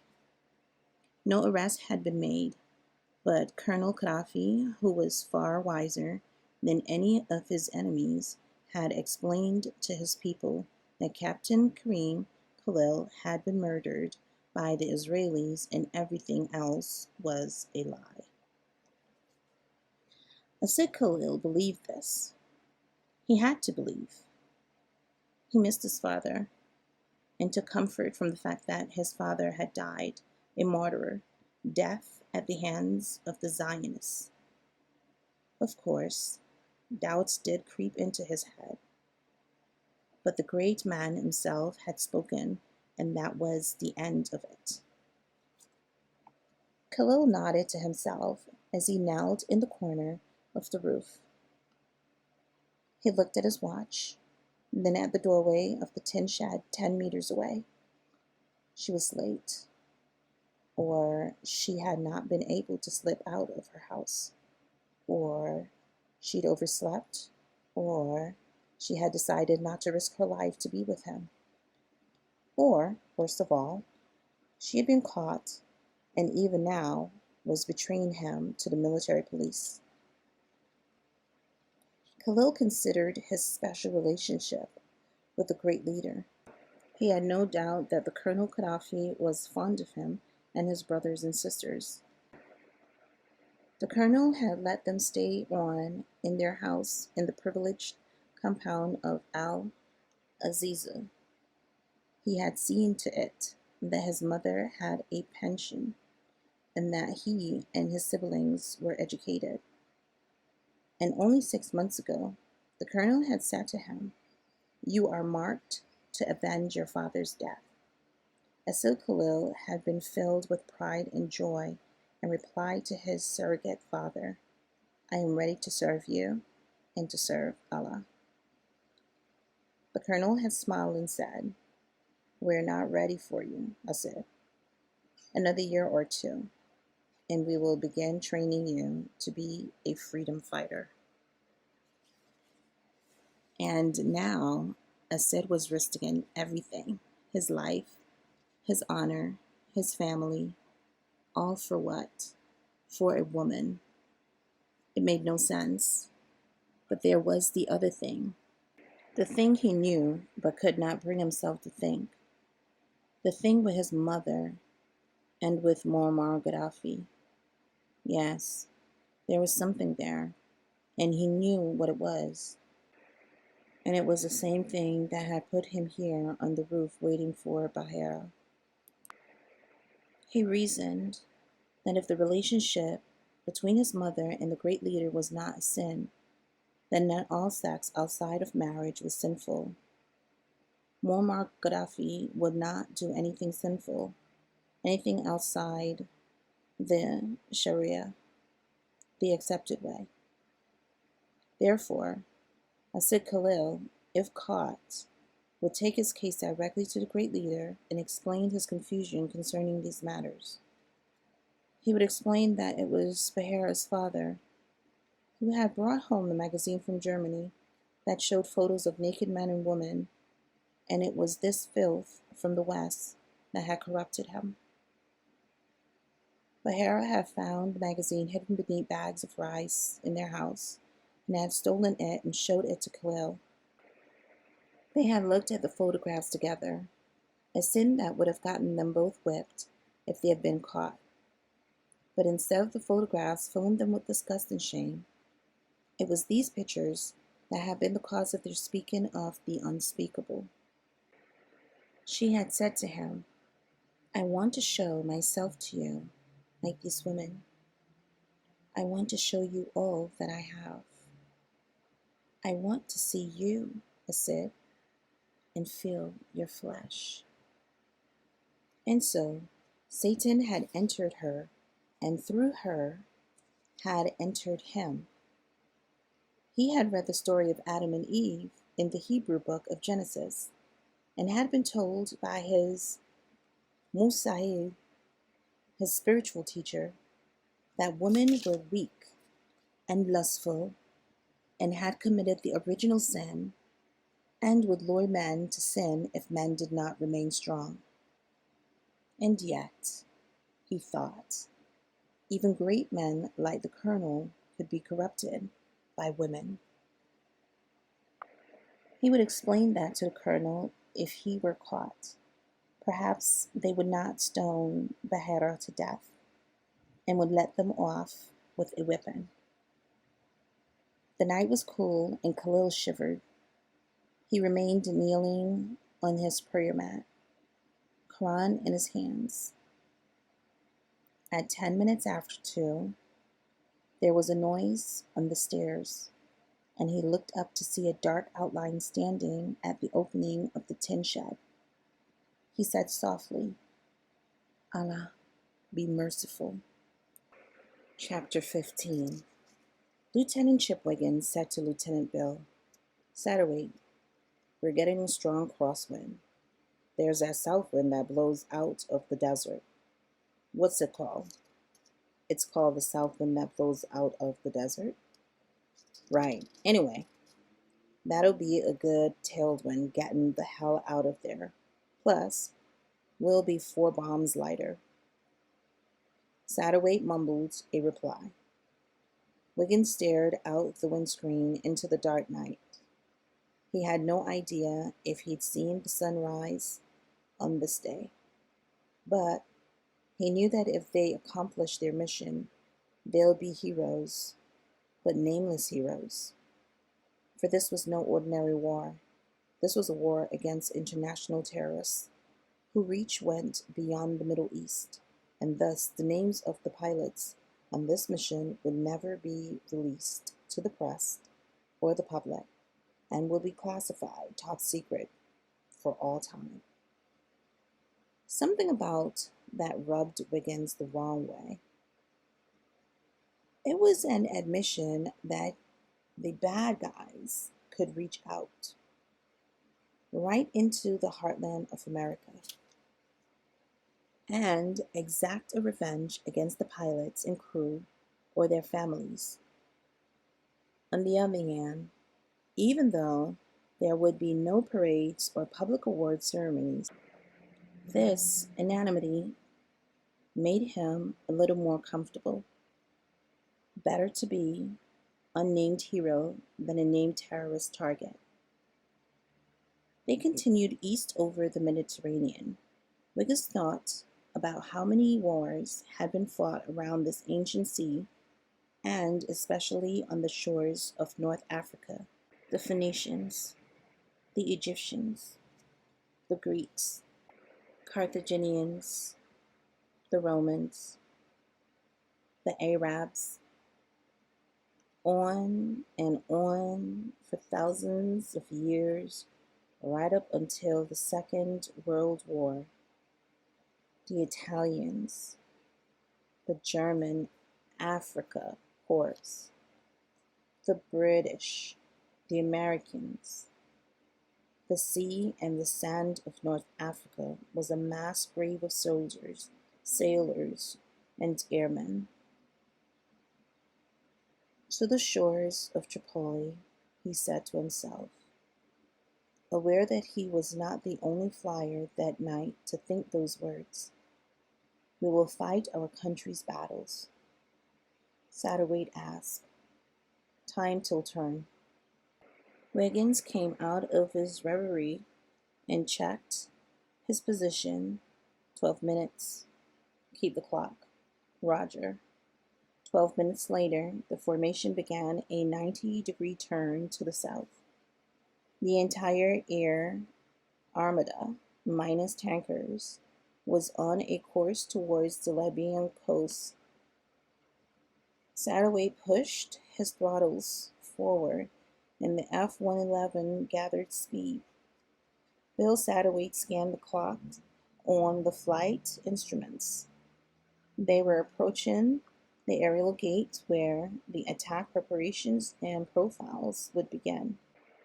He noted his indicated airspeed at true 480 knots and his altitude at 25,000 feet. They were less than 200 miles from the coast and headed dead on for Tripoli. He heard a series of radio clicks, which he acknowledged in kind, and with the rest of his squadron began his descent. Satterwhite was inclined to start the final checklist right then, but he knew that it was a little early, that it was possible to get yourself peaked too soon, and that was not a smart way to go into combat. He waited. Wiggins cleared his throat, and over the interphone, it sounded like a roar and gave them both a start. Wiggins said, 100 miles to feet dry, using the aviator's term for land. Roger. They both looked at the radar screen, but there was nothing coming out of Libya to greet and meet them. They leveled off at a mere 300 feet above sea level. 80 miles. Okay, let's get started on the attack review. Ready? Satterwhite and Wiggins began the litanies. of the checklist and reviews. Just as they were finished, Wiggins looked up and saw the lights of Tripoli straight ahead. Talio. Satterwhite looked up too and nodded. He moved the hydraulic wing position lever, and the outstretched wing of the F-111 began to sweep further aft, like the wings of a hawk who spotted his meal on the ground. Wiggins noticed that his heart had sped up a little, and he realized he was very thirsty. Satterwhite increased power again as the F-111s approached the coast in formation. Their run-in altitude remained at 300 feet, and they had been told there were no radio towers or skyscrapers that high to worry about. Their run-in speed was now 500 knots. It was 0150 hours. In a few minutes, they'd break formation and head toward their individual targets in and around Tripoli. Wiggins listened closely to the silence in his headset, then heard a warbling tone that indicated a radar lock-on. Oh shit. He looked quickly at his radar, homing, and warning screen and said, with as cool a tone as he was able to fake, Sam, alert at 1 o'clock. Satterwhite nodded. I guess they're awake. I'd like to kick that briefing officer in his nuts. He's not the problem, and neither are those missiles, right? The F-111 was flying too low and fast for the missiles to score a hit. But now, at 300 feet, they were squarely in the killing zone of the anti-aircraft guns. Wiggins watched 2 missiles raise up on his radar screen, and he hoped these Soviet-made pieces of junk really couldn't track them at their speed and altitude. A few seconds later, Wiggins visually spotted the 2 missiles off their starboard sides streaking upward into the night sky with their fiery tail burning red and orange. Satterwhite commented dryly, a waste of expensive rocket fuel. It was Wiggins' turn not to reply. He was, in fact, finally speechless. In total contrast, Satterwhite was now chatty and was going on about the shape of the coastline and the city of Tripoli and other inconsequential matters. Wiggins wanted to tell him to shut up and fly. They crossed over the coast, and below them lay Tripoli. Satterwhite noted that despite the air raid in progress, the street lights were still on.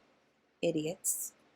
He caught a glimpse of the arch of Marcus Aurelius and said to Wiggins, there's your arch, 9 o'clock.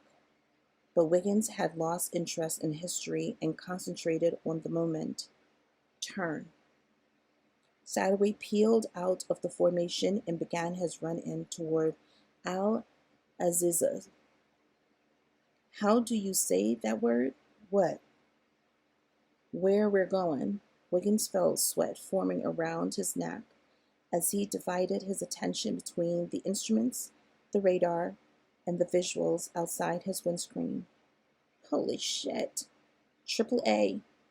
Are you sure? I thought it was Al something. Wiggins didn't like or appreciate Satterwhite's sudden cockpit humor. He snapped back. Al Aziza. What fucking difference does it make? Right, Satterwhite replied. Tomorrow they'll call it rubble. He laughed. Wiggins laughed, too, despite the fact that he was scared out of his mind. Arcs of anti-aircraft tracers cut through the black night much too close to their aircraft. He couldn't believe he was actually being shot at. This really sucked. But it was also a rush. Satterwhite said, Al Hazazia. Dead on. Ready? Rubble, replied Wiggins. Rubble, rubble, toil and trouble. Ready to release? Fuck you, Mormar.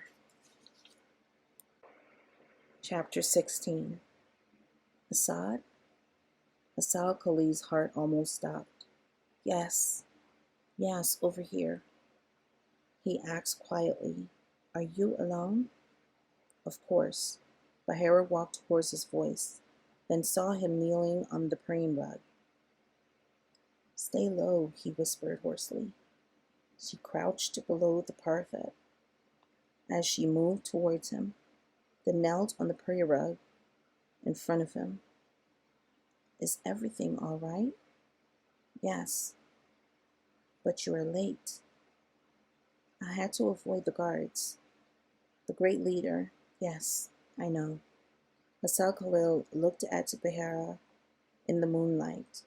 She was wearing the flowing white robe that was a young woman's customary garment in the evenings, and she also wore her veil and scarf. She was 3 years older than he and had reached an age when most women in Libya were married or betrothed. But her father had turned down many suitors, and the most ardent of them had been exiled from Tripoli. Asad Khalil knew that if his own father were alive, the families would certainly have agreed to a marriage between Asad and Bahira. But though his father was a hero and a martyr, the fact was that he was dead, and Khalil's family had little status except as favored pensioners of the great leader. Of course, there was a connection between the great leader and Assad's mother, but that was a hidden sin and of no help. They knelt facing each other and neither spoke. Bahira's eyes went to the Quran lying at the corner of the rug. Then she seemed to notice the rug itself. She stared at Assad, whose look seemed to say, If we are to commit the sin of fornication, what difference does it make if we also commit a blasphemy? Bahira nodded in agreement to the silent understanding. Bahira Nadir took the initiative and pulled aside the veil that covered her face. She smiled, but Khalil thought it was more a smile of embarrassment at being without her veil, less than a meter away from a man. She slid the scarf off her head and unfastened her hair, which fell in long curly strands over her shoulders. Asad Khalil took a deep breath and stared into Bahara's eyes. She was beautiful, he thought, though he had little with which to compare. He cleared his throat and said to her, You are very beautiful. She smiled, reached out and took his hands in hers. Khalil had never held the hands of a woman and was surprised at how small and soft Bahara's hands were. Her skin was warm, warmer than his, probably the result of her exertions in traveling the 300 meters between her home and this place. He also noticed that her hands were dry, while his were moist. He moved closer to her, on his knees, and smelled now a flowered scent coming from her. He discovered as he moved that he was fully aroused. Neither of them seemed to know what to do next. Finally, Bahira let go of his hand and began caressing his face. He did the same to her face. She moved closer to him and their bodies touched. Then they embraced, and he could feel her breast beneath her robe. Asid Khalil was wild with desire, but a part of his brain was elsewhere. A primitive instinct was telling him to be alert. Before he knew what was happening, Bahira had moved back and was unfastening her robe. Khalil watched her and listened for signs of danger. If they were discovered now, they were dead. He heard her saying, I said, what are you waiting for? He looked at her kneeling before him. She was completely naked now, and he stared at her breasts, then her pubic hair, then her thighs, and finally back at her face. Assad. He pulled his short tunic over his head, then slipped his pants and undershorts down to his ankles and kicked them off. She stared at his face, her eyes avoiding his erect penis, but then her eyes glanced downward at him. Assad didn't know what to do next. He thought he would know. He understood the position they would assume, but he was not sure how to arrive at it. Bahara again took the initiative and lay down on her back on the prayer mat, her garments beneath her head. Assad nearly lounged forward and found himself on top of her and felt her firm breast and warm skin beneath his own. He felt her legs parting and sensed the tip of his penis touching warm, wet flesh. In an instant, he was half inside her. She cried out softly in pain. He thrust further, past the resistance, and entered her fully. Before he could move, he felt her hips rise and fall, and between two heartbeats, he released himself inside of her. He lay motionless, catching his breath, but she continued the rising and falling of her hips, though Assad didn't know why she continued after he was satisfied. She started to moan and breathe heavily, then began saying his name. Assad, Assad, Assad. He rolled off her and lay on his back looking at the night sky. The half moon was rising in the east. The stars seemed dull over the lighted compound, a poor, pale imitation of the brilliant stars over the open desert. Assad. He did not answer. His mind could not yet comprehend what he had just done. She moved closer to him so that their shoulders and legs were touching, but the desire was gone in him. She said, Are you angry? No. He sat up. We should get dressed. She sat up also and put her head on his shoulder. He wanted to move away from her, but he didn't. Unhappy thoughts began to creep into his mind. What if she became pregnant? What if she wanted to do this again? The next time they would be caught for sure, or she would become pregnant. In either case, one or both of them might die. The law was not clear on some things, and it was usually the families that decided how the disgrace was to be dealt with. Knowing her father, he would imagine no mercy for either of them. For some reason that he couldn't comprehend, he blurted out, My mother has been with the great leader. Bahara did not reply. Khalil was angry at himself for revealing the secret. He didn't know why he had, and didn't know what he felt for this woman. He was dimly aware that the desire for her would return again, and for that reason he knew he should be polite. Still, he wished he were anywhere else but here. He eyed his clothing at the far end of the prayer mat. He noticed, too, a dark stain on the prayer mat where she had lain. Bahara put her arm around him and with her other hand stroked his thigh. She said, Do you think we would be allowed to marry? Perhaps, but he didn't think so. He glanced at her hand on his thigh, then noticed the blood on his penis.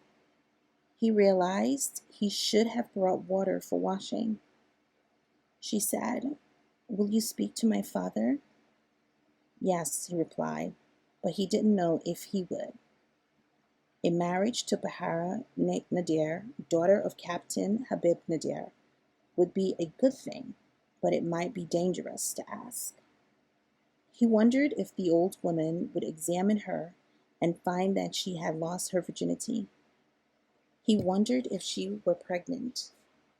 He wondered a lot of things, not least of all if he would go unpunished for this sin. He said, "We should go." But she made no move to leave his side. So they remained sitting together. Khalil was getting restless. She began to speak, but he said, "Be still." He had the disquieting feeling that something was happening that he needed to be aware of. His mother had once told him that, like his namesake, the lion, he had been blessed with a sixth sense, or second sight, as it was also called by the old woman. He had assumed that everyone could sense danger or know that an enemy was nearby without seeing or hearing anything. But he had come to understand that this feeling was a special gift, and he realized now that what he had sensed all night had nothing to do with Bahara or the military police or being caught in fornication. It had to do with something else, but he didn't know what it was yet. All he knew for certain was that something was wrong out there. Chip Wiggins tried to ignore the streaks of tracer rounds sailing past his canopy. He had no point of reference in his life or in his training for what was happening. The whole scene around him was so surreal that he couldn't process it as mortal danger. He concentrated on the display screens and made up the flight console in front of him. He cleared his throat and said to Satterwhite, "We're on the money." Satterwhite acknowledged, with no inflection in his voice. Wiggins said, "Less than 2 minutes to target." "Roger." Satterwhite knew he was supposed to kick in the afterburners now for a power boost, but to do so would cause a very long and very visible trail of bright exhaust behind his aircraft, which would draw every gun muzzle in his direction. There wasn't supposed to be this much ground fire, but there was, and he had to make a decision. Wiggins says, "Afterburners, Bill." Satterwhite hesitated. The attack plan called for the extra speed of the afterburners, or he stood a good chance that his squadron mate, Remit 22, who was only 30 seconds behind him, would be climbing up his ass. "Bill." "Right." Satterwhite kicked in the afterburners, and the F-111F shot forward. He pulled back on his step, and the nose rose. Satterwhite glanced above his flight panel for a brief second and saw an elaborate display of lethal trajectories pass off to their port side. "Those assholes can't shoot straight." Wiggins wasn't so sure about that. He said, "On track, 30 seconds to release." Bahara held her lover's arms. "What is wrong?" I said. "Be quiet." He listened intently and thought he had heard someone shout in the far distance. A vehicle started its engine close by. He scrambled towards his clothes and pulled his tunic on, then stood, peeking over the parapet. His eyes scanned the compound below. Then something on the horizon caught his attention, and he looked north and east towards Tripoli. Bahara was beside him now, clutching her clothes to her breast. "What is it?" she asked insistently. "I don't know. Be still." Something was terribly wrong, but whatever it was could not be seen or heard yet, though he felt it now very strongly. He stared into the night and listened. "Bahara, too peeked over the parapet. Guards? No. Something out there. Then he saw it. Incandescent trails of bright fire curving up from the glow of the city of Tripoli into the dark sky above the Mediterranean. Bahar saw them too and asked, "What is that?" "Missiles. In the name of Allah, the Merciful, missiles and anti-aircraft fire." Bahara grabbed his arm. "Assad, what is happening?" "Enemy attack." "No, no, oh please." She dropped to the floor and began pulling on her clothes. "We must get to the shelters." "Yes." He pulled on his pants and shoes, forgetting his undershorts. Suddenly, the ear-splitting shriek of an air raid siren filled the night air. Men began to shout and ran out of the surrounding buildings. Engines started, the streets filled with noise. Bahara began running barefoot towards the stair shed, but Khalil caught up with her and pulled her down. "Wait! You can't be seen running from this building. Let the others get to the shelters first." She looked at him. She trusted his judgment, and she nodded. Satisfied that she would stay where she was, Khalil ran back to the parapet and looked towards the city. In the name of Allah, flames were erupting in Tripoli, and he could now hear and feel the distant explosions like rolling desert thunder. Then something else caught his eye, and he saw a shadowy blur hurtling towards him, backlighted by the lights and fires of Tripoli. From the blur trailed an enormous plume of red and white, and Khalil knew he was looking at the hot exhaust gases of a jet aircraft coming right at him. He stood frozen in terror, and not even a scream could rise from his throat. Bill Sadoway again took his eyes off the electronics display and grabbed another quick glimpse through his windscreen. Out of the darkness in front of them, he could recognize the aerial view of Al Aziza, and he'd seen 100 times in satellite photos. Wiggins said, "Stand by." Sadoway shifted his attention back to the screens and concentrated on his flying and on the bomb toss pattern that he would execute in a few seconds. Wiggins said, 3, 2, 1, drop. Sadoway felt the aircraft lighten immediately and fought for control as he began the high-speed, evasive maneuvers that would get them the hell out of there. Wiggins was now working the controls that guided the 2,000-pound laser smart bombs on their paths to their pre-assigned targets. Wiggins said, "Tracking. Good picture. Got it. Staring. Impact. 1, 2, 3, 4. Beautiful." They could not hear the 4 bombs detonating inside of Al Aziza compound, but both of them could imagine the sound and the flash of the explosions. Sadoway said, "We're out of here." Wiggins added, "Bye-bye, Mr. Arabian guy." Assad could do nothing but stare at the incredible thing streaking toward him with fire belching out of its tail. Suddenly, the attacking jet pulled straight up into the night sky, and its roar drowned out everything except Behar's Nadir's scream. The jet disappeared, and the sound subsided, but Behera continued to scream and scream. Khalil shouted to her, "Be quiet." He glanced down into the street and saw 2 soldiers looking up toward him. He ducked below the parapet. Bahara was sobbing now. As Khalil contemplated his next move, the roof beneath his feet jumped and threw him face down. The next thing he was aware of was the sound of an enormous explosion close by. Then there was another explosion, then another, then another.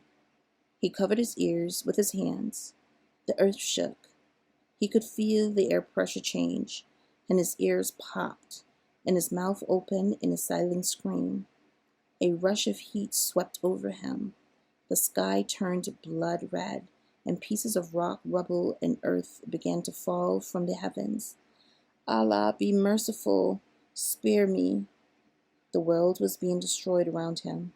He had no air in his lungs, and he fought to get his breath. Everything was strangely quiet, and he realized he was deaf. He also realized that he had wet himself. Little by little, his hearing returned, and he could hear Bahara screaming again, an outpouring of pure, unmitigated terror. She scrambled to her feet and staggered over to the far parapet and began screaming down into the courtyard below. "Shut up!" He ran to her and grabbed for her arm, but she got away from him and began running around the rubble-strewn perimeter of the roof, shrieking at the top of her lungs. 4 more explosions erupted at the far east end of the compound. Khalil spotted men on the adjoining roofs setting up an anti-aircraft machine gun. Bahara saw them too and threw her arms up at them, shouting, "Help! Help!" They saw her, but continued setting up the machine gun. "Help me! Help!" Khalil grabbed her from behind and pulled her down to the concrete roof. "Shut up!" She fought with him, and he was amazed at her strength. She continued to scream, broke free of his arms, and clawed at his face, opening gashes along his cheeks and neck. Suddenly, the machine gun on the next building opened fire, and the staccato sound mixed with the wailing siren and the thuds of explosions in the distance. Red tracer rounds streaked up from the machine gun, and this caused Bahara to scream again. Khalil put his hand over her mouth, but she bit his finger, then brought her knee up into his groin, and he rocked backwards. She was completely hysterical, and he could see no way to calm her down. But there was a way. He put his hands around her neck and throat and squeezed. The F-111 streaked southward over the desert, then Satterwhite banked hard to the starboard and executed a 150-degree turn that would bring them back over the coast 100 kilometers west of Tripoli. Wiggins said, "Nice flying, Skipper." Satterwhite didn't acknowledge, but said, "Keep an eye out for the Libyan Air Force ship." Wiggins adjusted the knobs on his radar screen. "Clear skies. Gaddafi's pilots are washing their underwear about now. We hope." The F-111 had no air-to-air missiles, and the idiots who designed it hadn't even put a Gatling gun on board. So their only defense against another jet was speed and maneuver. "We hope," he repeated. Satterwhite sent out a radio signal indicating that Karma 57 was among the living. They sat in silence, waiting for the other signals. Finally, the radio signal began coming in. Remit 22, with Terry Wycliffe piloting and Bill Hambridge as Wiseau. Remit 61, with Bob Callum piloting, Steve Cox, Wiseau. Elton 38, with Paul Gray piloting, Jim McCoy, Wiseau.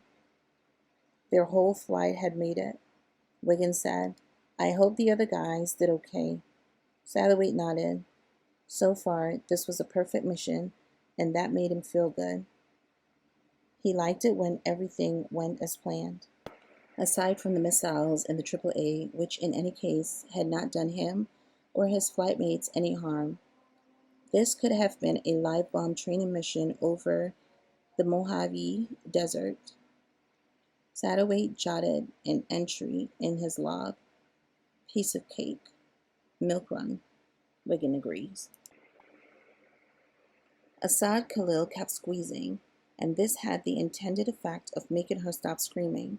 She looked at him with wide, bulging eyes. He squeezed harder, and she began to thrash around beneath him. He squeezed even harder, and the thrashing turned to muscle spasm. Then even those stopped. He kept the pressure on her throat and looked into Bahar's eyes, which were wide open and unblinking. He counted to 60 and released his hands from her neck. He had solved the problem of the present and all the problems of the future with one relatively simple act. He stood, put his Quran on the prayer mat, rolled it and tied it, put it over his shoulder, and went down the stairs and out the building into the street. All the lights in the compound were out, and he made his way through the darkness towards his home. With every step he took away from the building where Bahara lay dead on the roof, he was that much more removed physically and mentally from any involvement with the dead girl. A building in front of him was in ruins, and by the light of the burning structure he saw dead soldiers lying all around him. A man's face stared up at him. The white skin reddened by the reflected flames. The man's eyes had popped out of his skull, and blood ran from his eye socket, his nose, his ears, and his mouth. Khalil fought down the nausea in his churning stomach, but he caught a whiff of burning flesh and vomited. He rested a moment, then pushed on, still carrying his prayer mat. He wanted to pray, but the Quran specifically prohibited a man from praying after he had intercourse with a woman, unless he first washed himself, including his face and hands. He saw a ruptured cistern pouring water down the side of a building, and he stopped to wash his face and hands, then wash the blood and urine from his genitals. He moved on, reciting long passages from the Quran, praying for the safety of his mother, sisters, and brothers. He saw fires raging from the direction he was headed, and he began running. This night, he reflected, had begun in sin and ended in hell. Lust led to sin. Sin led to death. Hellfires raged all around him. The great Satan himself had delivered punishment to him and Bahara, but Allah, the Merciful, had spared his life, and as he ran, he prayed that Allah had also spared his family. As an afterthought, he also prayed for Bahara's family and for the great leader. As Asa Khalil, age 16, ran through the ruins of Al-Aziza, he understood that he had been tested by Satan and by Allah, and that from this night of sin, death, and fire, he would emerge a man. Chapter 17. As Sid Khalil continued running toward his home, there were more people in this quarter of the compound, soldiers, women, a few children, and they were running or walking slowly as if stunned. Some, he realized, were on their knees praying. Khalil turned a corner and stopped dead in his tracks. The row of attached stucco houses where he lived looked strangely different. Then he realized there were no shutters on the windows, and he noticed debris strewn in the open square in front of the houses. But even more strange was the fact that moonlight came through the open windows and doors. He suddenly realized that the roofs had collapsed into the building and blown out the doors, windows, and shutters. Allah, I beg of you, please, no. He felt as if he were going to faint. Then he took a deep breath and ran towards his house, stumbling over pieces of concrete, dropping his prayer mat, finally reaching the doorway opening. He hesitated, then rushed inside to what had been the front room. The entire flat roof had collapsed into the room, covering the tile floor, the rugs, and the furniture with broken slabs of concrete, wooden beams, and stucco. Khalil looked upward at the open sky. In the name of the most merciful, he took another deep breath and tried to get himself under control. On the far wall was the wood and tile cabinet that his father had built. Khalil milled his way across the rubble to the cabinet, whose doors had been flung open. He found the flashlight inside and switched it on.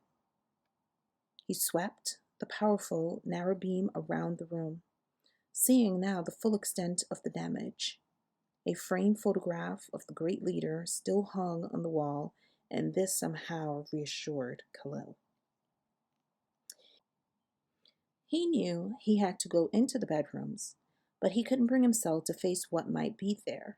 Finally, he told himself, "You must be a man.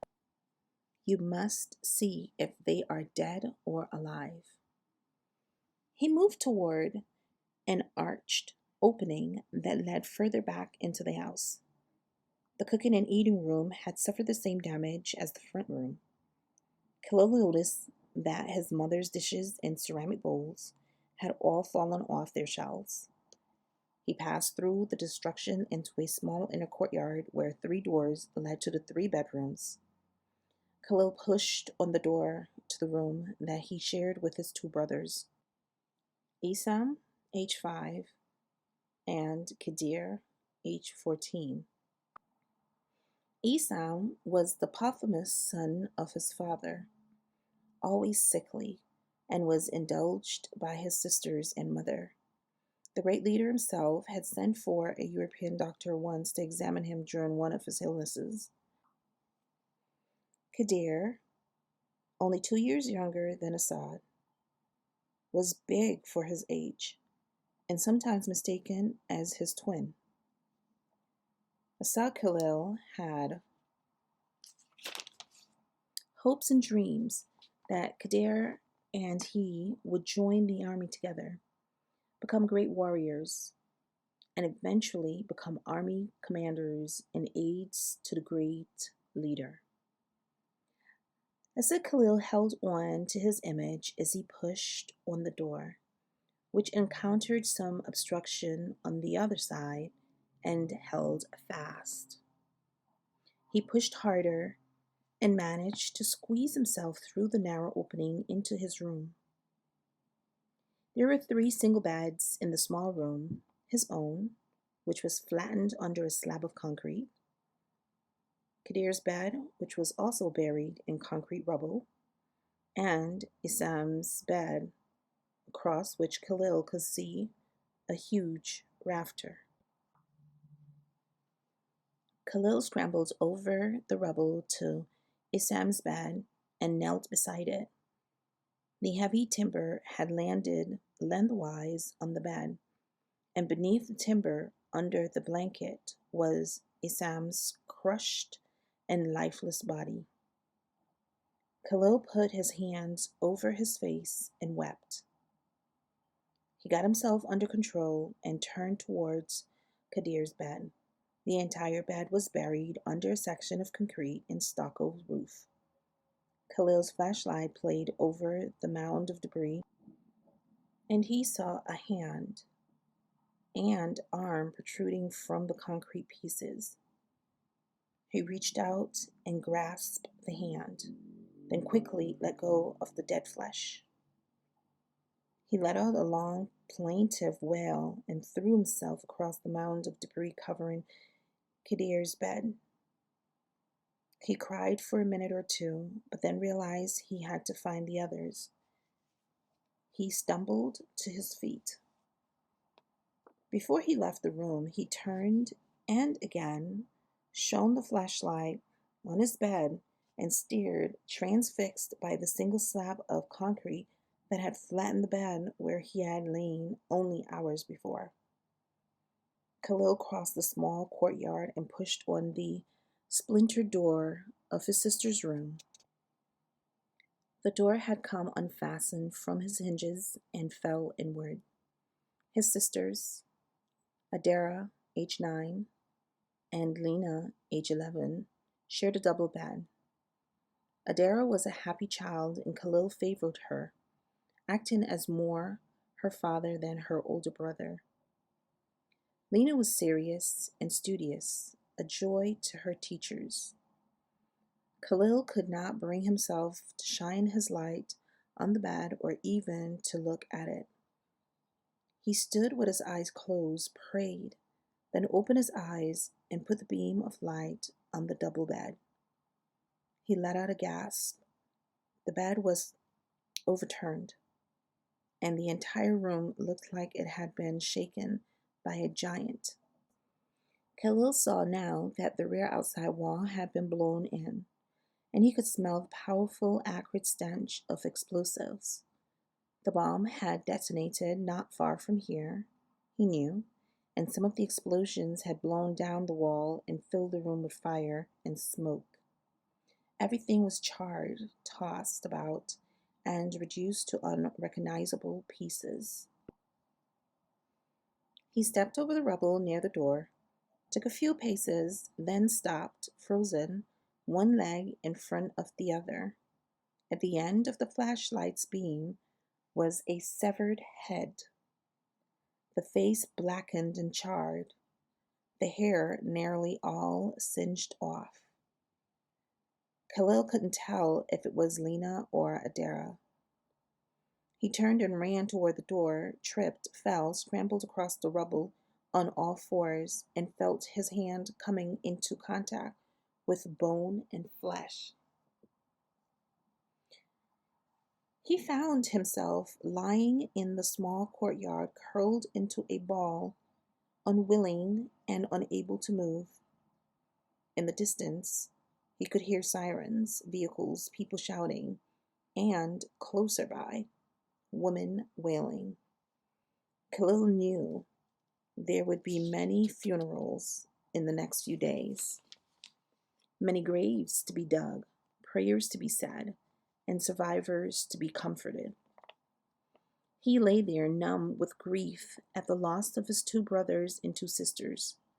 Finally, he tried to stand, but succeeded only in crawling towards the door of his mother's room. The door, he realized, was gone, blown away without a trace. Khalil got to his feet and entered the room. The floor was relatively free of debris, and he saw that the roof had held, though everything in the room looked as if it had been moved towards the far wall, including the bed. Khalil saw that the curtains and shutters had been blown out of the 2 narrow slit windows, and he realized that the force of the explosion outside had entered these windows and filled the room with a violent blast. He hurried to his mother's bed, which had been pushed against the wall.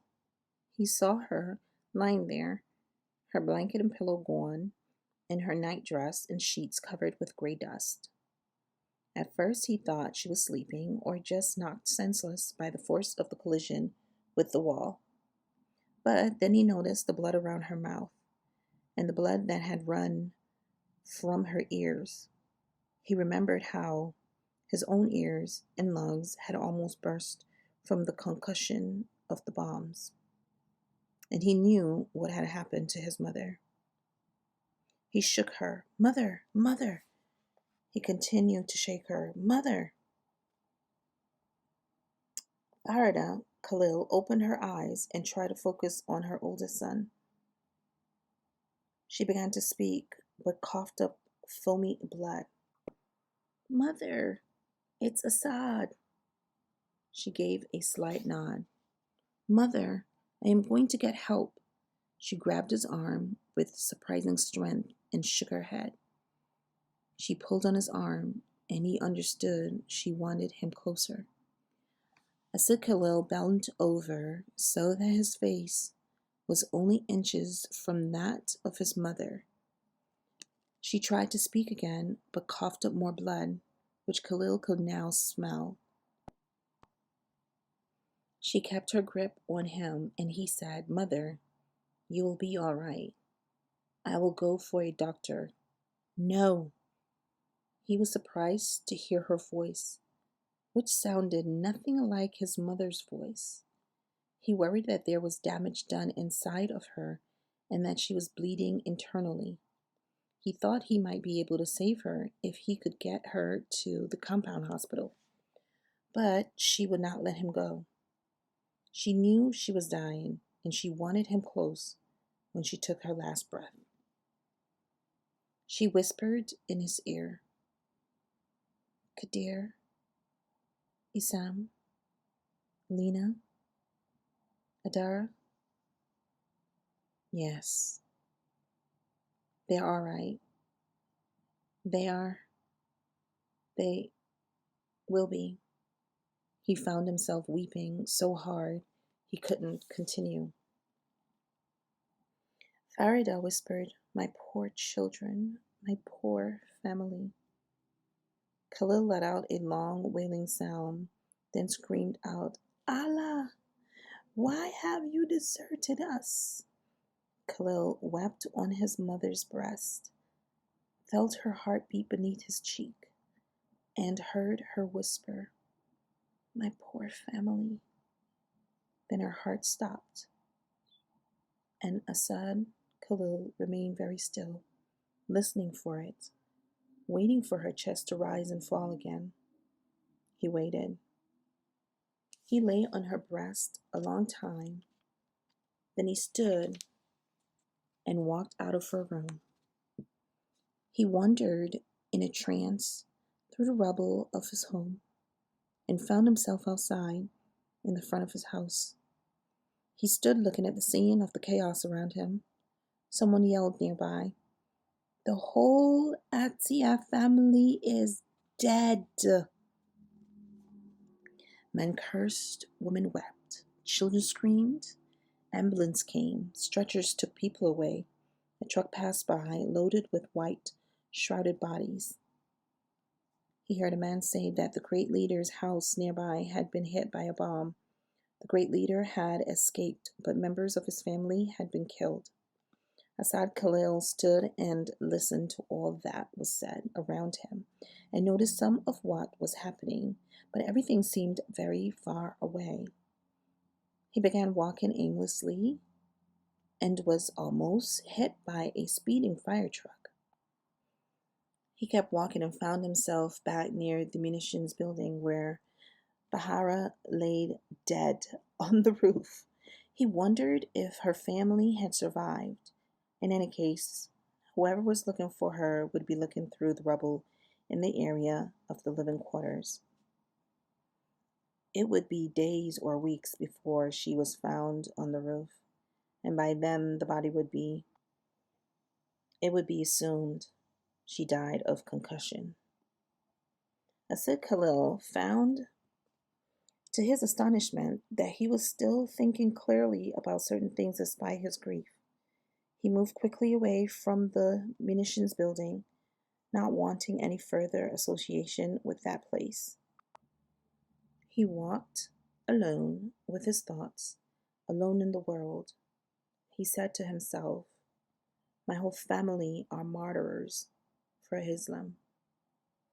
I have succumbed to a temptation outside the Sharia, and because of that, I was not in my bed, and I have been spared the fate of my family.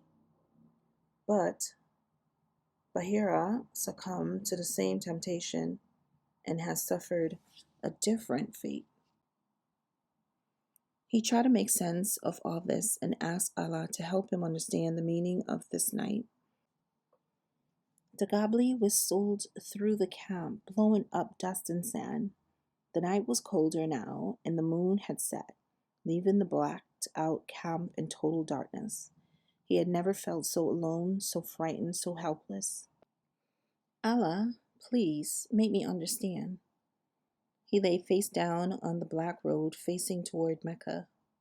He prayed. He asked for an omen. He asked for guidance. He tried to think clearly. He had no doubt who it was that had brought such destruction on them. There had been rumors for months that the madman, Reagan, would attack them, and now it had happened. He had an image of his mother speaking to him. My poor family must be avenged. Yes, that's what she had said, or was about to say. Suddenly, in a flash of understanding, it became clear to him that he had been chosen to avenge not only his family, but his nation, his religion, and the great leader. He would be Allah's instrument for revenge. He, Asad Khalil, had nothing left to lose and nothing left to live for, unless he took up the jihad and carried the holy war to the shores of the enemy. Asad Khalil's 16-year-old mind was now set and focused on simple revenge and retribution. He would go to America and slice the throats of everyone who had taken part in this cowardly attack. An eye for an eye, a tooth for a tooth. This was the Arab death feud, the blood feud more ancient even than the Quran or jihad, as ancient as the Gabli. He said aloud, I swear to Allah that I will avenge this night. Lieutenant Bill Satterway asked his weapons officer, all bull's eyes? Yeah, Chip Wiggins replied. Well, one of them may have overshot, Wiggins added. Hit something, though. A line of, smaller buildings. Good. As long as you didn't hit the Arch of Mario. Marcus. Whatever. You owe me dinner, Chip. No, you owe me dinner. You missed a bullseye. You buy. Okay, I'll buy if you fly back over the arch of Marcus Aurelius. I flew in over the arch. You missed it, Satterwhite added. See it when you come back as a tourist. Chip Wiggins had no intention of ever coming back to Libya except in a fighter plane. They flew on over the desert, and suddenly the coast streaked by below, and they were over the Mediterranean. They didn't need radio silence any longer, and Satterwhite transmitted. Feet wet, they headed for the rendezvous point with the rest of their squadron. Wiggins remarked, We won't hear from Muammar for a while, he added. Maybe not ever again. Satterwhite shrugged. He was not unaware that these surgical strikes had a purpose beyond testing his flying ability. He understood that there would be political and diplomatic problems after this, but he was more interested in the locker room chatter back at Lakenheath. He looked forward to the debriefings. He thought fleetingly about the 4 2,000-pound laser guide bombs they had let loose, and he hoped everyone down there had enough warning to get into their shelters. He really didn't want to hurt anyone. Wiggins broke into his thoughts and said, By dawn, Radio Libya would report that we hit 6 hospitals, 7 orphanages, and 10 mosques. Satterwhite didn't respond. 2,000 civilians dead, all women and children. How's the fuel? About 2 hours. Good. Did you have fun? Yeah, until the AAA. Satterwhite replied, You didn't want to bomb a defenseless target, did you? Wiggins laughed and said, Hey, we're combat veterans. That we are. Wiggins stayed silent a while and then asked, I wonder if they're going to retaliate. He added, I mean, they screw us, we screw them. They screw us, we screw them. Where does this end? Chapter 18. Asal Khalil recently arrived by air from Paris and the only survivor of transcontinental flight 175 sat comfortably in the back of a New York City taxicab. He stared out the right side window, noticing the tall buildings set back from the highway. He noticed, too, that many of the cars here in America were bigger than in Europe or in Libya. The weather was pleasant, but as in Europe, there was too much humidity for a man used to the arid climate of North Africa. Also, as in Europe, there was much green vegetation. The Quran promised a paradise of greenery, flowing streams, eternal shade, fruits, wine, and women. It was curious, he thought, that the lands of the infidels seemed to resemble paradise. But the resemblance, he knew, was only superficial. Or perhaps Europe and America was the paradise promised in the Quran, awaiting only the coming of Islam. Asad Khalil turned his attention to the taxi driver, Gamal Jabbar, his compatriot, whose photo and name were prominently displayed on a license mounted on the dashboard. Libyan intelligence in Tripoli had told Khalil that his driver would be one of 5 men. There were many Muslim taxi drivers in New York City, and many of them could be persuaded to do a small favor, even though they were not chosen freedom fighters. Khalil's case officer in Tripoli, who he knew as Malik, the king or the master, had said with a smile, "Many drivers have relatives in Libya." Khalil asked Gamal Jabbar, "What is this road?"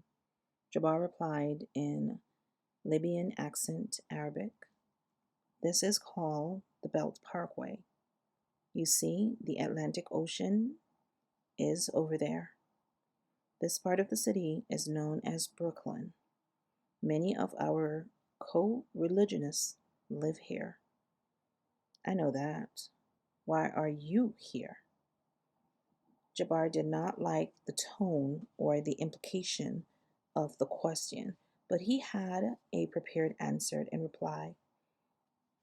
"Just to make money in this accursed land. I will return to Libya and my family in 6 months." Khalil knew this wasn't true, not because he thought Jabbar was lying, but because Jabbar would be dead within the hour. Khalil looked out the window at the ocean on his left, and then at the tall apartment buildings on his right, and then towards the distant skyline of Manhattan to his front. He had spent enough time in Europe not to be overly impressed with what he saw here.